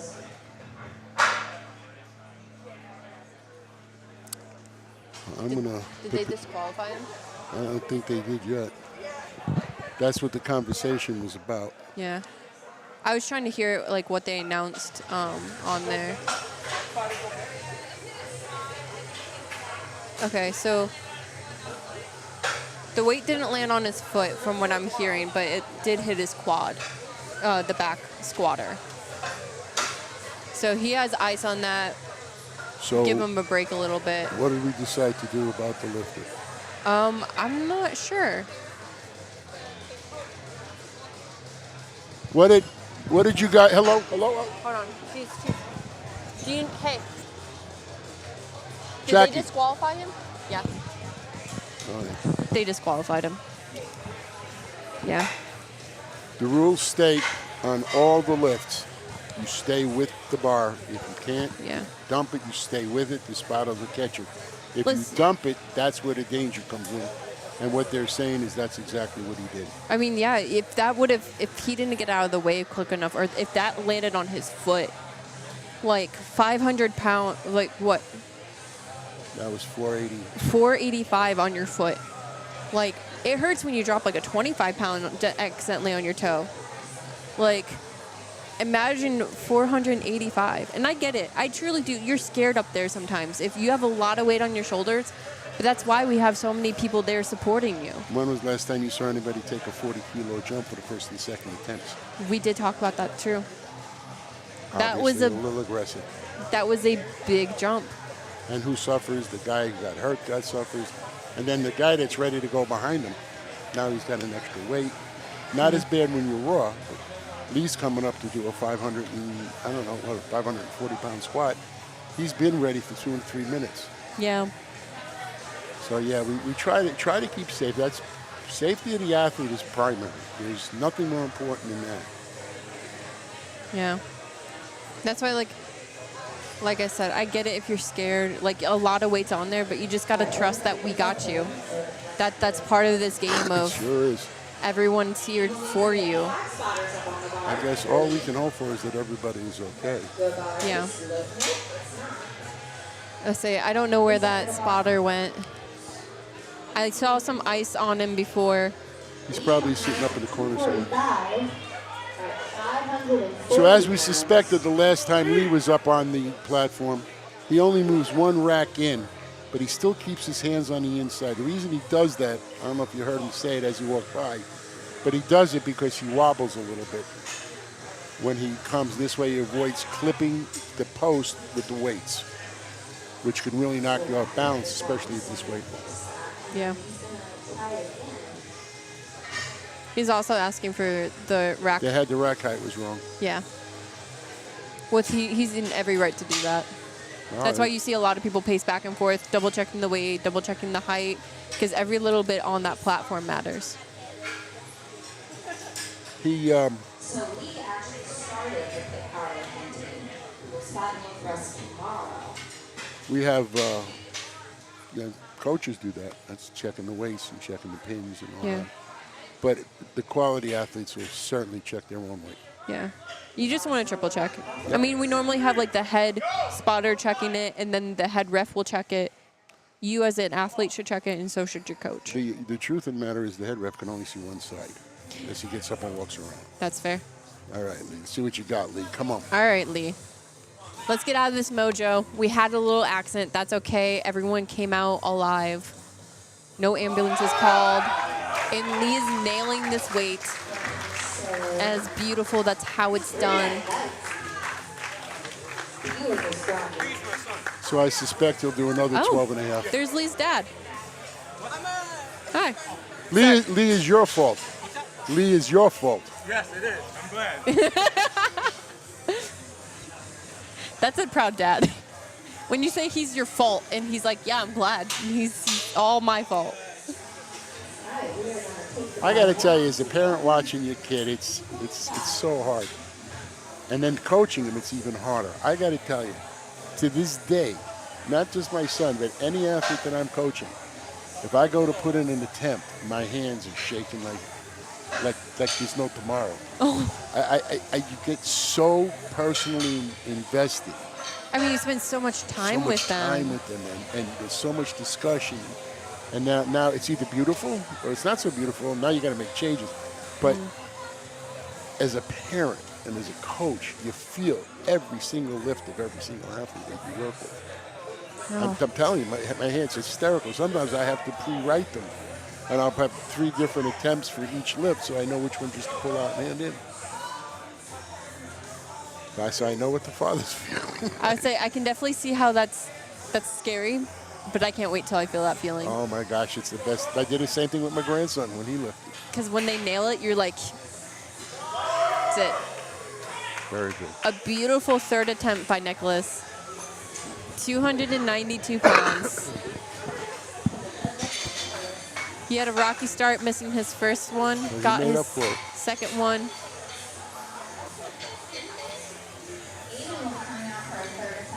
Where's Lee? Where's Lee? Exactly what I said he was going to do. Lee put in like a 7.5. I mean, that's the same amount of jump that he did before. Or no, he did a 12.5, and then he did half of that, a safer jump. Well, I mean, I don't know what his goal actually is yet. That's true. I tend not to talk to these guys before they lift. You don't want to interrupt their headspace. That's true. I know when I'm lifting, I don't want to know the weight. I say just put it on.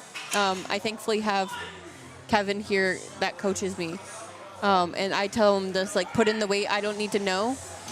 Play this one over again. Watch his head.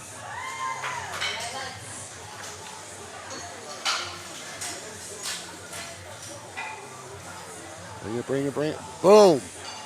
There you go. Heads up. Straight up and down when that happens.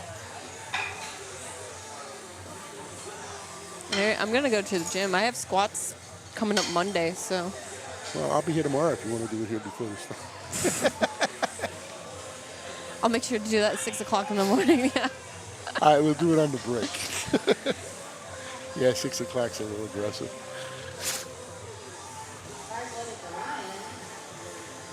Ryan's coming up, taking his third attempt at 331 pounds. That's 5 kilos bigger jump than he did between the first and the second. So his first and second was 7.5. No, it's another 7.5 jump. That's 12 and a half. Oh, I'm looking at the wrong guy. Oh, Yeah. look at that'll help if I looked at the right one. Good, solid. Get your feet right. So Ryan's in the 82.5 open category. There's about 6 lifters, actually. They're likely going to red light this guy. Side Only rep one called saw it. Yeah. He cracks his knees and then locks it again. See? Popped in and then out. That means Popped he his had knees more out. locked. No, he unlocked his knees and then locked them again and then made the attempt. Oh. Yeah. Can you do that after you get the... Obviously the, you can, but no, you shouldn't be able to. Like after you get the start command? The rule says if you make a legitimate attempt, and as far as I'm concerned, if you break your knees like that and then lock them again, that's a legitimate attempt. That you're asking yourself to do a do-over. So Gotcha. what your intention is, I don't know, but I can only judge it by what I'm seeing. So whoever's on the far side, Robin, she caught it. I don't see any benefit of doing that either. I think he screwed up, but he got his 2 whites. That would look like a very smooth. I don't have an issue with anybody getting 1 red on depth. I mean, you can't go too deep. You should lose power. But you got to go deep enough so that you get legit. So if you're skirting it, I mean, you're going to lose. Sometimes you win, sometimes you lose. But I don't have any problem with guys that all the time do that. You only get 2 white lights and 1 red. Because they're playing the game with the depth, and that's fine. True. That's fair. It's definitely a strategy because some people, like, they have that breaking point of once they get down in there, they lose it all. Right, the best thing you can do for yourself on the squat is keep yourself as straight up and down as possible. Keep your knees back and out. Keep that posterior chain from your shoulder to your ankle as straight as possible.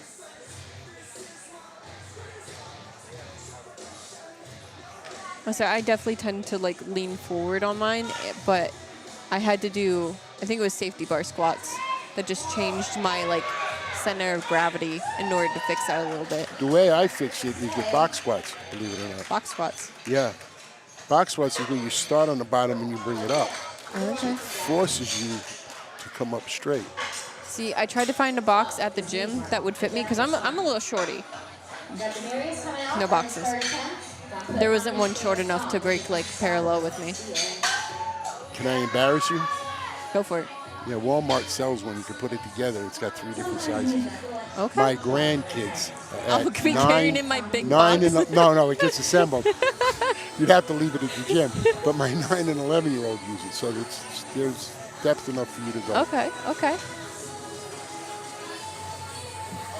I'll have to remember that. Even though I do like the imagine of like me carrying a box into the gym. I like that image. Beautiful. Come up. Nice catch, guys. Good catch. Good catch. That's the difference between dumping it and staying with it. Exactly. That's how we love to see it.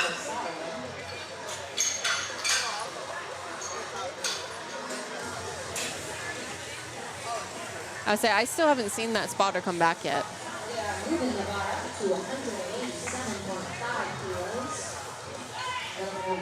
don't know where he is. Side note, I see that Lee brought a lawn chair to sit off on the side. Lee might be the smartest powerlifter in the country. I don't know if you ever see on social media or get on there how like there's the meme of like the powerlifter that does a lift and then they have a lawn chair in the gym.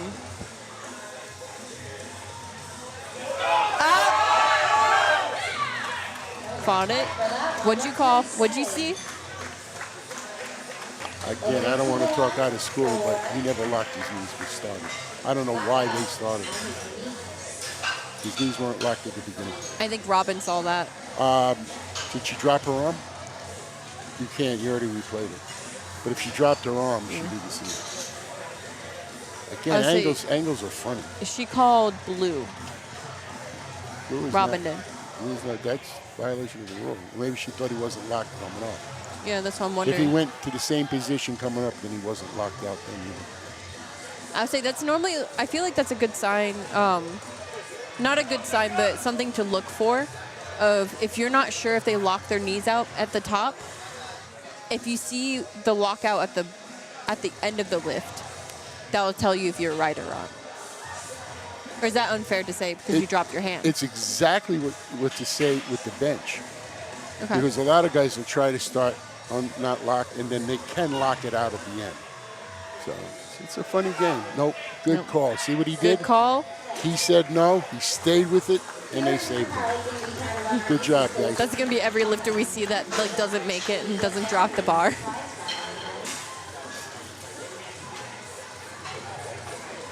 This is a 35 kilo jump. 35 kilo jump. Do I know Rocco?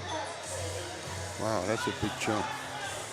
All right, Rocco, let's see what you got. That is a really big jump. Like his first to second attempt wasn't even that big. That's your famous 7.5 kilos. Again, normally when you see a big jump like that, second and third, there's some kind of a placing involved. He is in the 82.5, and like I said before, that there's 6 lifters in that category, so he might be trying to like pull some out there. But he's going against Lee, and we've seen Lee's Oh, wow. Excellent. Wow. Excellent. He took that big of a jump, and That's got to be his PR. I will guarantee you that it's his PR.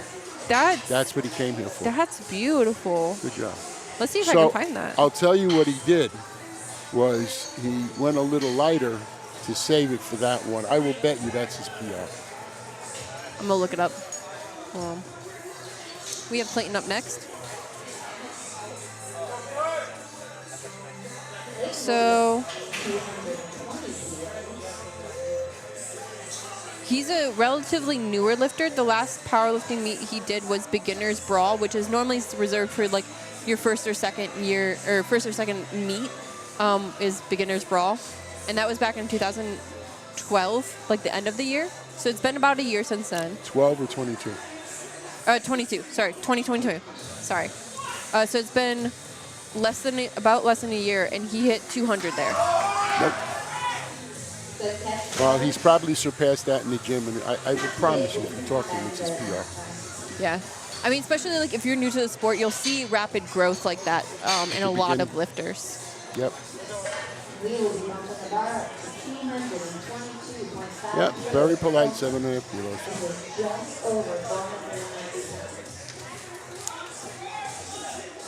Yeah, he was definitely chasing that PR. That's beautiful, though.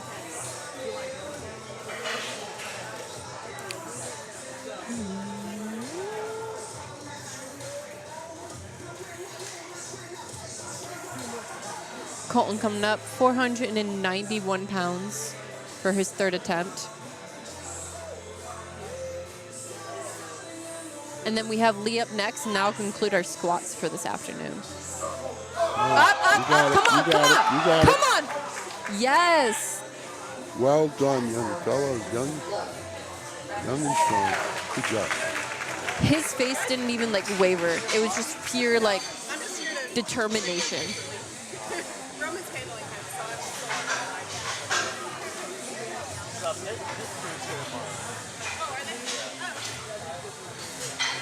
All right, Lee's coming up. He took a 7.5 kilo jump like we talked about before. That's 557 pounds. This is more than 3 times his body weight. Has Lee ever gone to nationals? I don't know how long he's actually been lifting. And I know Lee more from the spotting and loading part. All right. Lee's been lifting for a while. Lee started lifting in 2015 from the lifting cast. But he took a break, I think. Has he been consistent? He went to Raw Nationals in 2019, so it looks like he was consistent up till then. And then he staggered a little bit. I think that's when he started really going forward on hosting meets. So he might have just prioritized that a little bit over his own lifting. And he's like smoothed out because I think it was like just a couple of years ago that he started hosting the meets.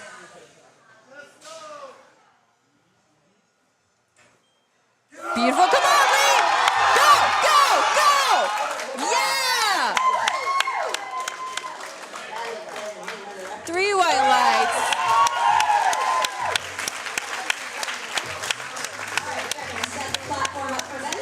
That was beautiful. Excellent. For anyone in the chat, the number you see below is in kilos. So if you want to know kilos to pounds, it's times that number by 2.2. And that's what will be converted to pounds. So that was, 557 pounds, I believe, for Lee. Just to give you a reference on that. All of our weight is in kilos. But that will conclude our squat. We're going to set up for bench, and then we'll put 10 minutes on the clock. Our live stream is hosted by Barbell Productions. My name is Alicia. I'll be hosting here today. This is a great opportunity. Grab some water, use the restroom, grab a snack. Visit barbellproductions.com. Order some video and photo packages. Check us out on Instagram to see our quality. Tag us if you post anything on there. We'd love to see your guys' experience and everything. But until then, we'll see you guys in about 10 minutes.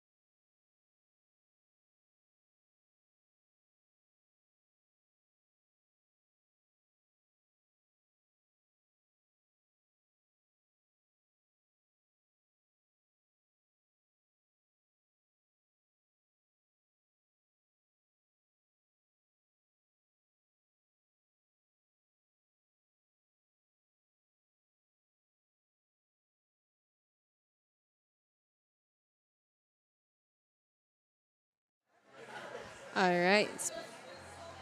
Mics are back on. We're getting here started soon, guys. Back up for Flight C, opening benches.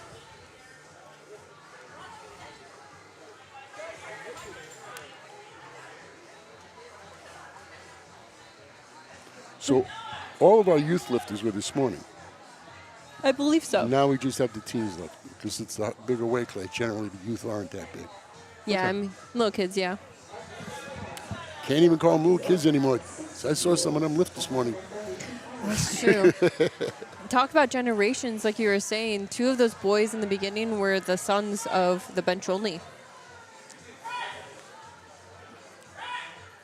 Beautiful. She's a opener. world team member also. A very successful world team member. You said royal team? World team. Royalty? World. World team. Gotcha. Sorry about that. It's my New York accent. You'll get used to it. Will I? Wait, do Ohioans have accents? I don't know. I've never heard one. That's fair. That's fair. Apparently they don't, because all the good announcers speak like they come from Ohio, and apparently that's the way it's supposed to be. What happened to this guy? Let's go. I will take that. I will take that.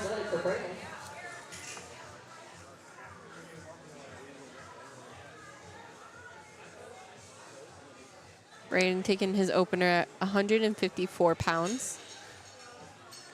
This is about equal to his body weight. It's a short.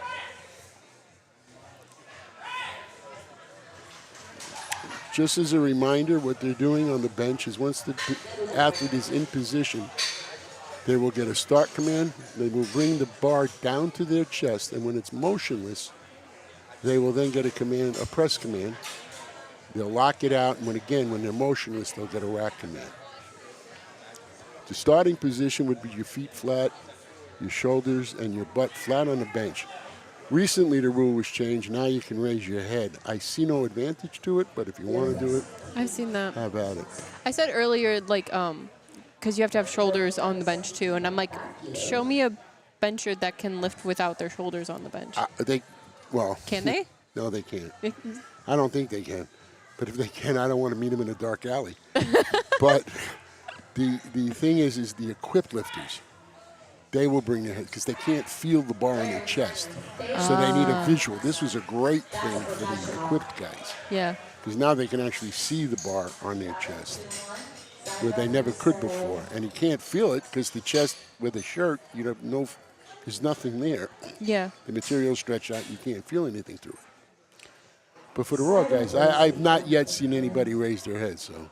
I've seen a couple of like younger lifters. I feel like newer lifters that aren't used to having the rule of having their head on the bench. I've seen them come in and do it, but yeah, I don't know if it helps at all. I don't think it does. Hey, only for the me. equipped guys. I don't see it on the raw. Yeah. Everett's coming up for, these are first attempts on the bench. Yep. 160 pounds. You had a little bit of bounce on the bottom coming down. I think we're going to see a lot of that today. Again, because of the volume of new lifters.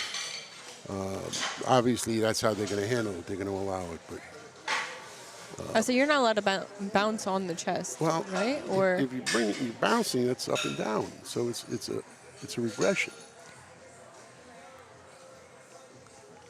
Bringing it down, hit your chest, and it bounces. You're going up and down. So you bring it up, and then you come back down again. It's a regression. Now, there's a certain amount of wiggle they allow, and that's where the interpretation comes in. I'm just trying to remember the wording of once you start pressing, you can't bounce down. So if they give the press command, you can't bounce down. But bringing it to your chest, if it bounces before they give the press command, does that count as up and down? If it leaves your chest, there's no question about it. Mm-hmm. What you're seeing here is it's just a wiggle on. It's not coming up off the chest.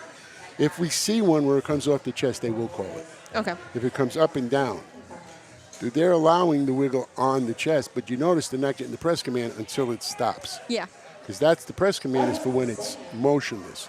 And then if they do that again after the press command, it's just no. No, then it's no. Then it's no, because then you're digging it in and then And, you're bringing it down well, further. again, that's heaving, and that's also illegal. So Yeah. you can't go down and use your chest to throw it back up again.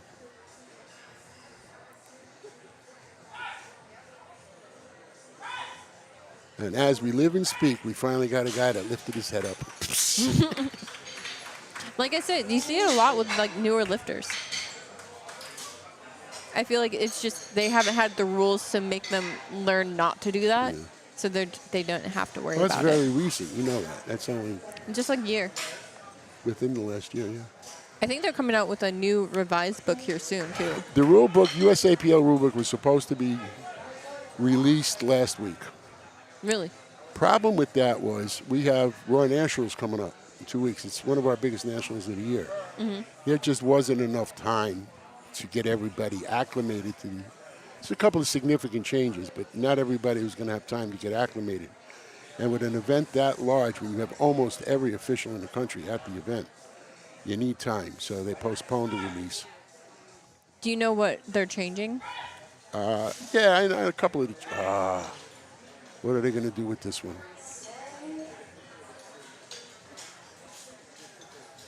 Yeah. When he came up backwards. He didn't mean to, but it wound up, he kept going and hitting these standards.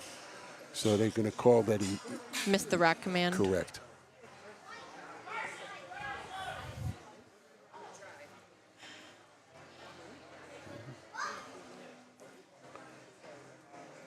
This guy is lifting 22 and a half kilos more than his body weight. It's 47 pounds.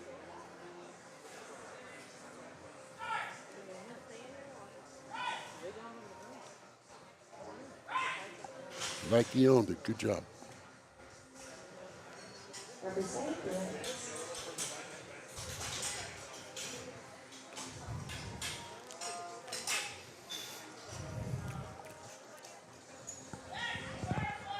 You could probably find it on your emails too.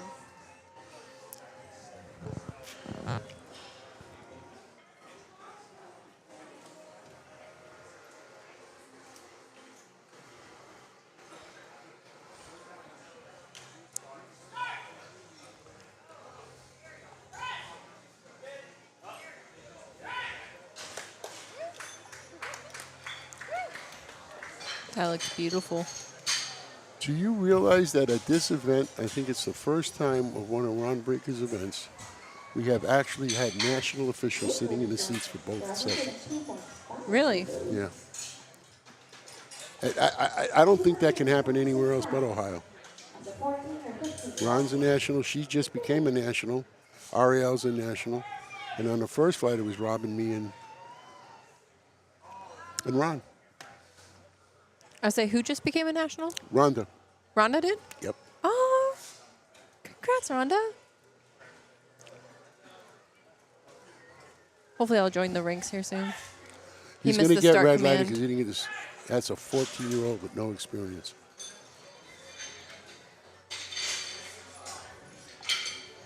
Yeah. That's okay. It's all right. This is a learning meet for you, boy. Come on. Just repeat the weight and get it right. I would say sometimes it'll be like that, Yep. especially when this is your first meet. Like, you're not used to Listen, the commands. you'll get veterans every once in a while. Go blank. Yeah. I'm telling you, I've seen it happen. I've seen veterans miss a command. You don't know what's going to happen on that platform. Lloyd coming up, 232 pounds. That was very nicely brought down. As your openers, it should be like that. That's true. That's true. I just see a lot of people like I always get scared for bench when they bring it down too fast. For me personally. I don't see the value to it. Generally, I object to too much speed going down in the squat either. That's true. My older son is a coach, and he's completely different. He's you go down hard and come back up same way. Use it as a springboard. I would say there's a bit of a difference because The only thing I can think it can harm you on the squat is if you go too far down and you get in a hole that you can't get out of. For bench, though, bringing it down, you have to make it motionless. Like, you have no, like, up command on the squat. Well, here's a trivia question for you. What do you think the most technical lift is of the three? Bench. For sure. Deadlift. Deadlift. That is the most unforgiving. Which is the lift that misses the most? The deadlift. Because that's the one where everybody's vying for spots. Technically, it's a very difficult lift. See, but I feel like that's not due to technical reasons. It's more due to you getting your ego chasing the spot, which is not the weight, technical. the missing it. But if you keep your form, I mean, how many people are just not getting it off the ground? Because what happens is that last big lift, they're getting so tight, so ready, going forward. You'll find every one of them missing because they start forward. Almost, if it's not weight related, you'll find that. You'll see. We'll watch it later. Okay. We'll see you in deadlift. It'll be fun. I feel like I see more red on squat though. Like just due to depth and like the technicality of that. Just depth. That's all it is. That's true. And that's not technical. That's practice. But then again, bench is also that. But not bench is like butt and like the squat's feet. more unforgiving. Now, it used to, I could tell you that it would be the bench with a shirt is the most unforgiving. And it still is. Because with a shirt, you have such a small bubble to play with. If you go for, you know. It's that But sweet at Raw, spot. it's a whole different with Raw. You can pull them out. Yeah, I feel like a lot of people are like, oh, they're using equipment, so like it's a lot easier, but it's a completely different ball game with equipment. Like it's completely different movements. Well, you're almost as much a technician as an athlete. Because you have to learn how to use the equipment. You have to become one with your equipment. True. That was a nice little lift. Yep, we're on to second attempts. Noah just nailed his second attempt. And he'll go up another 5 kilos probably. I hope so. It looked really easy, so I'm hoping so. We have Larry coming up next. He's our master's lifter. Oh, yeah. 73, 74 years old. 73. And again, he's like, he holds the records for squat, bench, and deadlift. He's lifted in the Masters World Cup. Wherever that is. You know, you want to say that, you know, big deal, there's not that many people in his weight class, but that weight class has been around for 100 years. Or however when he started, 30, so it's 70 or 80 years. Mm-hmm. So he's beaten everybody that's come before that. And I don't care what the competition is today. He holds a record that was started years and years and years and years ago. So he earned it. He earned every pound of that. Oh, Good yeah, job. he does. He'll stick around till he's a Masters 5 and do it when he's 80.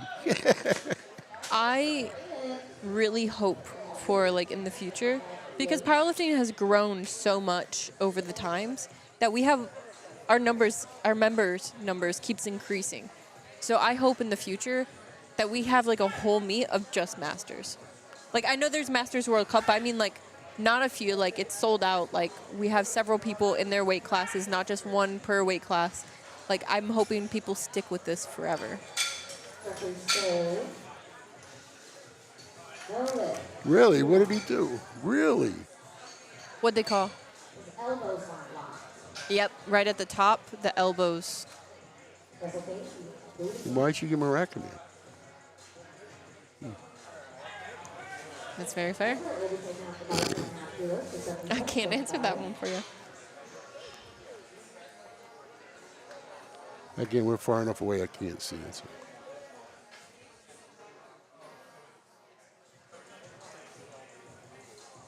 Everett coming up, taking his second attempt, a 5 kilo jump. He's at 171.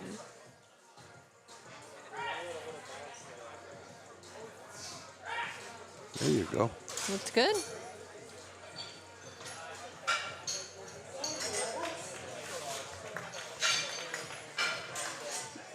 So going back to the lifter who missed his, who was that? Luke? No, who just missed that lift? Braden.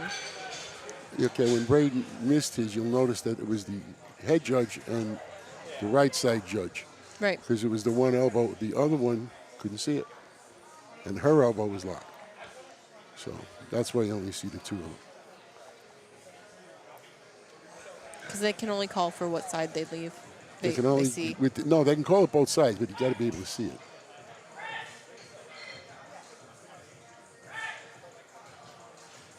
Next. Joshua took that beautifully. He What forgot she- the start command. Oh, did he? I Yeah. was talking to you. I didn't notice. Yeah. I would say he didn't even ask for a handoff there. That's another thing that's really sticking to my craw. Not getting a handoff? There are people, I understand their logic. They get pulled out of their setup and all that, but I'm telling you, you cannot do your max effort when you're lifting off yourself. It's I don't just mind not possible. I would say I don't mind an opener with no handoff, but I think you should still take it because you want to like fix if they're giving off a handoff weirdly. Here's the problem with that. I'm a believer. You know the expression, practice until you get it right? Yeah. That's the wrong expression. The expression is actually practice till you can't get it wrong. And you can't do that if you do it one way on your opener, and then that's like the guys that open up without a shirt and then put their shirt on. Oh yeah, because they want to secure A spot. position. Because the shirt's so unforgiving. But if you're going to go 3 raw, you do them all the same way. So that's why you don't take a lift up. But I think you should be taking a lift up. I see no advantage to not. I just have a whole nother like stick or bone to pick with having the rule that you don't have to wear the equipment when you lift in the equipped category. I don't have a problem with that. I do. I know it's If you're signing up for equipment, I think you should use the equipment. why. Because you're signing up for equipment. But if I can beat you without the equipment, what's the difference? But that's what I'm saying. Like it's a different ball game. You're playing 2 different games there. Okay. Why? But the rules don't I know. preclude you. I know. That's. I have zero issue with that. I have a problem with the rules. Not at all. I know. Listen, I'm not making the rules. I just have opinions on them. That's I'm not what- saying I'm right or wrong. And I'm saying you're right, because by definition, an opinion can't be wrong. It's your opinion. It can't be wrong. I just tend to think that it's fine. I don't know. I kind of like the saying of you're entitled to your wrong opinion. You're entitled to the opinion I tell you to have. But yeah, so I guess you feel the same way in the squat suit and the deadlift suit. Yeah. I totally disagree. I think if I can show you lifters that actually can lift more without the equipment. and the that's the perfectly deadlift fine. suit specifically. And that's perfectly fine. If you can lift more than that, I just think it provides a different criteria for you to get the lift. No, it doesn't. You still got to unrack it, lock it, get a start command, press command, and rack it. Same lift. Different You either mindset, though. you do it by yourself, mano a mano, or you do it with the equipment. I don't have a problem either way. Agree to disagree. That's fine. And we're still going to be friends because we have a deadlift to do. Oh yeah. Oh, but after deadlift, we're done. Oh, we're going to dance, baby. No, we can still be friends. We can still be friends. So, Luke missed his opener. You're right. Oh, he missed his opener because of the commands. Okay. Yes. He missed his He- rack he command, I actually believe. he missed the star command, didn't he? And Rack he or did star? go up 5 kilos. Okay. Well, the strength wasn't his issue. So I hope his coach is there yelling at him now.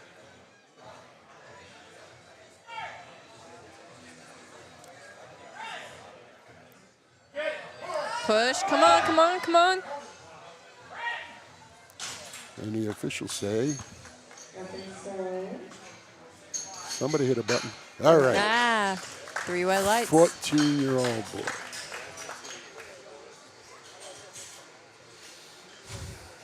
£242. Not bad. Yep, Lloyd coming out. 442.5 pounds in the bar. Taking a 5 kilo jump. Very respectful.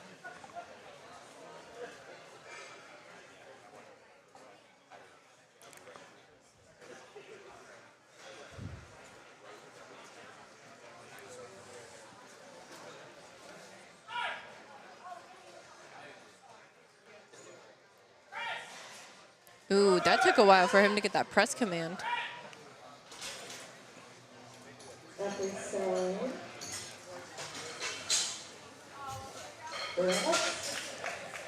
Gave it to him good lift. Yeah, he kept bringing it down. It's so hard. It's especially from a distance. It's so hard to see it live. Yeah. I say it kind of kills sometimes when you're on that bench and it just takes you too long to get that command.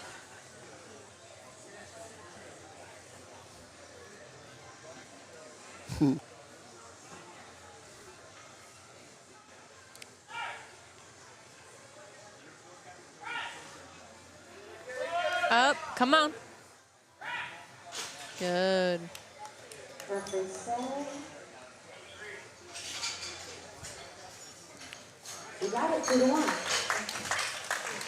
We work with a group of guys that have been together for over almost 20 years. And we can't give commands to each other anymore because we know each other so well.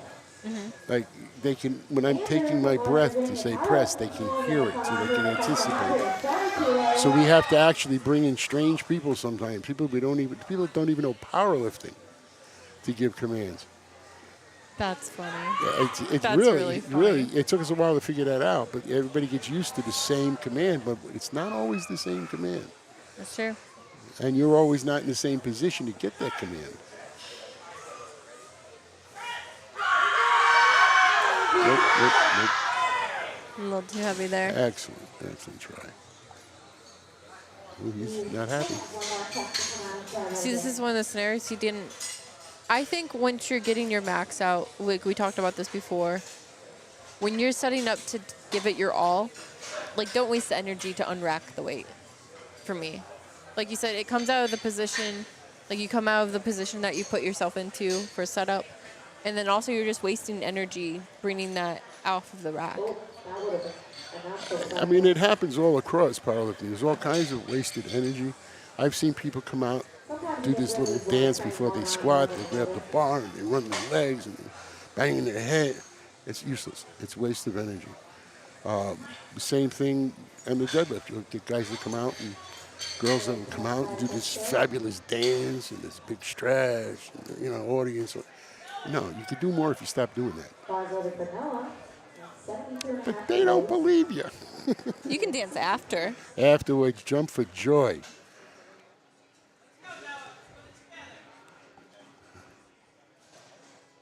All right, guys, here's your Noah. 15-year-old.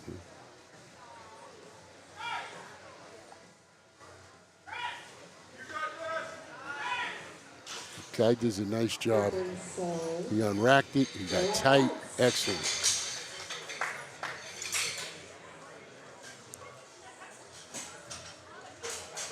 Say. Oh. Did they give it to Noah? Yeah, they did. Oh, yeah. They did. My screen's just not. A little slow. Yeah, the Wi-Fi's here isn't the greatest. It seems to slow down. Seems to slow down as the day goes on. Oh yeah. Well, we also have like the gym's open on the other half, so you have all of the members that are normally here too. All right. Larry's coming out, taking his third attempt, 150 or 160 Yeah. pounds. 170. 160. 170. Oh, what? Did that just update? You're right.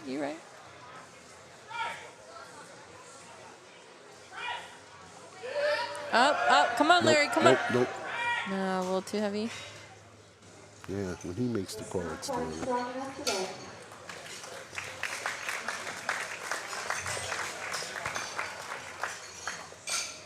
Braden's going to come out and try 77 and a half.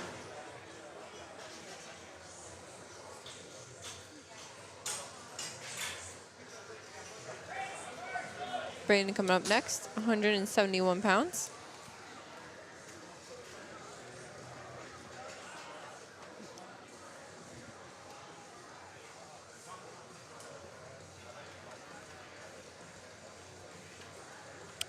Each bench press has a different method for getting into their position. There are some that'll put their feet up on the bench, helps them dig their blades better up. Yes, no lift. So they'll bring their feet up onto the bench to push your shoulder blades into the pad. And once that's set, they just drop everything straight down. That's the best position to be in is with your shoulder blades tight together. That's how they do it. Is there any merit to like not dropping it down until it's unracked above you?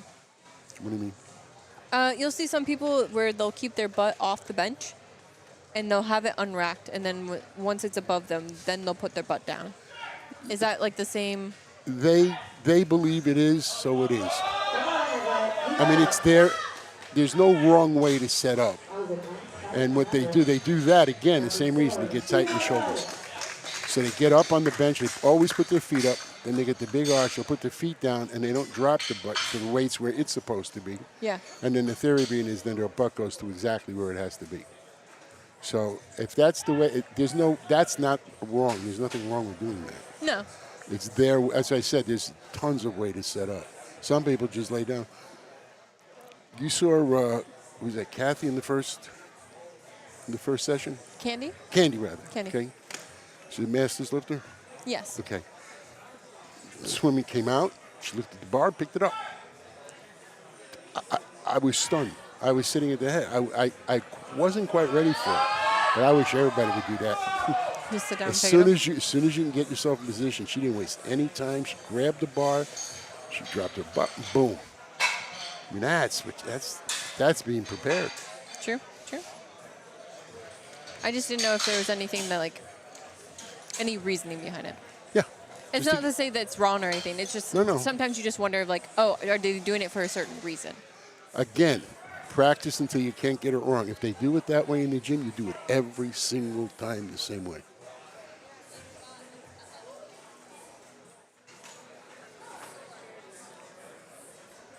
Can the order? Yes, they can. If you notice that when they load the weights, the inside plate always has the writing on the inside, and everyone else has writing on the outside.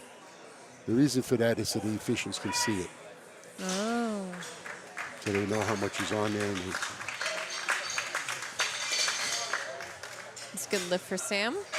226 pounds is what he got for his third. Carson's coming up next.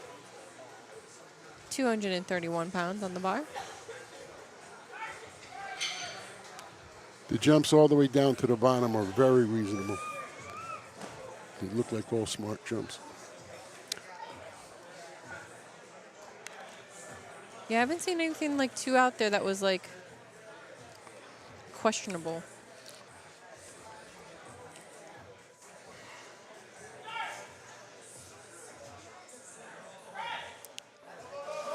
Up, come on.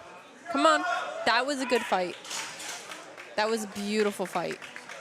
It's a nice third attempt. You should get it.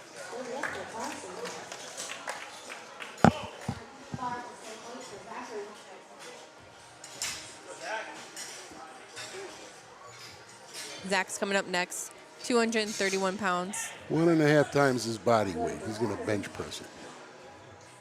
1.5 times body weight. That's amazing. It's beautiful.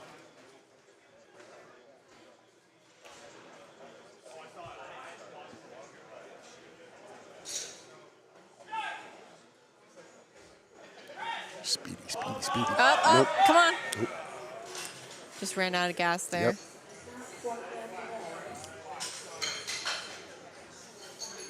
Maybe he's just saving it for deadlift. I don't know. I have hope.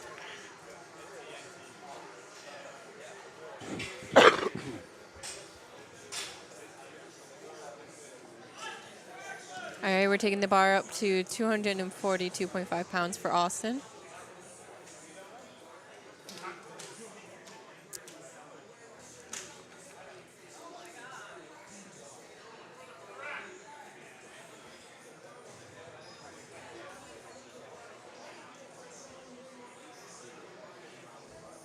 Why do some people wear their belts while benching? There's a number of reasons. One of them is they feel that they get support out of it. They have something to push their stomach against while they're benching. They feel it helps them keep their butt down.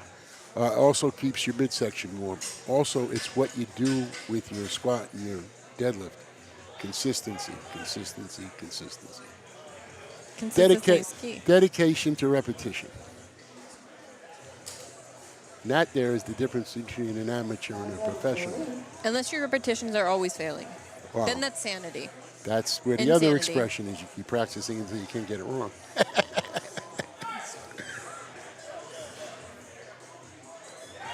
Oh, God, she's killing me. Nope. No. Did he hit his opener? He did not get his opener, Oh, but he then hit he his took second. a 5-1. He hit his He second, got a yeah. second one. He did only take a 2.5 kick jump, which is very reasonable. That's the minimum amount they can do. It's just sadly, which is a little too heavy for him. Can't go any smaller than that. Huh? Yeah. But he's still in it. And he's 14 years old. So he's going to do wonderful with more practice, consistency. He'll do great. His brother usually handles him. His brother couldn't make the meet today. Really? So his mom is here handling him. Is his brother also a powerlifter? I think so. I'm sure like his brother like prepared the numbers and everything for her. I say Yeah, that's I wait a minute. He seemed pretty prepared. I think his mother had more angst than he did, like you said as a parent. which is not unusual.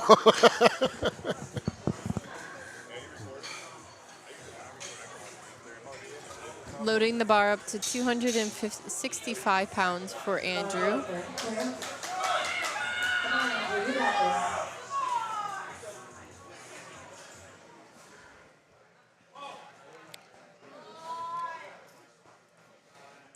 Still opting out not to have a handoff. It's if it's what you're used to. Yep. And every one of them will tell you they had a bad experience. In their Come on, come on, come on, come on, come on. Yep. Every one of them will tell you they had a bad experience with a hand-up person pulled them out of there. Every single one will tell you the same. Which it only takes one bad experience to be fair. Sadly, you're right.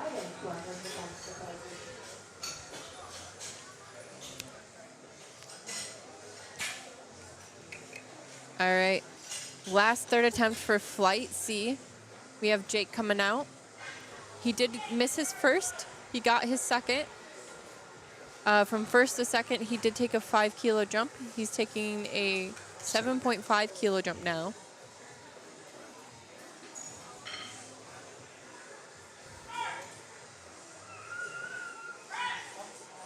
Up. No. His butt came up too. So if I can get a better angle on the side.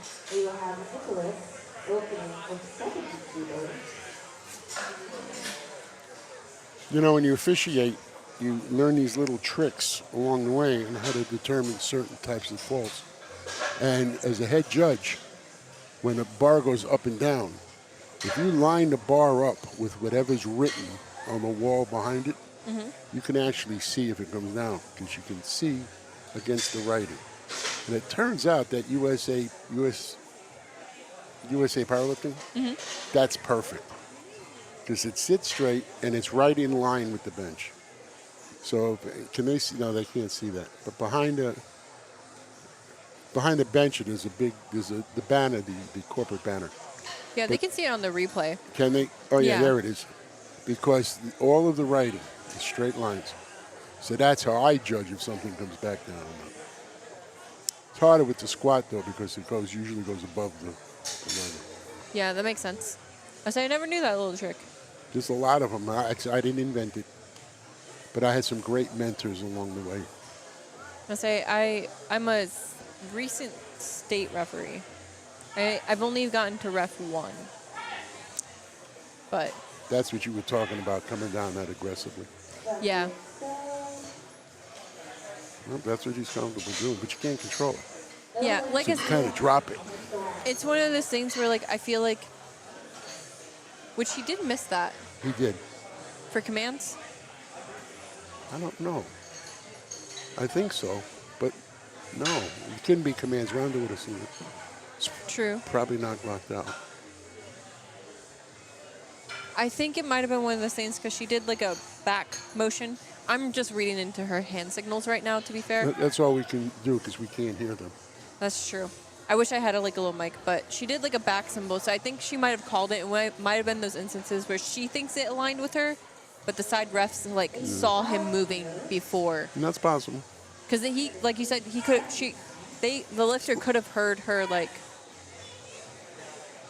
There was another head lifter. I mean, all the way up and stayed there. Wow. Watch this on the replay. Okay.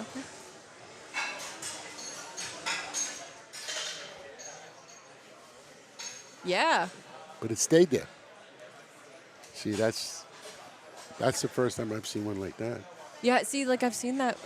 Yeah. I see that more and more as time goes on. Because the rule changed, I don't see any advantage to it. I'm just wondering if they're. I don't. Because I would think you would want. If your shoulders are pinned down, I imagine that energy would transfer to your head a little bit. Well, like if it's pinned down, like why would you bring that up? Because you bring it up. What's your naturally your shoulders? Like even if the shoulders don't come up, the the upper blades neck. are Yeah, like that. connected to That's the going to be shoulder. coming up. That's what I'm like confused about. Now again, like I said before, if you're wearing a bench shirt, you can't do that. So with the bench shirt, the advantage is you can see it on your chest. Yeah. Which here you can feel it. Benchers with the shirt can't feel it because the shirt's just so tight. Yeah. So they do it, and they've been cheating for years trying to figure out how to look at it because They're just like. in the beginning we all had coaches. Bring it down, down, down, down. Good. Yeah. They would be yelling on the side. Actually, back in the day, go, go, go, go, go, go, and the coach could give you a press command. Really? But we didn't always give you the press command from the head rep. This is only maybe 8 years, 10 years ago. Really? Before that, the coach would tell you, and then you were either good or you weren't good. You were either, on the chest motionless, I don't and know you how got I a feel good press about command. It doesn't make a difference. You didn't learn. If you learned it that way, you'd feel differently. But yeah. Huh. So somebody who's coached by somebody who wanted to do it right was at a disadvantage. Nice. That's an opener. That was a beautiful opener. Yeah. But yeah, back before we had the head refs giving the press command, your own coach you didn't even need the coach. You could do it yourself. If you felt you were down there and felt it was good, then you come up with the press. I guess that's the same as squat, right? You'll see some coaches on the side just be like down, down. Up. Yep. And they'll just scream at you. Which is nothing against that. No, that's one of those things where I'm not sure how I feel about, but it is. It helps some people. Other people don't need it. But I think in maybe the bench, consistency. that was. I don't know. It like you said, it's either good or it's not. Yeah. So you can either call on your own. You're relying on your coach. Now that being said, coaches they want you to make the lift. Yeah. So. They should not be guiding you wrong. No. The one thing that I don't understand a little bit is why we have the consistent handoff. How do you feel about that? I think it's the right thing. It eliminates confusion. It eliminates an extra body on the platform that has no business being there. I like the idea. And I also like the idea that you're getting guys that really know what they're doing. So I know in the beginning it was just anybody that was around would do it when we first started doing that. But now, I mean, there are guys that do it every weekend. You get the guys from Pitt, the guys from West Virginia. Then we used to have a guy, his name was Eric Curry. He was the best handoff man in the world. And he used to travel around the country. He used to travel around the world. He was the bench press handoff guy. There was never a way. That would be such an honor. Huh? That would be an honor. Oh my God, he earned it. He earned it. He was that good. He was a heck of a deadlifter too. So he could hand off almost anything. I say that aligns there. But no, this guy Eric, he and Gino, they were the team. With a bench press, Gino the announcer. Yeah. Yeah, those are the two outsiders that came in to do just that job. Gino just announced. Eric just to do the handoff. Okay, I thought you were gonna say Gino was a handoff. I was like, I didn't know Gino powerlift. No, he's an official. He had to pass a state official. Everybody that works one of the events has to be an official. He's been an official for years, though. Yeah. I mean, he's Gino. Yeah. He's the only announcer I know of, the official. His, you've seen him announce the 666, right? Oh, yeah. My son used to open it that way, just for him. We met him in Jersey 18 years ago. And he used to love saying my son's name, Jeremy Stewart Auerbach. But I got to tell you, the dude was good. He's one hell of a hype man. He's an amazing announcer. He's a great guy, too. Yeah. I don't think I've met a bad person in the USAPL. Personally. I don't think they allow him in. It's against the rule book. It's against the, must be in the rule book somewhere. No good nicks.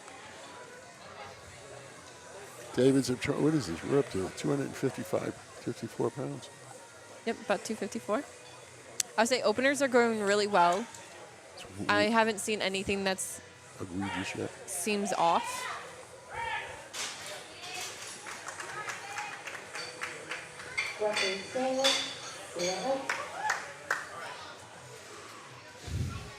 If anybody is really interested in the big numbers, tomorrow would be the time to tune in. Tomorrow, second session.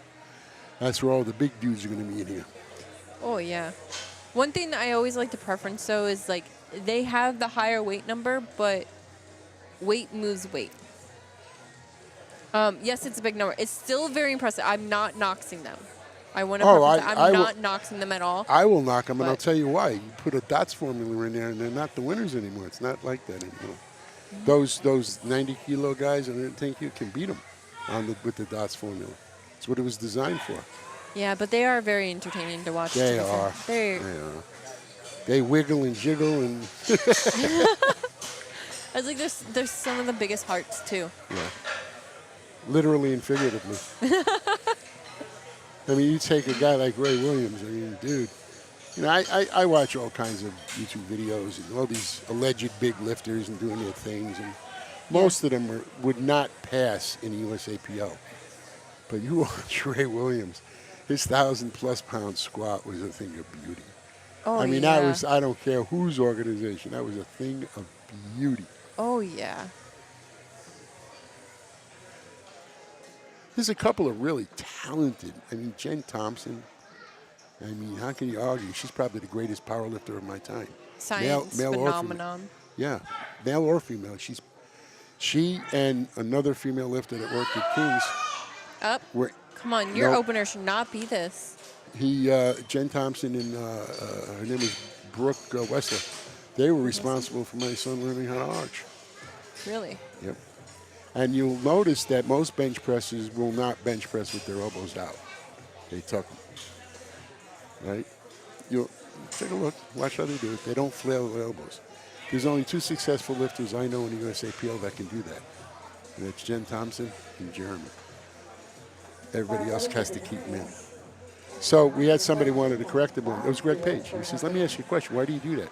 He says, because it feels good. He says, your number's going up? He says, yeah. So Greg says, don't change it. Yeah. If it works. I would say if it's not broke, don't fix it. Don't fix it. I would say I've definitely noticed that for mine. It's just different muscles that I'm activating due to whichever one. Come on. You got this, dude. Come on. He's got it. Come on, fight through. He lost it right at the very end. That little climbing, that's legal. So long as the whole of the bar doesn't regress. So right up until the end. We don't care if it's an uneven lockout as long as there's no downwards motion. You can push one side up and then the other if you truly want to. Perfectly okay. I'm going to ask why you would do that, but again, it's your max effort. Sometimes it's easy to get up one side or the other. The dilemma is it's very difficult to do it without lifting your butt up because you're going to turn to the side and then turn to the other side. It's very hard to hold your form. What do we... Lee Yeah, I Lee's know. coming up next. What's the I hold-up? don't know the hold up actually. No, we're good to go. Bars loaded for Lee. 325 pounds.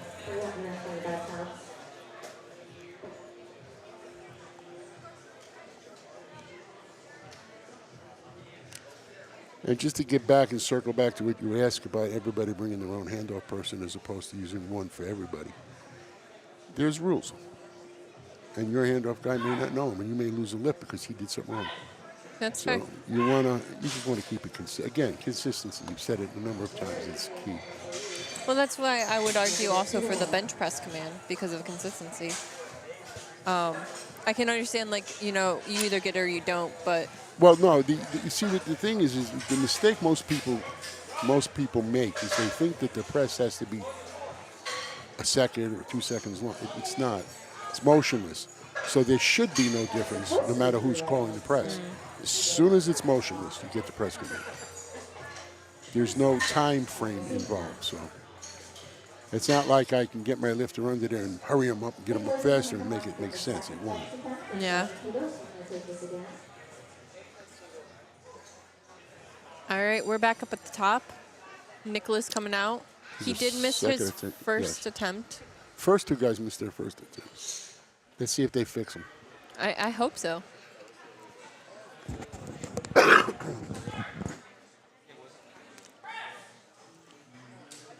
It was commands the first time, and he fixed it. Yeah, that looks beautiful. Yep, he's in it. The guys I am concerned about are the two that we just had recently due to strength. Like, they just couldn't get it out. They could have just misgrooved it. They could have just set up weird. I'm hoping that's it.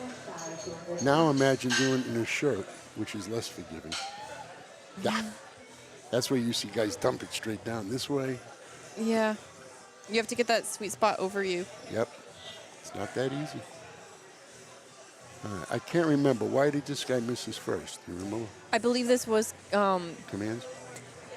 I think this was the one where we were trying to interpret what Rhonda what was Rhonda saying. was saying about the feet. Because the two side, no, it wasn't the feet. It was the two sides that called it, but she called it good. And they called yellow, I believe. Doesn't make a difference. Doesn't matter. He got it this time. Doesn't make a difference. He's in it. Good for him.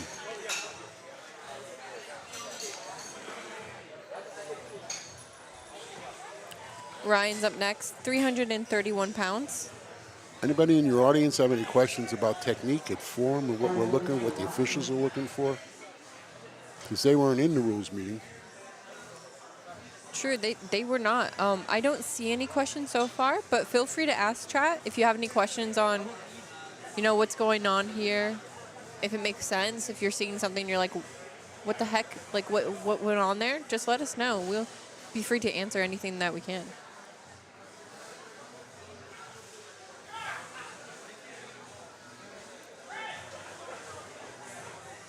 Maybe we're just doing too good of a job. I'll go with that. Always give yourself the benefit of the doubt. I'll tell you a good story. Back there was in Indiana. There was the Columbia City Open years ago, and I took my son out there to lift. And this is the reason I became an official. The lady who was sitting at the head seat, her name was Kathy Markstein, one of the premier officials of this organization. Yeah, she's very book. Very book, but she's Precise. a great mentor to a great many people. Oh, yes. So we're in this meet, and now we're doing deadlifts. And she's throwing red lights like it's candy. She's throwing red lights at a deadlift. Right? She's throwing it like it's... She stopped the meet. She turned around and addressed the audience to explain to them exactly what she was looking for. Because they were booing the hell out of her. Yeah. So she explained exactly what was wrong, exactly what they were looking for. Nice. Ooh, he fought for that one. Yep. It's his second attempt. Are they going to give it to him? Yes. Yeah. So, and watching her handle that that's the reason I became an official. Saying, if you got that kind of control and you can do that kind of stuff, what the hell? I got nothing to do. That's And true. she mentored me a minute, and then Greg Page, then state, and then eventually I became a national official. I took my test with a fellow by the name of Robert. He's Cat 2 official from the Virgin Islands, U.S. Virgin Islands. Nice guy. But I learned as much from him as I learned from anybody. He's the one that told me you don't put chalk on a bench press's butt. Ask me why. It's funny you should ask. When an official is looking to see You if don't want white there because of the shadow. Go. There you The go. more attention you bring to the butt, There you because go. if it's a dark shadow and they can't see through, they can't see through. I'm just saying. That's exactly what he told me. Exactly, except he said it with an accent. Now, can you go over for like the crowd of, we're talking about the levels of like referees. We have state, and then we have nationals, and then we have Cat 2 and Cat 1. Cat 2 and Cat 1. So it goes 2, then 1. Yes. And those are like our international ones. Those are international. The state official, there are new requirements. In the past, if you were associated with the sport for 2 years, they can give a state test, which is an open book test with the rule book, and then you do a practical. Yeah. Then you get a couple more years experience, and the national officials take a closed book test, a little more difficult, and then they also have to do another practical. State test can be administered by any official. I don't know if they're going to give that to him or not. Let's see what they say. Nope, 2 to Yeah. 1, no lift. I think also to preference, you have to pass around a background check. They background check everyone That's now. as they come into the sport right Yes. now. The Safe Sport, it's an organization that teaches us how to recognize abuse, how to recognize mostly with children, involved with children. Yeah. And how to identify anything that's wrong, how And to then what to handle it, do. what to do about it. Also, they're the ones that do our background checks, Yeah. our criminal background checks. So Yeah, that's what I'm saying. we Background know, checks and then. we know who's coming into the organization. Yeah. So once you become a national official, a couple of years experience, and then you can you have to be asked to become a Cat 2. But that's not hard. You find yourself a mentor and they'll get you. I don't have any designs to do that. I'm very happy as a national official. I enjoy doing what I'm doing. I don't know that I could do more because I'm still working. I don't have all that free time that I have. Yeah. But I feel like in my ideal of like my life with USPL, like I want to be part of it until like I'm old yeah, and withered. I hope like probably like become a Cat national or an international ref once I'm retired. Yeah, there's more I to feel it like than, it's like than just the specifications, knowing the rule books and all that. Yeah. At some point, you have to run a meet. You have to announce a meet. You have to learn drug testing. I mean, all the things that are involved. yeah. You have to know the really in and have out. to know the specifics on the dimensions of the benches, the bars, tolerances, and all that. Oh yeah. And on top of everything else, now the cat tests are with kilos, not pounds, which is something that's a bit of a challenge for Americans. Nice. Beautiful. That was nice. Do you get to use a calculator? No, not in the tech. I'm out then. I can't do it then. You'll learn it. You'll be surprised how fast you can learn. My trick is I double the weight and then add 10% of that. That's my trick, but it takes me a little bit. And then take 10% of the 10%. 10% of the 10%? Really?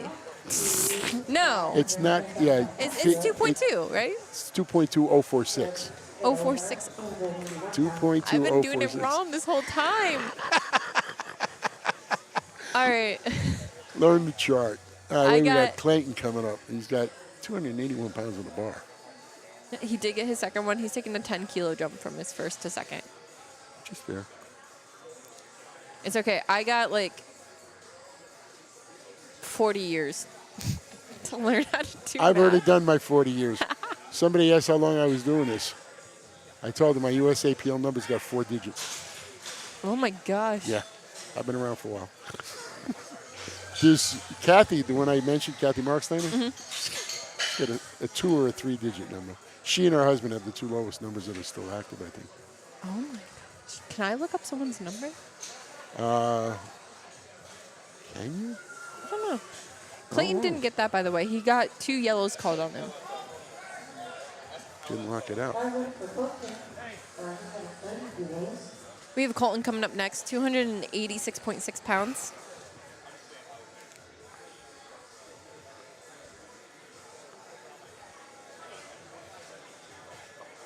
Colton did miss his first attempt. He was one of the ones I believe missed it due to strength. Him and Demarius. So let's see if they can grind it out this time.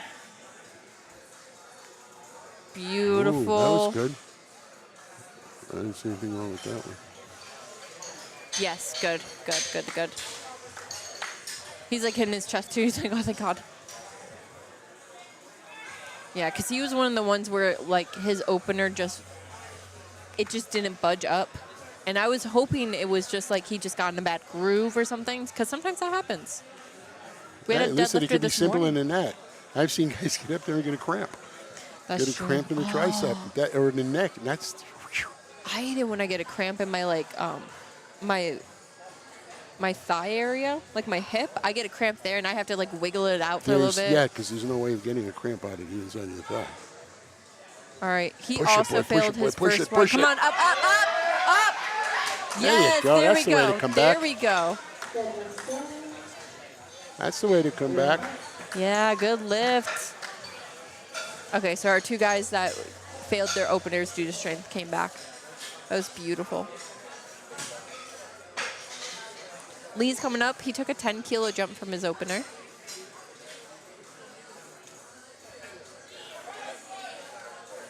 I have no concerns, no worries about Lee doing that, though, because he's a veteran. He's been doing this for a while. He knows himself. I get such a chuckle out of guys like him that have to leave the state to compete. They're so involved in their state organization. It's hard. It's I a get beautiful thing. it. I get it. Oh, here. I can Okay. come back for you.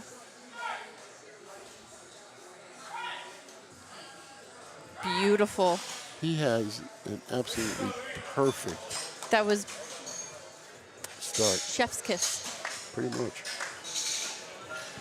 But he does exactly what you were talking about. He brings it down, controlled, and then stops. Yeah. That's what you're looking for. That's perfect. All right, we're back up at the top.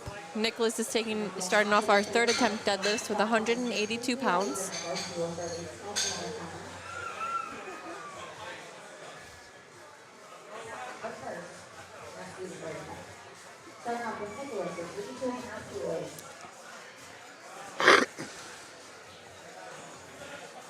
See.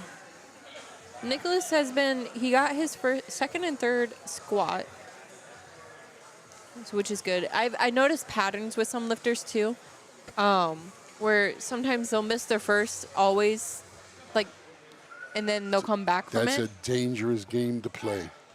I don't think they do it on purpose. It's just a pattern that I feel like I notice. Because look how beautiful that moved. Nope. Nope. No? Nope. He started to rack it before the command. Oh, no, they didn't call it. I guess not. I must be seeing things. Maybe I'm hungry. Do you need a snack? I'm okay.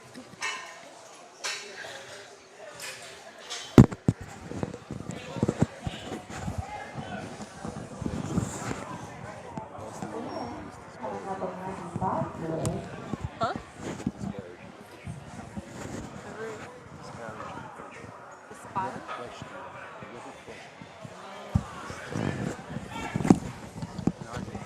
I question them all the time.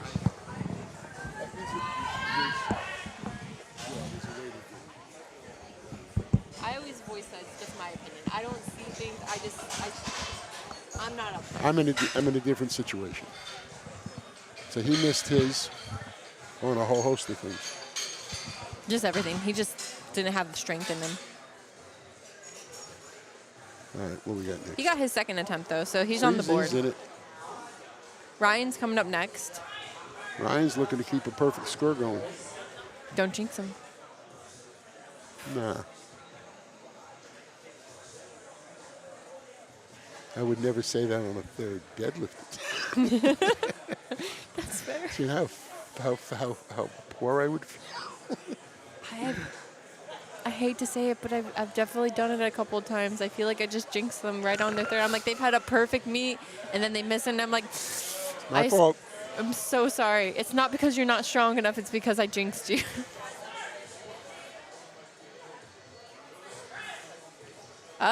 Come on. Fire through. Come on.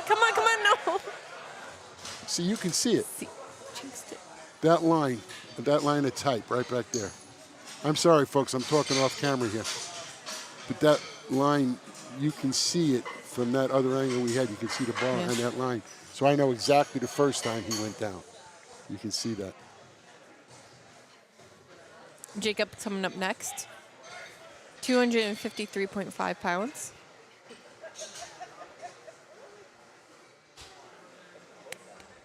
Let's go.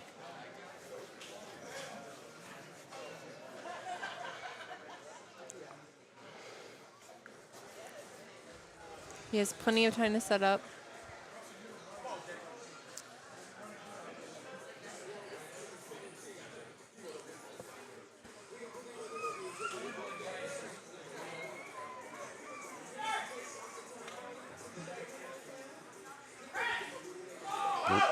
Just today. a little too heavy.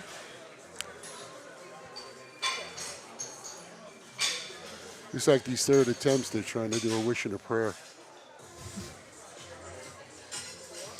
I think I always get skeptical of like if it's ego or just like, just a little bit too much. No, it generally speaking, it's a PR they're looking at. Yeah. And they've come close in the gym. They figured this is right. They've been off for a week. They feel good. The diet's right. The weight is good. With the rest and everything, generally, 5 to 7 days. So they figured they got something extra in the tank. Nope, Come on. Nope. Nope, down. You saw it. You saw it. You saw it against I the saw that copy. downward motion on his right-hand side. Yep. You watch about right there. Yep. Yep. Paige used to yell at me all the time because I'd let a guy try to finish as most as he can. That's why. You're just wasting energy at that point. I feel understand like that. But how do I stop a guy in the middle of a lift if he doesn't know we missed it yet? And he came to try to make this lift. It's a difference of opinion. But Yeah. I always wonder if, now that we use a lot of media now, because back in the day we didn't, record the lifts and everything, but now, we have video that we could review that would take a lot longer process. That's not what we do. Absolutely not. And I'll tell you why I'm against that. Okay. For me, video is nothing more than training stuff. You cannot take a video camera and record something at a different angle than the officials are seeing it. So unless the officials have a Body cam? body cam, I am absolutely opposed. They can't get the same angle, so they're not looking at the same lift. Now, I record everything, every client. I got recordings. I could fill up epic movies, but there's nothing you can do with them in the meet. Now, you can use it for training, which I do all the time. Yeah. I just wonder if that'll ever change. I'm not saying right or wrong. I have no opinion on that. It's just thoughts. No, because the talk has been for years about getting an electronic device, which they can do to judge depth. Yeah. Okay. But there's too many other things that the electronics can't do. So you'll never see it. The human error is part of the game. It's the same thing in baseball. Human error. Too heavy.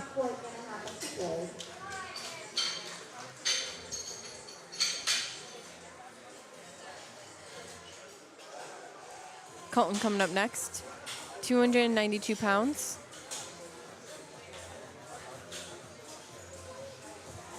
Can they see the scoreboard, the audience?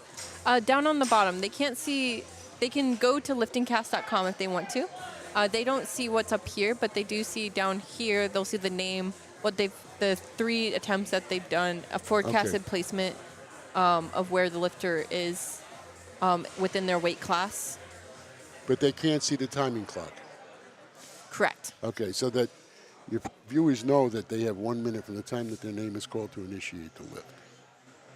We And had that mentioned clock- it before. Okay, because the clock is up there. That's that countdown that you see.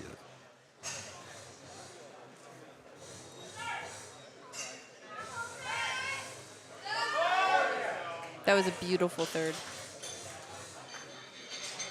His elbows went from here to here when he finished. That's different. You know, it's funny. You put 10 bench presses in a room, you're going to get 10 different styles. Actually, didn't notice the elbows. I noticed elbows and heads. And from here, I can't see the feet, so what else do I got to look at? True. I can never judge the feet either. I can maybe, the From only the thing I side can you can. see is like, right, but from my angle right here, No, we can't see feet here. I can't see feet. I can see them slightly on the camera, but it's not a good enough angle for me to call like any, or make any opinion on it. The only opinion I can have other than head and maybe elbows is if their hips obviously come up.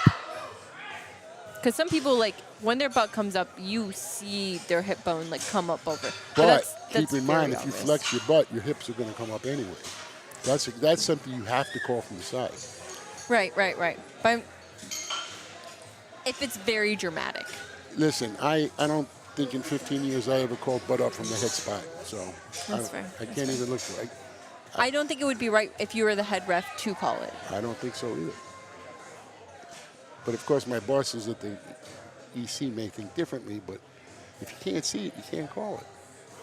That's true. I think there's a rule of thumb, at least from what I was taught, was always give the benefit of the doubt. If you can't 100% say you saw it, then you give it to Well, we them. just had that in my flight. I had both side referees with their arms up, and they were both blocked. Now look at the big beefy guys who got helping us, right?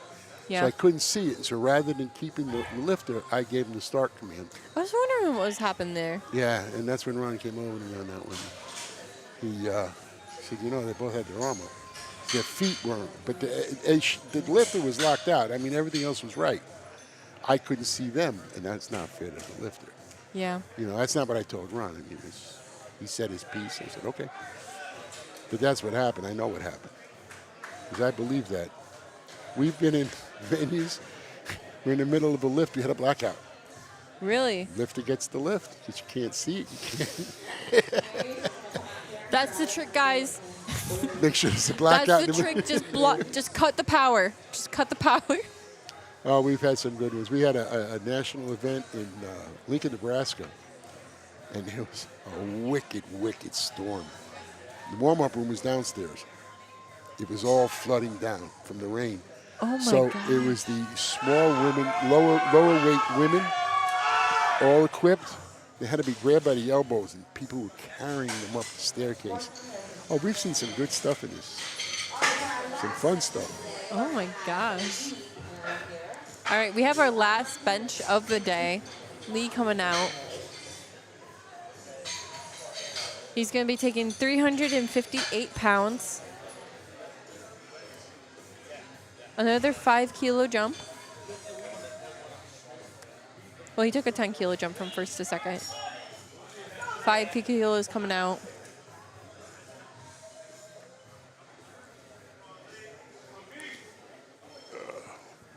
I feel in confidence that I can say this. Don't say it. Nah, but it's Lee. I trust Lee. Don't say it. I'll keep my mouth shut. Keep my mouth shut. I love it when the room gets quiet. Listen, it's respect. Up, come on, come on, come on! Come on, Lee, come on! No, not today. He did fight it, though. He was close. Oh, I want to watch that replay. He was so close there.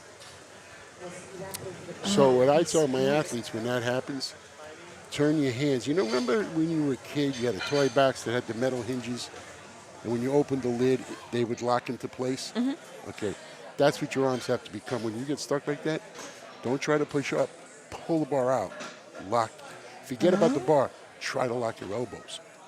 Bring it. Now, obviously, you're not going to stretch the bar. Yeah. But by forcing yourself that way, your elbows. And on a case like that, it may have worked. He was that close. Lock it out like a hinge. That's good advice. Because good advice. All right, that's going to end our bench for today. We're going to set up for deadlift, put 10 minutes on the clock again. Yet again, this is a great moment. You got 10 minutes to grab some snacks, use the restroom, grab some water. Check out barbellproduction.com. Make some video and photo purchases on there. It's a great gift for your lifters to show the support and how much time and effort they put to be on this platform for today. They've been preparing for weeks, months, and the effort that they put in is something to celebrate. And we're happy here to provide that. So we'll see you guys soon in about 10 minutes.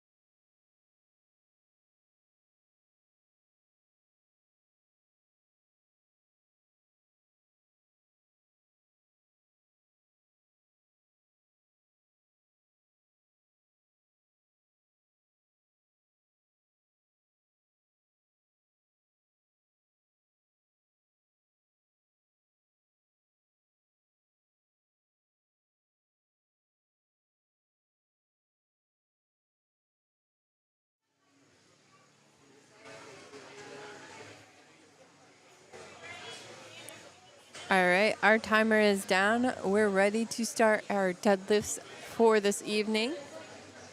I'm getting some openers in for flight C. Bar is loaded for Braden. 231 pounds.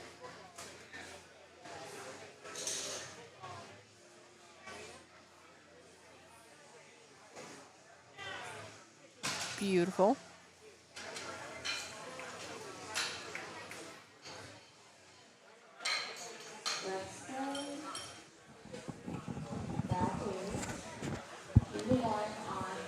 It's kind of exciting when you can open up and the whole flight at 250 pounds almost.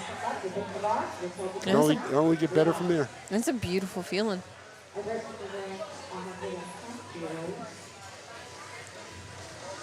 Everett's coming up next, 242.5 pounds. Flying by.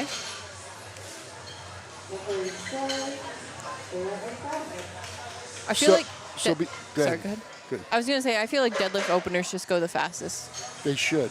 But the problem is the spotters and loaders. It's harder because they have to go on the floor. But before it happens, understand what the officials are looking for on this lift. Once they grab the bar and stand up, they want to see you standing erect, knees locked and erect. You'll see a lot of people exaggerate and bend backwards. And there's a dilemma with that. There's two dilemmas. First dilemma is when you do that, you run the risk of your knees cracking. So they're not going to be locked out, the knees unlocked. The other thing is you have a tendency to roll your shoulders back, which means you're not going to be straight across on the back either, which is the other thing they're looking for. So a lot of these new lifters think they have to bring it up and go back as far as they can. It's not what we're looking for. I never knew about the straight back straight across aspect. I know it's like shoulders back, but... Right, but you can go too far back, and then it's not. Then you're rounded again. That's fair. It's kind of wasted energy then at that point. Well, yeah. Yes, absolutely. Kathy had a problem when she rolls her shoulders at the top. That's what you're looking for. That's the lockout you're looking for. Straight up, straight across the back, and the knees locked. Larry's a pro. And Larry knows what he's doing. But that's what you're looking for. Anything else, when you see a red light on the deadlift that looked good, it's because they went back too far and their knees unlocked afterwards. They were locked and then they unlocked. So it's a lot of knee calling. Yeah, knee and feet. A lot of people walk. Really, feet? Yeah, you'll find that when the weight gets real heavy, somebody starts to lose the balance, what's the first thing they do? True. They take a step. Yep. That's fair. That's fair. And that's also a grounds for red. I feel like I don't really see a lot of Could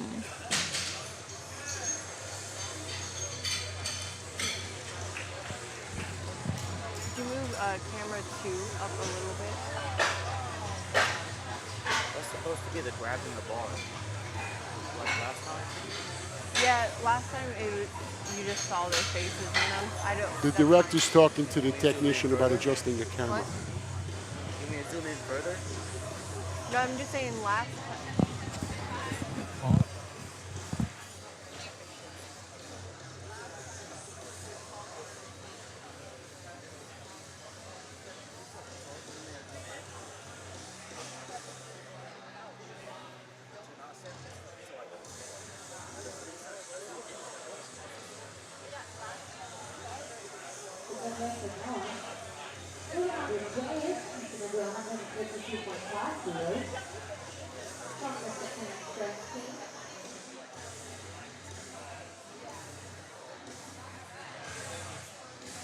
That's pretty good. Again, straight up, knees locked, back straight across. Perfect. So I've been seeing a lot of conventional pullers, which is, feet more narrow, normally shoulder width apart, is what you see.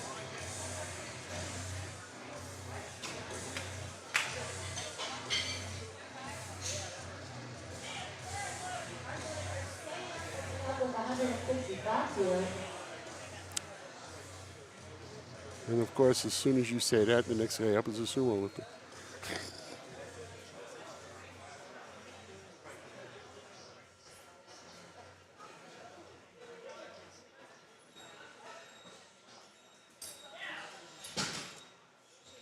The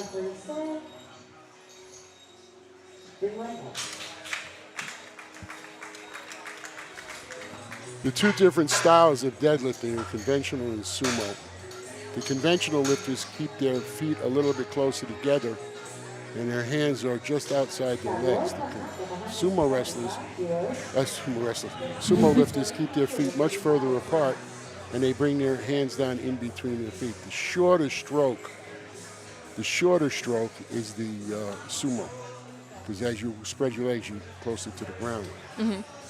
It's preference, personal preference. Yeah. Most powerlifters train both, and they'll gravitate towards the one they're better at. I personally like to pull sumo. My coach believes otherwise. I know it's personal preference. Yeah, but it should be your personal preference, not his. For me, it's more of like it's my personal preference, but my deadlift wasn't moving. So then we went to conventional to try to get it to move. Looked like a little bit hitching there. Yep. And they saw it on the side of hitch. Yeah, they did.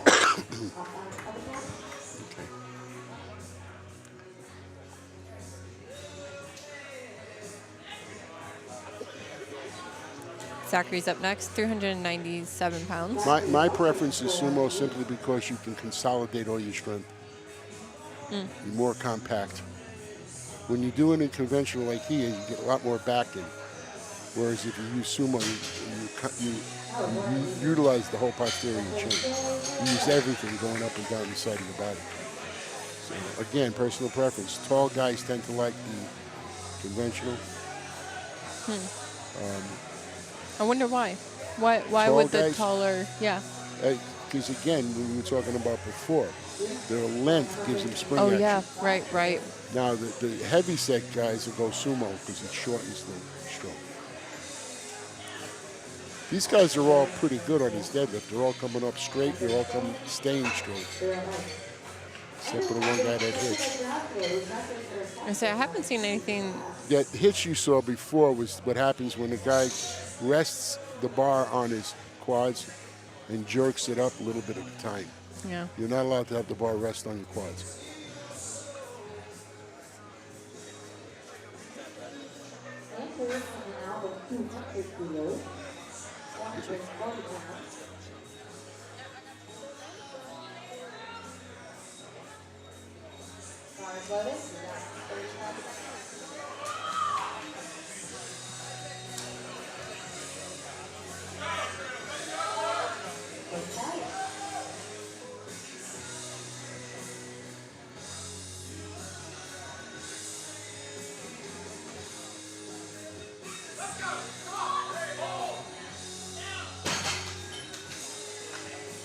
But a deadlift, if you can't start it, you can't finish it. It's easier to start as sumo than conventional.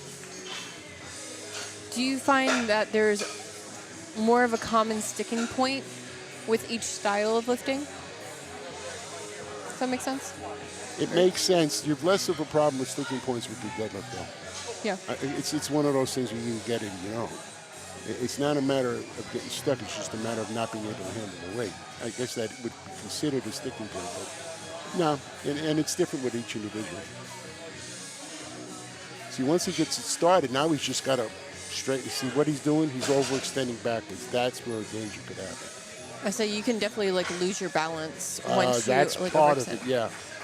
Now it's unlikely because what did that gentleman weigh? He was they're in the 82 and a half kilo, and he's got 122 kilo on the bar. So it's unlikely that he's going to be able to pull it back to lose his balance. Pull him backwards. Now, can he lose his balance and then have to shuffle a foot? That's the problem. But Gotcha. you can't. I don't think it's over 110 pounds heavier than his body weight. So it's unlikely that he's going to be able to pull it back from halfway up. Do you think there is a certain threshold where it's over, Like say it's like triple their body weight, then that becomes a factor. Is it still like the weight would pull you more forward than backwards? Yeah, it's always going to pull you forward. It's always going to pull you where it comes from. It's going to. When I train, positioning the bar for the deadlift is very tricky. So what I do is I take the bar, I have you stand up in a perfect lockout condition. Perfect lockout position with a ribbon or a string in the center of the bar hanging down. So from there, you just take the bar right down your legs. And wherever that string hits, that's where your starting position is. Because weight won't take an angle. The weight's going to go straight up wherever you bring it, but then it comes down on its own. Gravity's going to pull it straight down. So that's what you're fighting. You're fighting gravity. Oh yeah, yeah. Gravity won't pull it forward. Gravity won't pull it back. Gravity's going to pull it straight down. I was just thinking like the angle, especially if they're exaggerating the lockout, the angle of. Well, more importantly, they have a problem of running out of arm length. Because that bar is going to stay there, and then they're going back and back. They may run out of arms. And that's when you lose your grip. Yeah, I can see that. Which is why most of the super tall guys, they do the convention. They don't have to worry about it. They got the long arms. I can't relate. Neither can I. I gave my son Tyrannosaurus Rex arms because that's what I got. That's what makes you a good bencher, right? That's what makes him a good bencher. Yeah.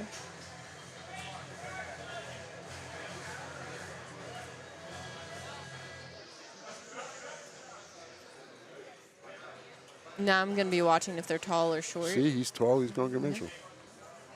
I mean, that's not a hard and fast rule, it's just in general. So no matter what he does, when he goes down, bar goes straight down. You just can't change that. So where it falls is where your starting position should be. You want to keep it as close as you can so you can go as straight and tall as you can. Yeah. And then we talked about the hitching before. For anyone at home, the bar can go against your skin. Like you can have it drag across, you just can't support with it. That's why they put baby powder on. That white Exactly. stuff you see is not chalk, it's baby powder. Yeah. He shrugged that a little bit. Well, he took it right up his thighs. I don't know how much merit this has, but I have a rule of thumb that if you can shrug the weight, you can do more. I don't disagree with that. I don't disagree. I can't tell you how many deadlifters I out-coached doing that shrug at top. There's no reason for it. Yeah, it's, Plus, you're going to get hurt.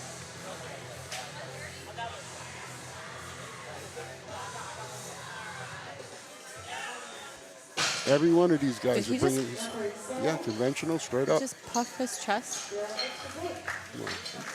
Unless that's his PR. Hey, he's happy. That's all that matters. No, I know. That's all It that was matters. no, okay, so what I was seeing was when he pulled it up, Yeah. he exaggerated the lockout. It Yeah. was like a rotating upwards and then back versus just a straight through. It was like he shrugged but like slowly, you know? That's what I was seeing because then it looked like he was like, I get it, like you want to that's pull what- it back, but like you're exaggerating That's the what moment. I was talking about. You can't shrug. Now, I think every one of these guys can shrug off of a rack more than they can deadlift, Oh, sure. Yeah. but not at the end of a max effort deadlift.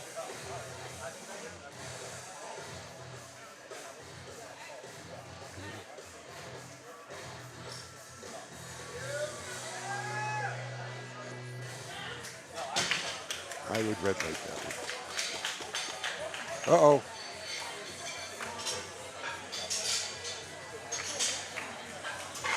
I agree with her.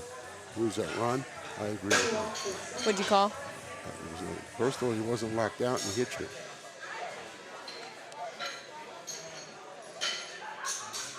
I have the huge advantage of having no pressure on me. So we do have Carson up next. He's taking the same weight he did with his opener. So 397 pounds. I'm trying to remember what. I don't I think it remember was what it did. lockout for this one. Or no, he hitched it. Oh, that's the one. He hitched Okay, it. yeah.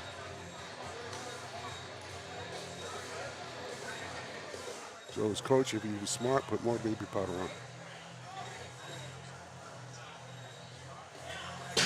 Wow, that's interesting. It was stopped. I don't think we... I don't. Well, the same problem he had on the first one.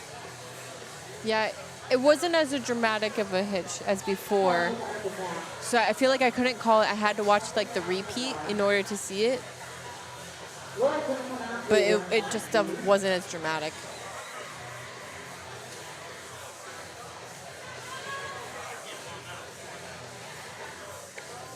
Yeah, he's a shorter guy.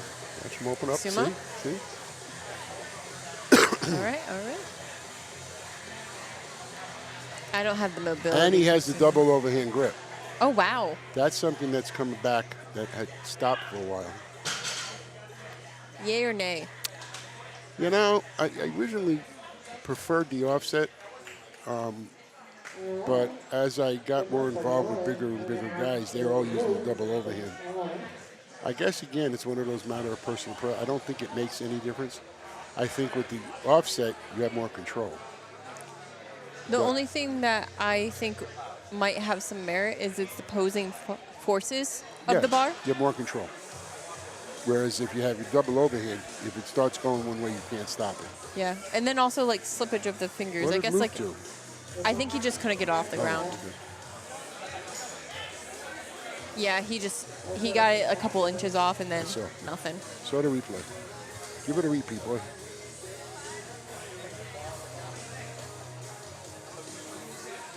That'd be a shame grinding through this entire event and losing on the deadlift. Not a good feeling. Zach taking 419.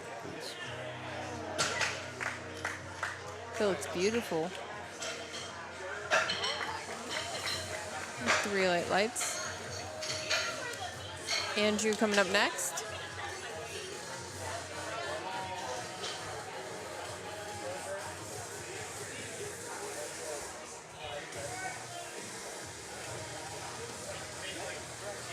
This is going to be very obvious to you, but we talked about the baby powder on the thighs. If you ever do a powerlifting competition, don't touch your thighs after that.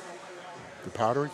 Yeah, I did that my first meet, and I instantly got yelled at. I had to go wash my hands because the baby powder makes it slippery, and that's the opposite of what you want to do for your grip. And Not a good thing. I learned. If you're by yourself at a meet, you can use baby powder, but use the jar, the bottle, to wipe it. Sprinkle it on and use the container. Come on. Just a bit too heavy there. He took a 10-kilo jump It there. wasn't that heavy that he should have dropped it. But yeah, when you're by yourself, you never want to put it on yourself. But if you have no choice, use the side of the bottle. I always like to say, just go make friends. It's a great opportunity to be like, hey. So I was need explaining baby it powder to me somebody the other day. He says, there's a better solution. Yeah. Put a glove on. Put a what? Put a glove on. Oh. A disposable glove. How simple, right? But that's something you got to pack the night before and remember to bring it. You're pulling out the black gloves, just snapping them in, be like, don't worry, I'm a power lifter. Don't worry, I'm a powerlifting proctologist. Look at the size of those fingers. No, damn it. See? Okay. Let's see if they give him this. They give it to him. What do you They give see? it to him. Watch what he does. He brings it up. He's locked. And then he does this thing with the shoulders. There's no point to that. He had it locked out. Yeah. He should have stopped right there. You run the risk of unlocking your knees. Yeah. I can see the point of like the knees coming unlocked, but I also think of like it's wasted of energy and your knees can come unlocked, but you're not going to get called for doing that. You can if your knees unlocked. Yeah, if your knees unlocked, but No, there's nothing illegal about it. There's nothing wrong Yeah. with it. It's just unnecessary. yeah. I'm Yeah. not even concerned about the energy it takes to do it. It's just an unnecessary maximal weight move. I mean, that guy had 400-something pounds on the bar, and now he's doing a shrug at the end. Larry's the guy you want to imitate. We all want to be Larry. I want to be Larry when I grow up. I don't know. I don't think you'd look good in a white beard. Maybe. I don't know.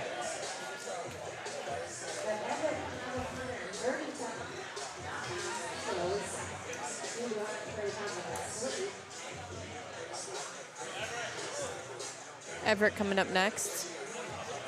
We're on the third attempt deadlifts, by the way, guys. Let's.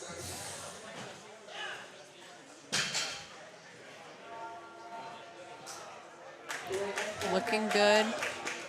Everett got 9 for 9 for his meet. That is a perfect meet. It's Did what you watch this? Watch it again. Okay. He brings it up. Now, when he goes back, he's resting it on his quads. Is that a good lift or not? He didn't support it bringing it up. Nope. And he locked it out, and then he supported it. Yeah. Technically, nothing wrong with that. You didn't use your thighs. He didn't get a draw down command. So he's still in the middle of a lift. So that's something you got to be careful of, yeah? Really? I'm telling you, you think I was kidding before when I said it's a technical lift. Oh, really? He tried it. No, he didn't. Yeah, he did. No, he didn't. He tried it. It didn't come up. It didn't fly. It didn't come up. Side ref gave him a yellow. Oh, No, a that white. was a mistake.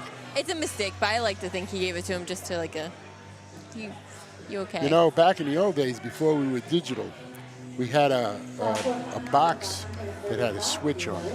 Oh my God. You had like a little Side- light switch. Yeah, right. Exactly. A toggle switch, right? Yeah. Side judges had one that went red and white. The official had another marking because they had to wait for us to do it, and then they showed them the lights would light. And literally light bulbs would light up. Oh, that's cool. So some of the old timers, the guys that would fall asleep when they're officiating. Anyway, some of the old timers, they'd leave it switched onto a white. And the expression was you have to earn a red.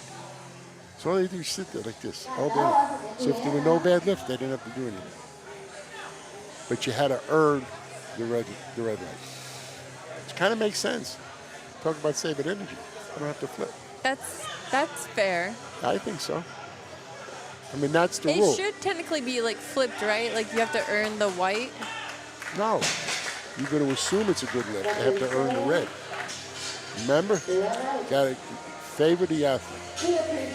And now you got to do something wrong to get a red light. If you do everything right, it's going to be white. The question is, how long do you take for, like, how long do you give the judge to make their call? Oh, immediately. Immediately? We'll sit there with the box over here. Yeah. And she's not have to move. If there are no bad lifts, you don't have to do anything.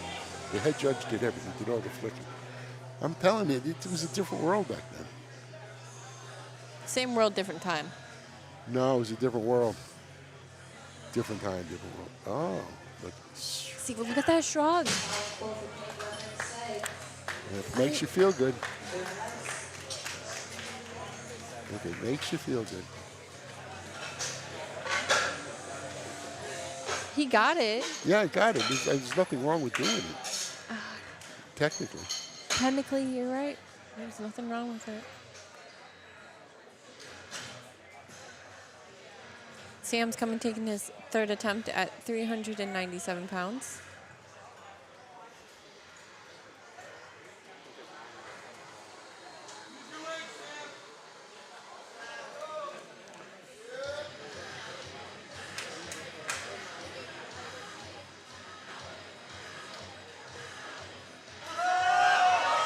Not today, young man, not today.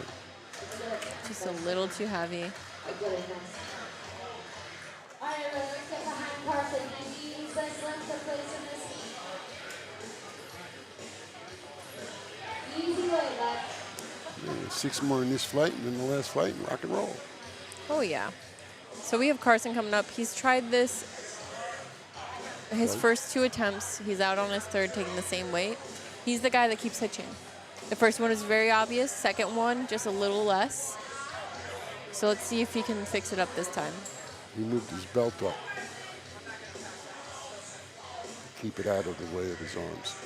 Come on, come on. Beautiful. There you go. I say that looks good. Here are my legs. That saved him. He almost got wiped off the board. Did you notice he moved his belt up? He put his belt up around his chest instead of around his waist. Oh. He was probably getting caught. And he says to his coach, I'm not hitching. And the coach says, it certainly looks like you're hitching. He says, because my arms are getting caught on my belt. So he he's brought it trying to up here. fix it? Yep. So if you're going to wear it up there, you don't need it at all. But that's fine. But that he didn't have it around his waist to grab his arm to make the hitch. That's the lockout you want. Good job, man. Oh, that's Luke. That's the 14-year-old. That's a 14-year-old That's the lifting 419 pounds. Indeed.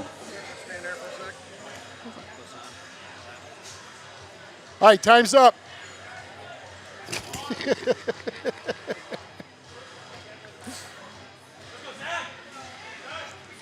Zach coming out, taking 430 pounds.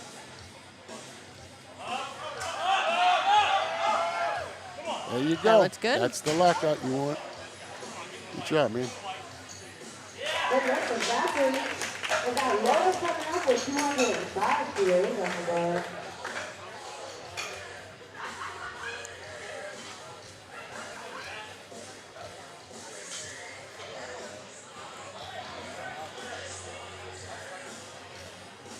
Lloyd's coming up next.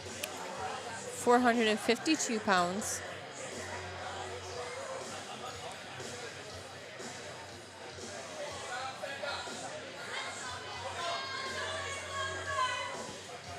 Come on, let's go.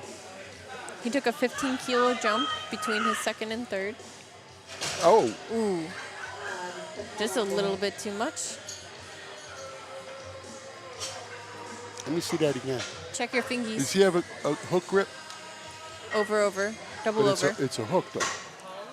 That's a hook grip. Oh. That jeans, he's just using his fingers without his thumb. He wouldn't grab the bar, he just hooked it. And that's the danger. That's allowed, right? It's loud. I say that's not. The most efficient way to pull. I think the only time you can't do that is bench. Right? That's a suicide grip. All right, let's see what Andrew can do. Sounds like Andrew's got a fan club. Take your time, Andrew. You got plenty of it. About 35 seconds to get to start the command or start the lift. 474 pounds. How did that happen? Was he centered on the bar?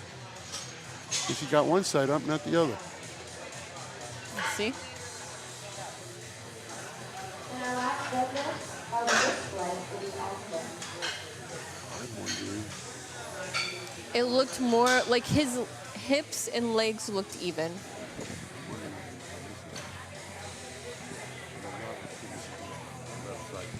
Left side came up and right side didn't. See that here? We can't see that. Yeah. That's the kind of fault you have when it's in this league. So this is it. This cleans up flight C. Yep, and then we'll go into the openers of flight D. Immediately. This is your first 500-pound deadlift. Come on. Dude. Slipped right out of his fingers.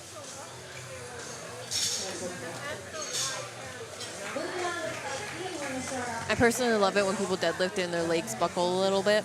Shake a lot.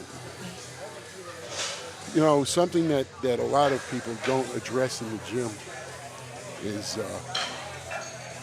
grip work. There's tons and tons and tons of grip work that they can do to help stop stuff like that. And the other thing is, most of them think, big weight, a lot of chalk. No, that's not the answer. If you get too much chalk, then it does the opposite. Because then Exactly. you have no Grip. Yeah. Which is why we clean, if the audience will have noticed, on third attempts, they clean the bar after every attempt. Great. As That's in order opposed to to just make sure it's right. Prevent the buildup. Right. And they get a clean bar for each lift.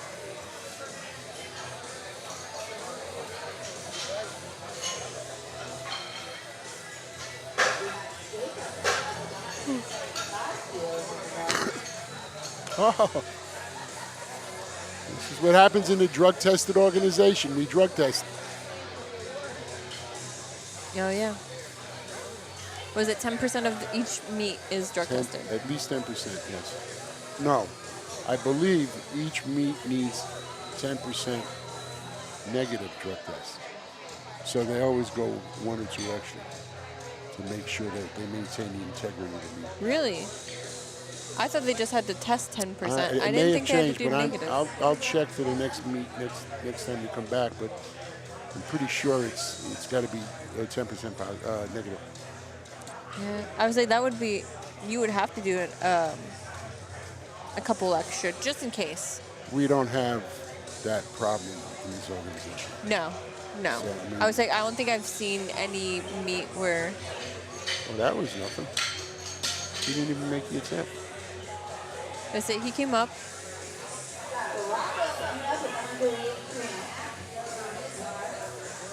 No, it just didn't budge. No, he got one side up. Who? Oh, Rocco. Let's see what Rocco's coming up next. 402 pounds. He's a technician. He's a technician? Everything he does is spot on. I meant powerlifting. Okay. Okay. Technically, he's always so good. What happened? 2-1. I don't see a color underneath the red of that one, so I can't give you any She hit the wrong insight. button. She hit the wrong button. Correct, yeah. It was a mistake. They just said that was not supposed to be a red light, that was supposed to be a white.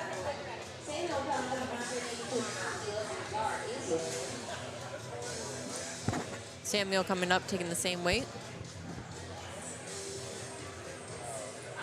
Ooh, we get to see the battle of the 82.5s.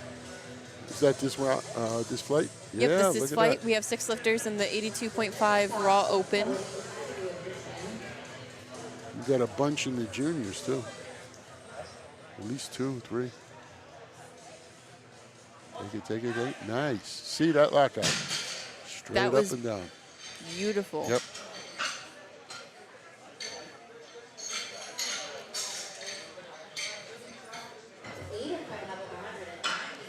Aiden coming up next.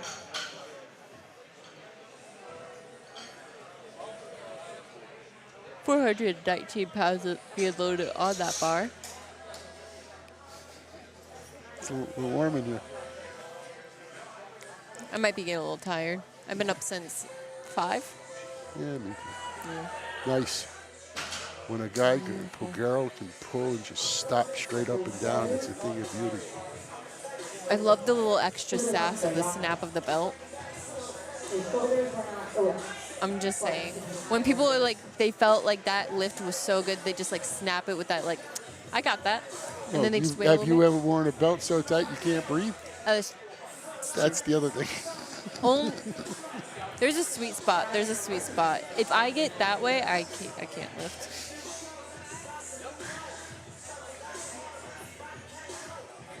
I have definitely seen it where like the first scene, like if someone is maxing out and they start to tear, you'll see like the person, like there should be a spotter behind someone. And you'll see that more on like the third attempts or Yeah, we just had third and one. second. Yeah. Guy got a little dizzy and kind of tripped off the back of the platform last Yeah. flight. Normally we have like a spotter behind them though. We should. Yeah. And you'll see them reach around and unbuckle their belt in order to get them some air and like Yep. breathe. I mean, that can happen when, certainly with the when equipped was the big brouhaha. Yeah. I remember having a lifter, a heavyweight female, had an asthmatic attack on the bench. And had to wind up cutting off her shirt. The shirts are very, very tight. Oh. Wound up having to cut off her shirt. Oh wow. Wow. And this was a lady who was our heavyweight IPF performer, Yeah. who had been a world champion. You never know what's gonna hit you that day of. Also, we didn't mention this before. This is something new, and I guess it doesn't matter to people at home if they've never seen powerlifting. I'm still getting used to it, but they took off a rule. If you'll see people wearing shirts during bench and squat, but during deadlift, they'll take off the shirt underneath their singlet. They have to wear a shirt because the bars come in contact with skin, and we want to make sure the bar is sanitary and safe. It also provides some grip. The bar doesn't touch skin like the shoulder on bench, but your skin touches the bench. So it's just like a sanitary reason. If you like, some guys took their shirts off now, and that's why.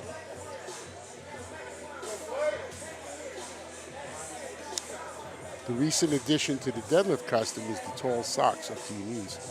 Reason for that is if you keep the bar closed, you're going to cut your shin. Yeah. And when that happens, blood time is a very costly event. It takes a lot of time to clean it up. When did they always have that rule? When did No. they include that in? So again, 6, 7, 8 years ago. 6, 7, 8 years ago? Did they just have like a big revision at that time? It was the revision of the time that was in there. Listen, they're always striving to improve the experience for the athlete, the experience for the spectators. For you to sit there while there was a 5-minute blood time, I mean, it's first of all, it's forever for anybody watching. It's double forever for the next athlete. That was pretty. That was See? beautiful. Straight up. That's the way it goes. But yeah, that blood time was it was egregious. We still have it. We still happen to get blood. We still have to do it. Yeah. But we don't see it often anymore. You see it all the time. I feel like now if you see blood, it's knees Usually or normally hands. It's almost always the hands now. A blister broke or something. Yeah. Because I mean, you have all that, and if the weight slips down, it can like open up those calluses on the hands, or like, Yep. you know, it rubs down and gets a blister.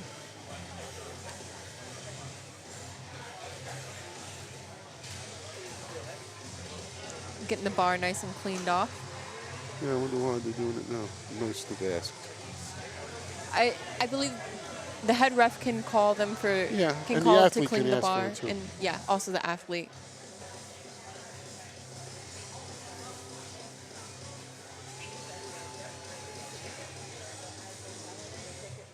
He just practiced pulling it back straight back. So let's see if he leans that far back. Oh. Ooh, That ooh said there was a hitch there. a little bit of hitch there. Nah, buddy, you had some up and down, Just some keep going. pitch. You know.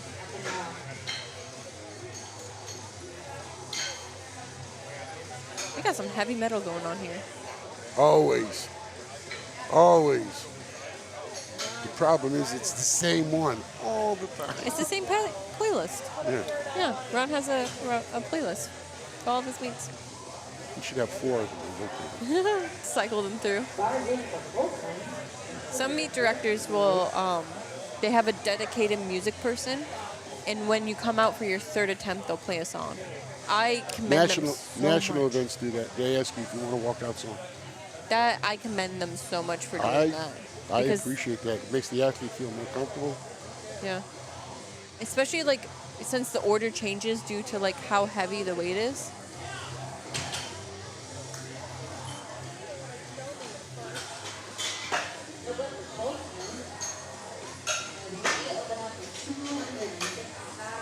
All right, what's Lee opening at? 562 pounds. By the way, Lee's 3rd attempt on his bench was in fact his PR. Was that his PR? That's why he went for that, not more. Gotcha.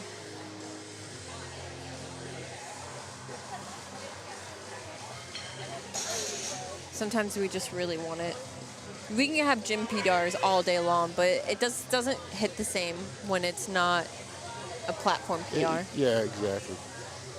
It's still impressive. You should still be proud, Listen. but just doesn't hit the same.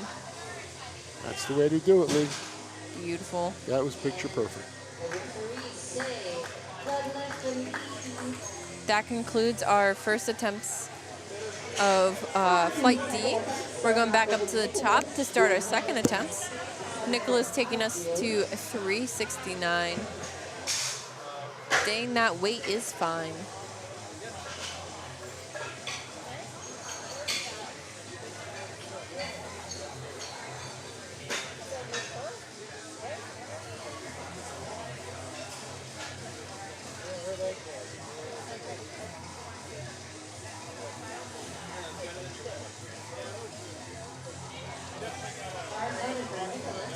She has a message for you from me. Okay. What'd you send him? Huh? I told him he would do well to use a mouth guard. Oh, the mouth guard. I'm a big believer in him. Uh-oh. Ooh, did he hitch it a little bit? I don't think so. I think he just wiggled at the top. They're going to give it to him. Yeah, I Yeah, thought they it was gave it to okay. him 2 to No, 1. no. I want to watch the replay. Yeah, he just kept it too far away from his body. And then he brought it in. Oh, that was. He never moved his feet. He never hitched. He just wobbled a little bit. There was nothing technically wrong with it. It just looked weird. That's all. You don't get a red light for weird. It's true. If that were the It case, doesn't I'd have get to nothing be- but red lights on my... It doesn't have to be pretty. It just has to be technical and Right. completed.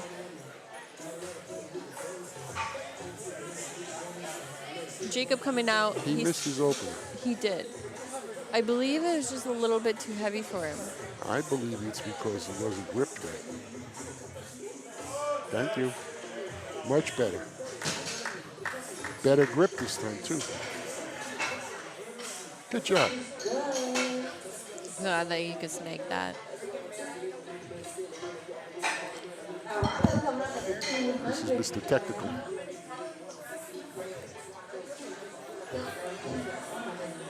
Rocco coming out. As a spectator of this sport, you should appreciate guys like him in league, where they take each lift exactly the same way, technically spot on.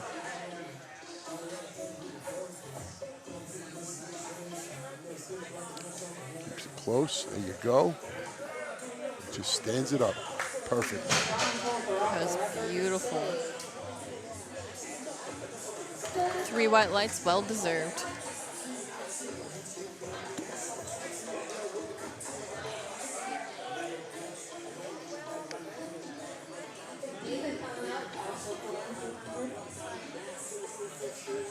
David coming up next, taking 441 pounds. Yeah, in the beginning, I wasn't sure how I felt about the deadlifting without a shirt, but man, it does make for some pretty pictures. Right? Well, I'm not going to lie, though.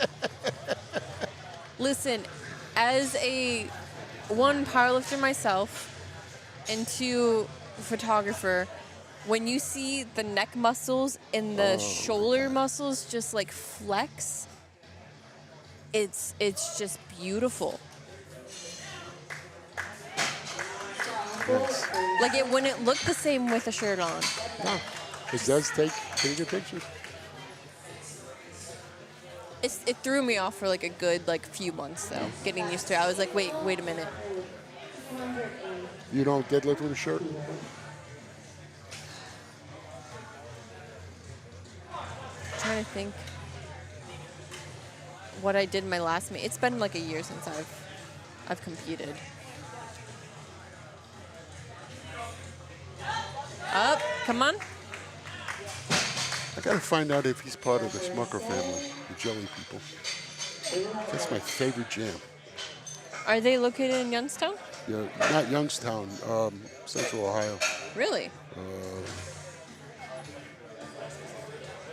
Orville. My son was just there a couple of months ago. Stocked me up on flavors I can't find anywhere else. Brought his brother some jalapeno jam. They make everything down there.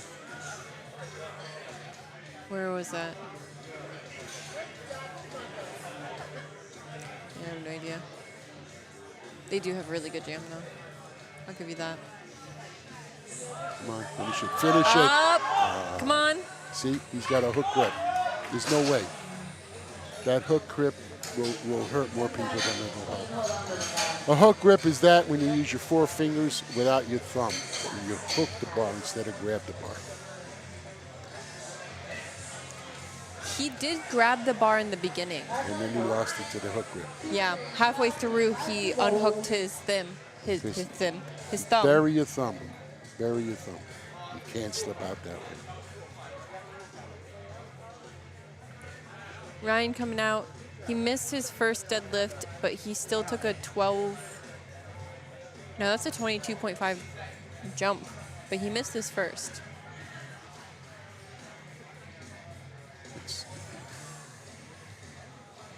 This is his second attempt.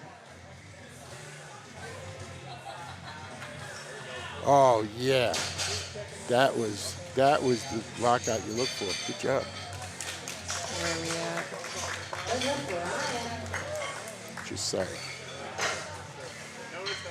So I don't know what happened on his first. He got 2 red cards on his first attempt for deadlift. Oh, that's the one we couldn't figure out what it was. Josiah's coming out with 220 kilos.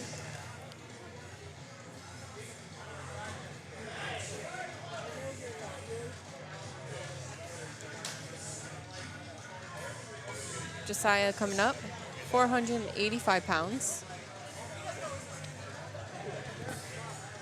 He also missed his first one. Took a 5-kilo jump though. Uh-oh. I think he did the same thing last time. Did he hitch it or did he just stop? Yeah, he hitched it. Yep, for his first one. Right over his knees. Sorry. Sometimes I get trigger happy. No, I saw it. I saw what it was. It was right over his knees. Hopefully he can come back and get that. He has the strength, it looks It's like. that, yeah, he just has to keep pulling through his knees. Clayton coming up, taking 491 pounds.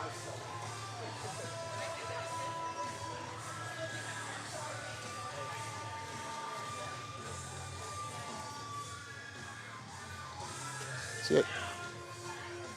Beautiful.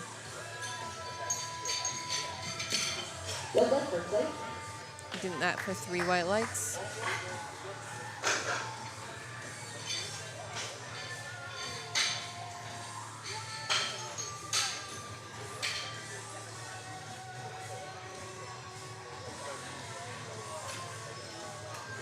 Marius coming up next. Taking a 20-kilo jump up to 513 pounds. His second attempt was really nice. See what he's doing now? He's making extra special on his grip. I say this is his second attempt. I remember his first one. Yeah. Good This one job, was- see?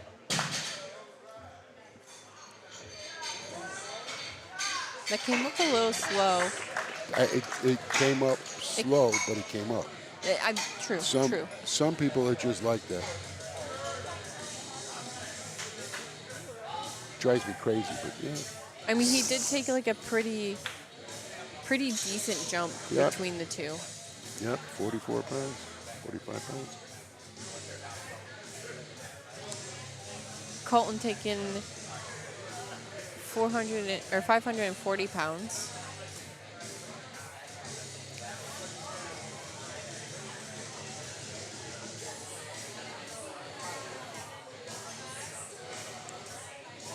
Up.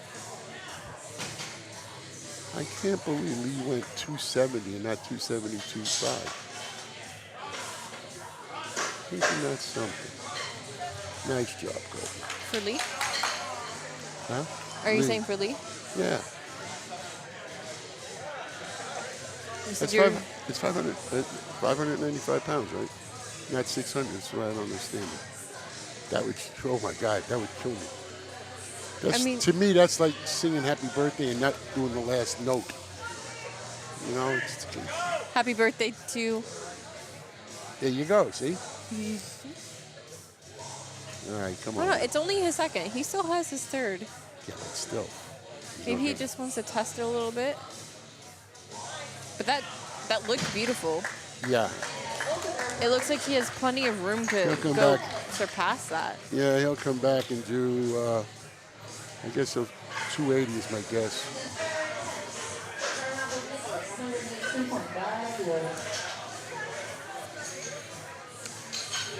All right, we're going back up to the top. What? 270, not 272.5? Really? 595 and not 600? Come on. Oh, apparently his warm-ups were like. Really? Oh. Both of his pulls look good. Yeah, they're looking beautiful. 270, not 272.5? What's the matter with you? You went to 595 and not 600. What's the? Huh? I put, For the last one. 270 and not 272? Yeah, what's the matter with you? You don't think. He was talking to Lee. Yeah, for anyone in the chat. Yeah, I'm give him some fun. Side conversation. It's all right. You're poking fun at him. You know, those centennial numbers for most powerlifters are very, very important. First time you bench over 300, the first time you squat over 4, the first time you pull over 5. It's those 100 numbers. They're just really something special when you hit them. All right, we got our last attempts coming up.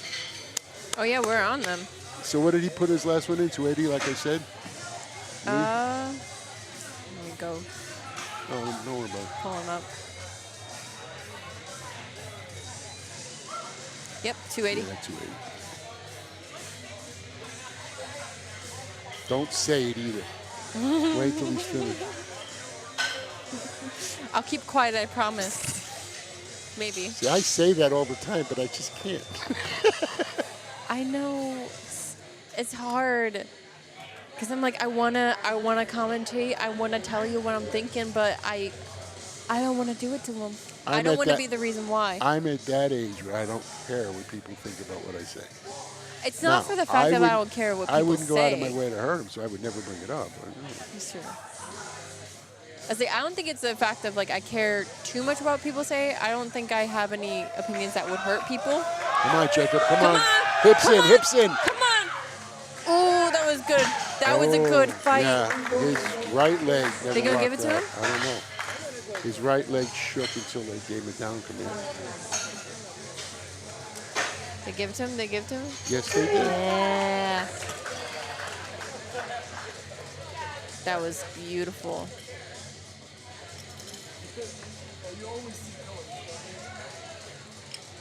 All right, David coming up. 452 pounds.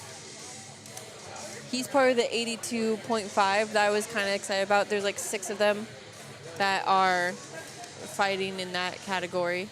He's right now in 4th place. Yep. Which it doesn't look like he's looking to move anywhere because even if he makes this, he stays in 4th place. So it sounds like he'll snag that spot.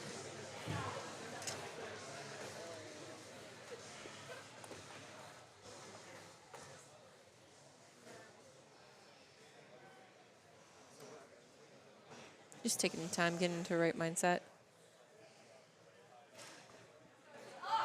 Up, come on. Nice. Beautiful. Good job, dude. Cool. Referees say, relax. Through white lights, let's He's go. happy. I promise you, that's a PR for him. Yeah, he did try to take that. No, that was David. That was David. He took a 5 kilo jump. Aiden's back up though. He failed 205, but he's coming right back to try to take it again. I believe this is the one where he had a full grip and then he went into a hook. And if I it's believe that was him. if it's a problem that happens, if it's reoccurring, you can solve the problem by burying your thumb underneath your fingers. Wrap the bar and then wrap your fingers around your thumb, and your thumb can't go anywhere. That's true. I wasn't a big fan of that, but I coached Rhonda for a while, and she does that. And I'll tell you what, she never loses her grip, no matter how much weight is on that bar. Well, yeah, it just makes it secure. Like you're either like, if you do lose grip doing that, it's well deserved. Like it's just too much Just means at you that got to do point. grip work in the gym. Yeah. Come on, finish it, finish it. Oh, see, he's got his chain in his mouth. Referees say, Yeah. I disapprove of that. I won't lie to you. I don't understand the chain in the mouth either. I know it's because like one powerlifter did it that was super famous, and he had a really big deadlift, I believe, and then everyone started doing it. It's kind of one of those things. Samuel coming out. Where is he sitting? Oh, he's leading the pack on the 75 kilos. Ah, come on. Nope. No. Never Just locked it didn't quite get there. He also went down a little bit. Well, once he got stuck, the solution to that can be just to throw your hips into it. Once you get up that high, you just put your hips into it. Yeah. It'll bring your arms up high enough to lock it out. A good. But I don't know that his legs would have been locked out. That's what his problem is. It's true. A good cue that we talked about when squatting, you want knees out. A good cue for me for deadlift is as soon as it gets past my knees, I'm bringing that hip through. That's what I do. If that works for you, some people want to come halfway up the thigh before they do it. Some people want to go a little bit more than halfway up the thigh, so when you throw your hips in, it comes up above your thigh rather than try to come back up your thigh. But you do what you do. Okay, there you go. Sire. It's a good lift. Sorry, we had to change out the battery on the camera once. We'll get a replay in there for you guys. Beautiful. You got Rocco's coming up. He's looking to finish off strong with just right over 500 pounds. He's taking a 27.5 kilo jump. He wants to move up in the rankings. But it's right at that 500 point. Oh, he was wants to stay there. He's in first and teen, and he's in 3 in the open. I don't know where this takes him to after that, but Yeah, so he'll stay first in his like teen division, but open. I think he wants to make sure he stays in Beautiful. third. Very nice. Yeah. That So- was fantastic. Good lift with 3 white lights. Yeah, he finishes up with 570. And there's already 2 guys at over 600, and then Lee is at 680 something. Yeah. I say Lee kind of got him. No, I think Lee got them all, because even if the other guy hits his last attempt, he only goes up 5 kilos. Lee's got it without the third attempt. Yeah. Well, he was like surpassing them by like 20 kilos in each lift.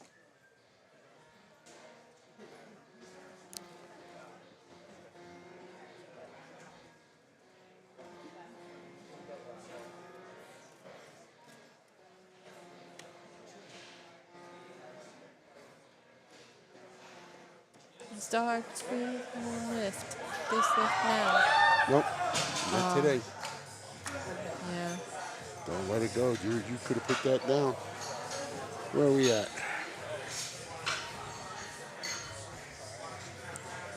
Stays in 6th place. He had the sticking point of like right below the knees. Clayton coming out. 518 pounds.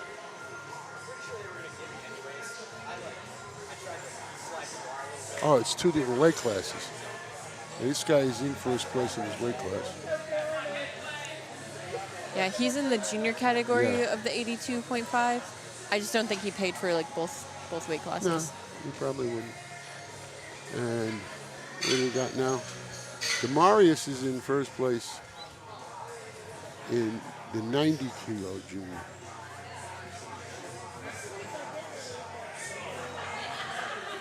So he doesn't have to worry. Yeah, and the last 2 lifters can't change places either.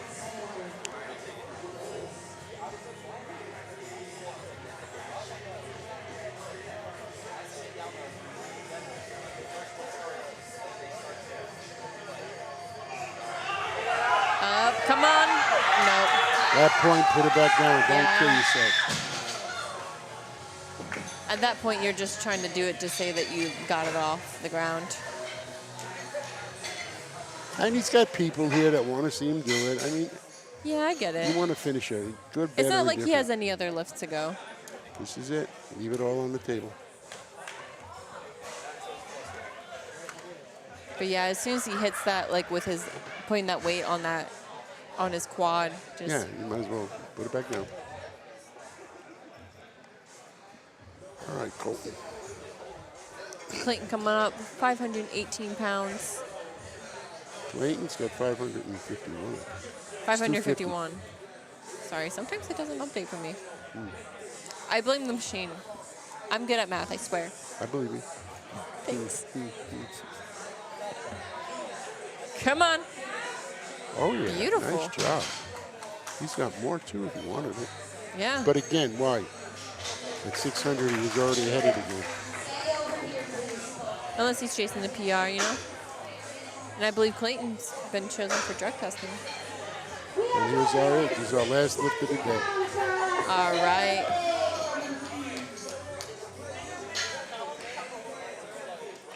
Our man Lee taking Let's see our what you last do, Lee. deadlift of the day.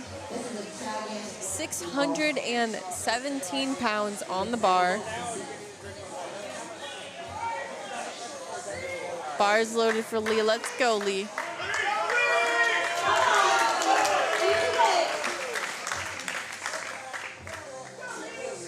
Come on, Lee.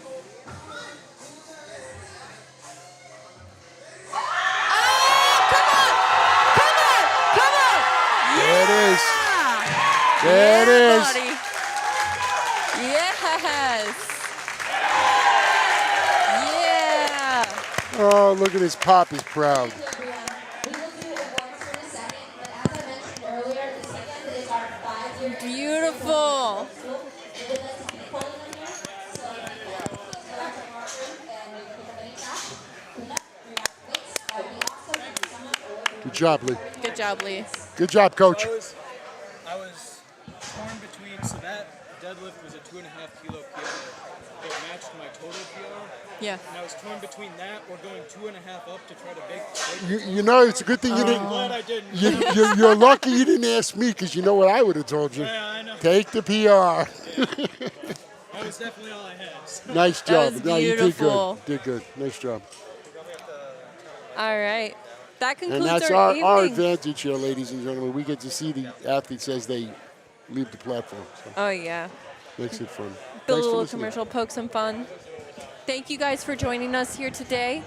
This live stream was brought to you by barbellproductions.com. Also, the meet director does pay for us to be here, so we're very thankful for that. So make sure you send some love, a shout out for Ron for running a great meet. We do have a day 2, so come back tomorrow. Same time, same place. We'll be here. Make sure you check out barbellproduction.com. Check out the photo and video packages. Support your lifters. Give them a nice little gift, something that they can remember by. Lasting memories captured right here by us. Thank you for coming out, and have a good evening, guys. Super large.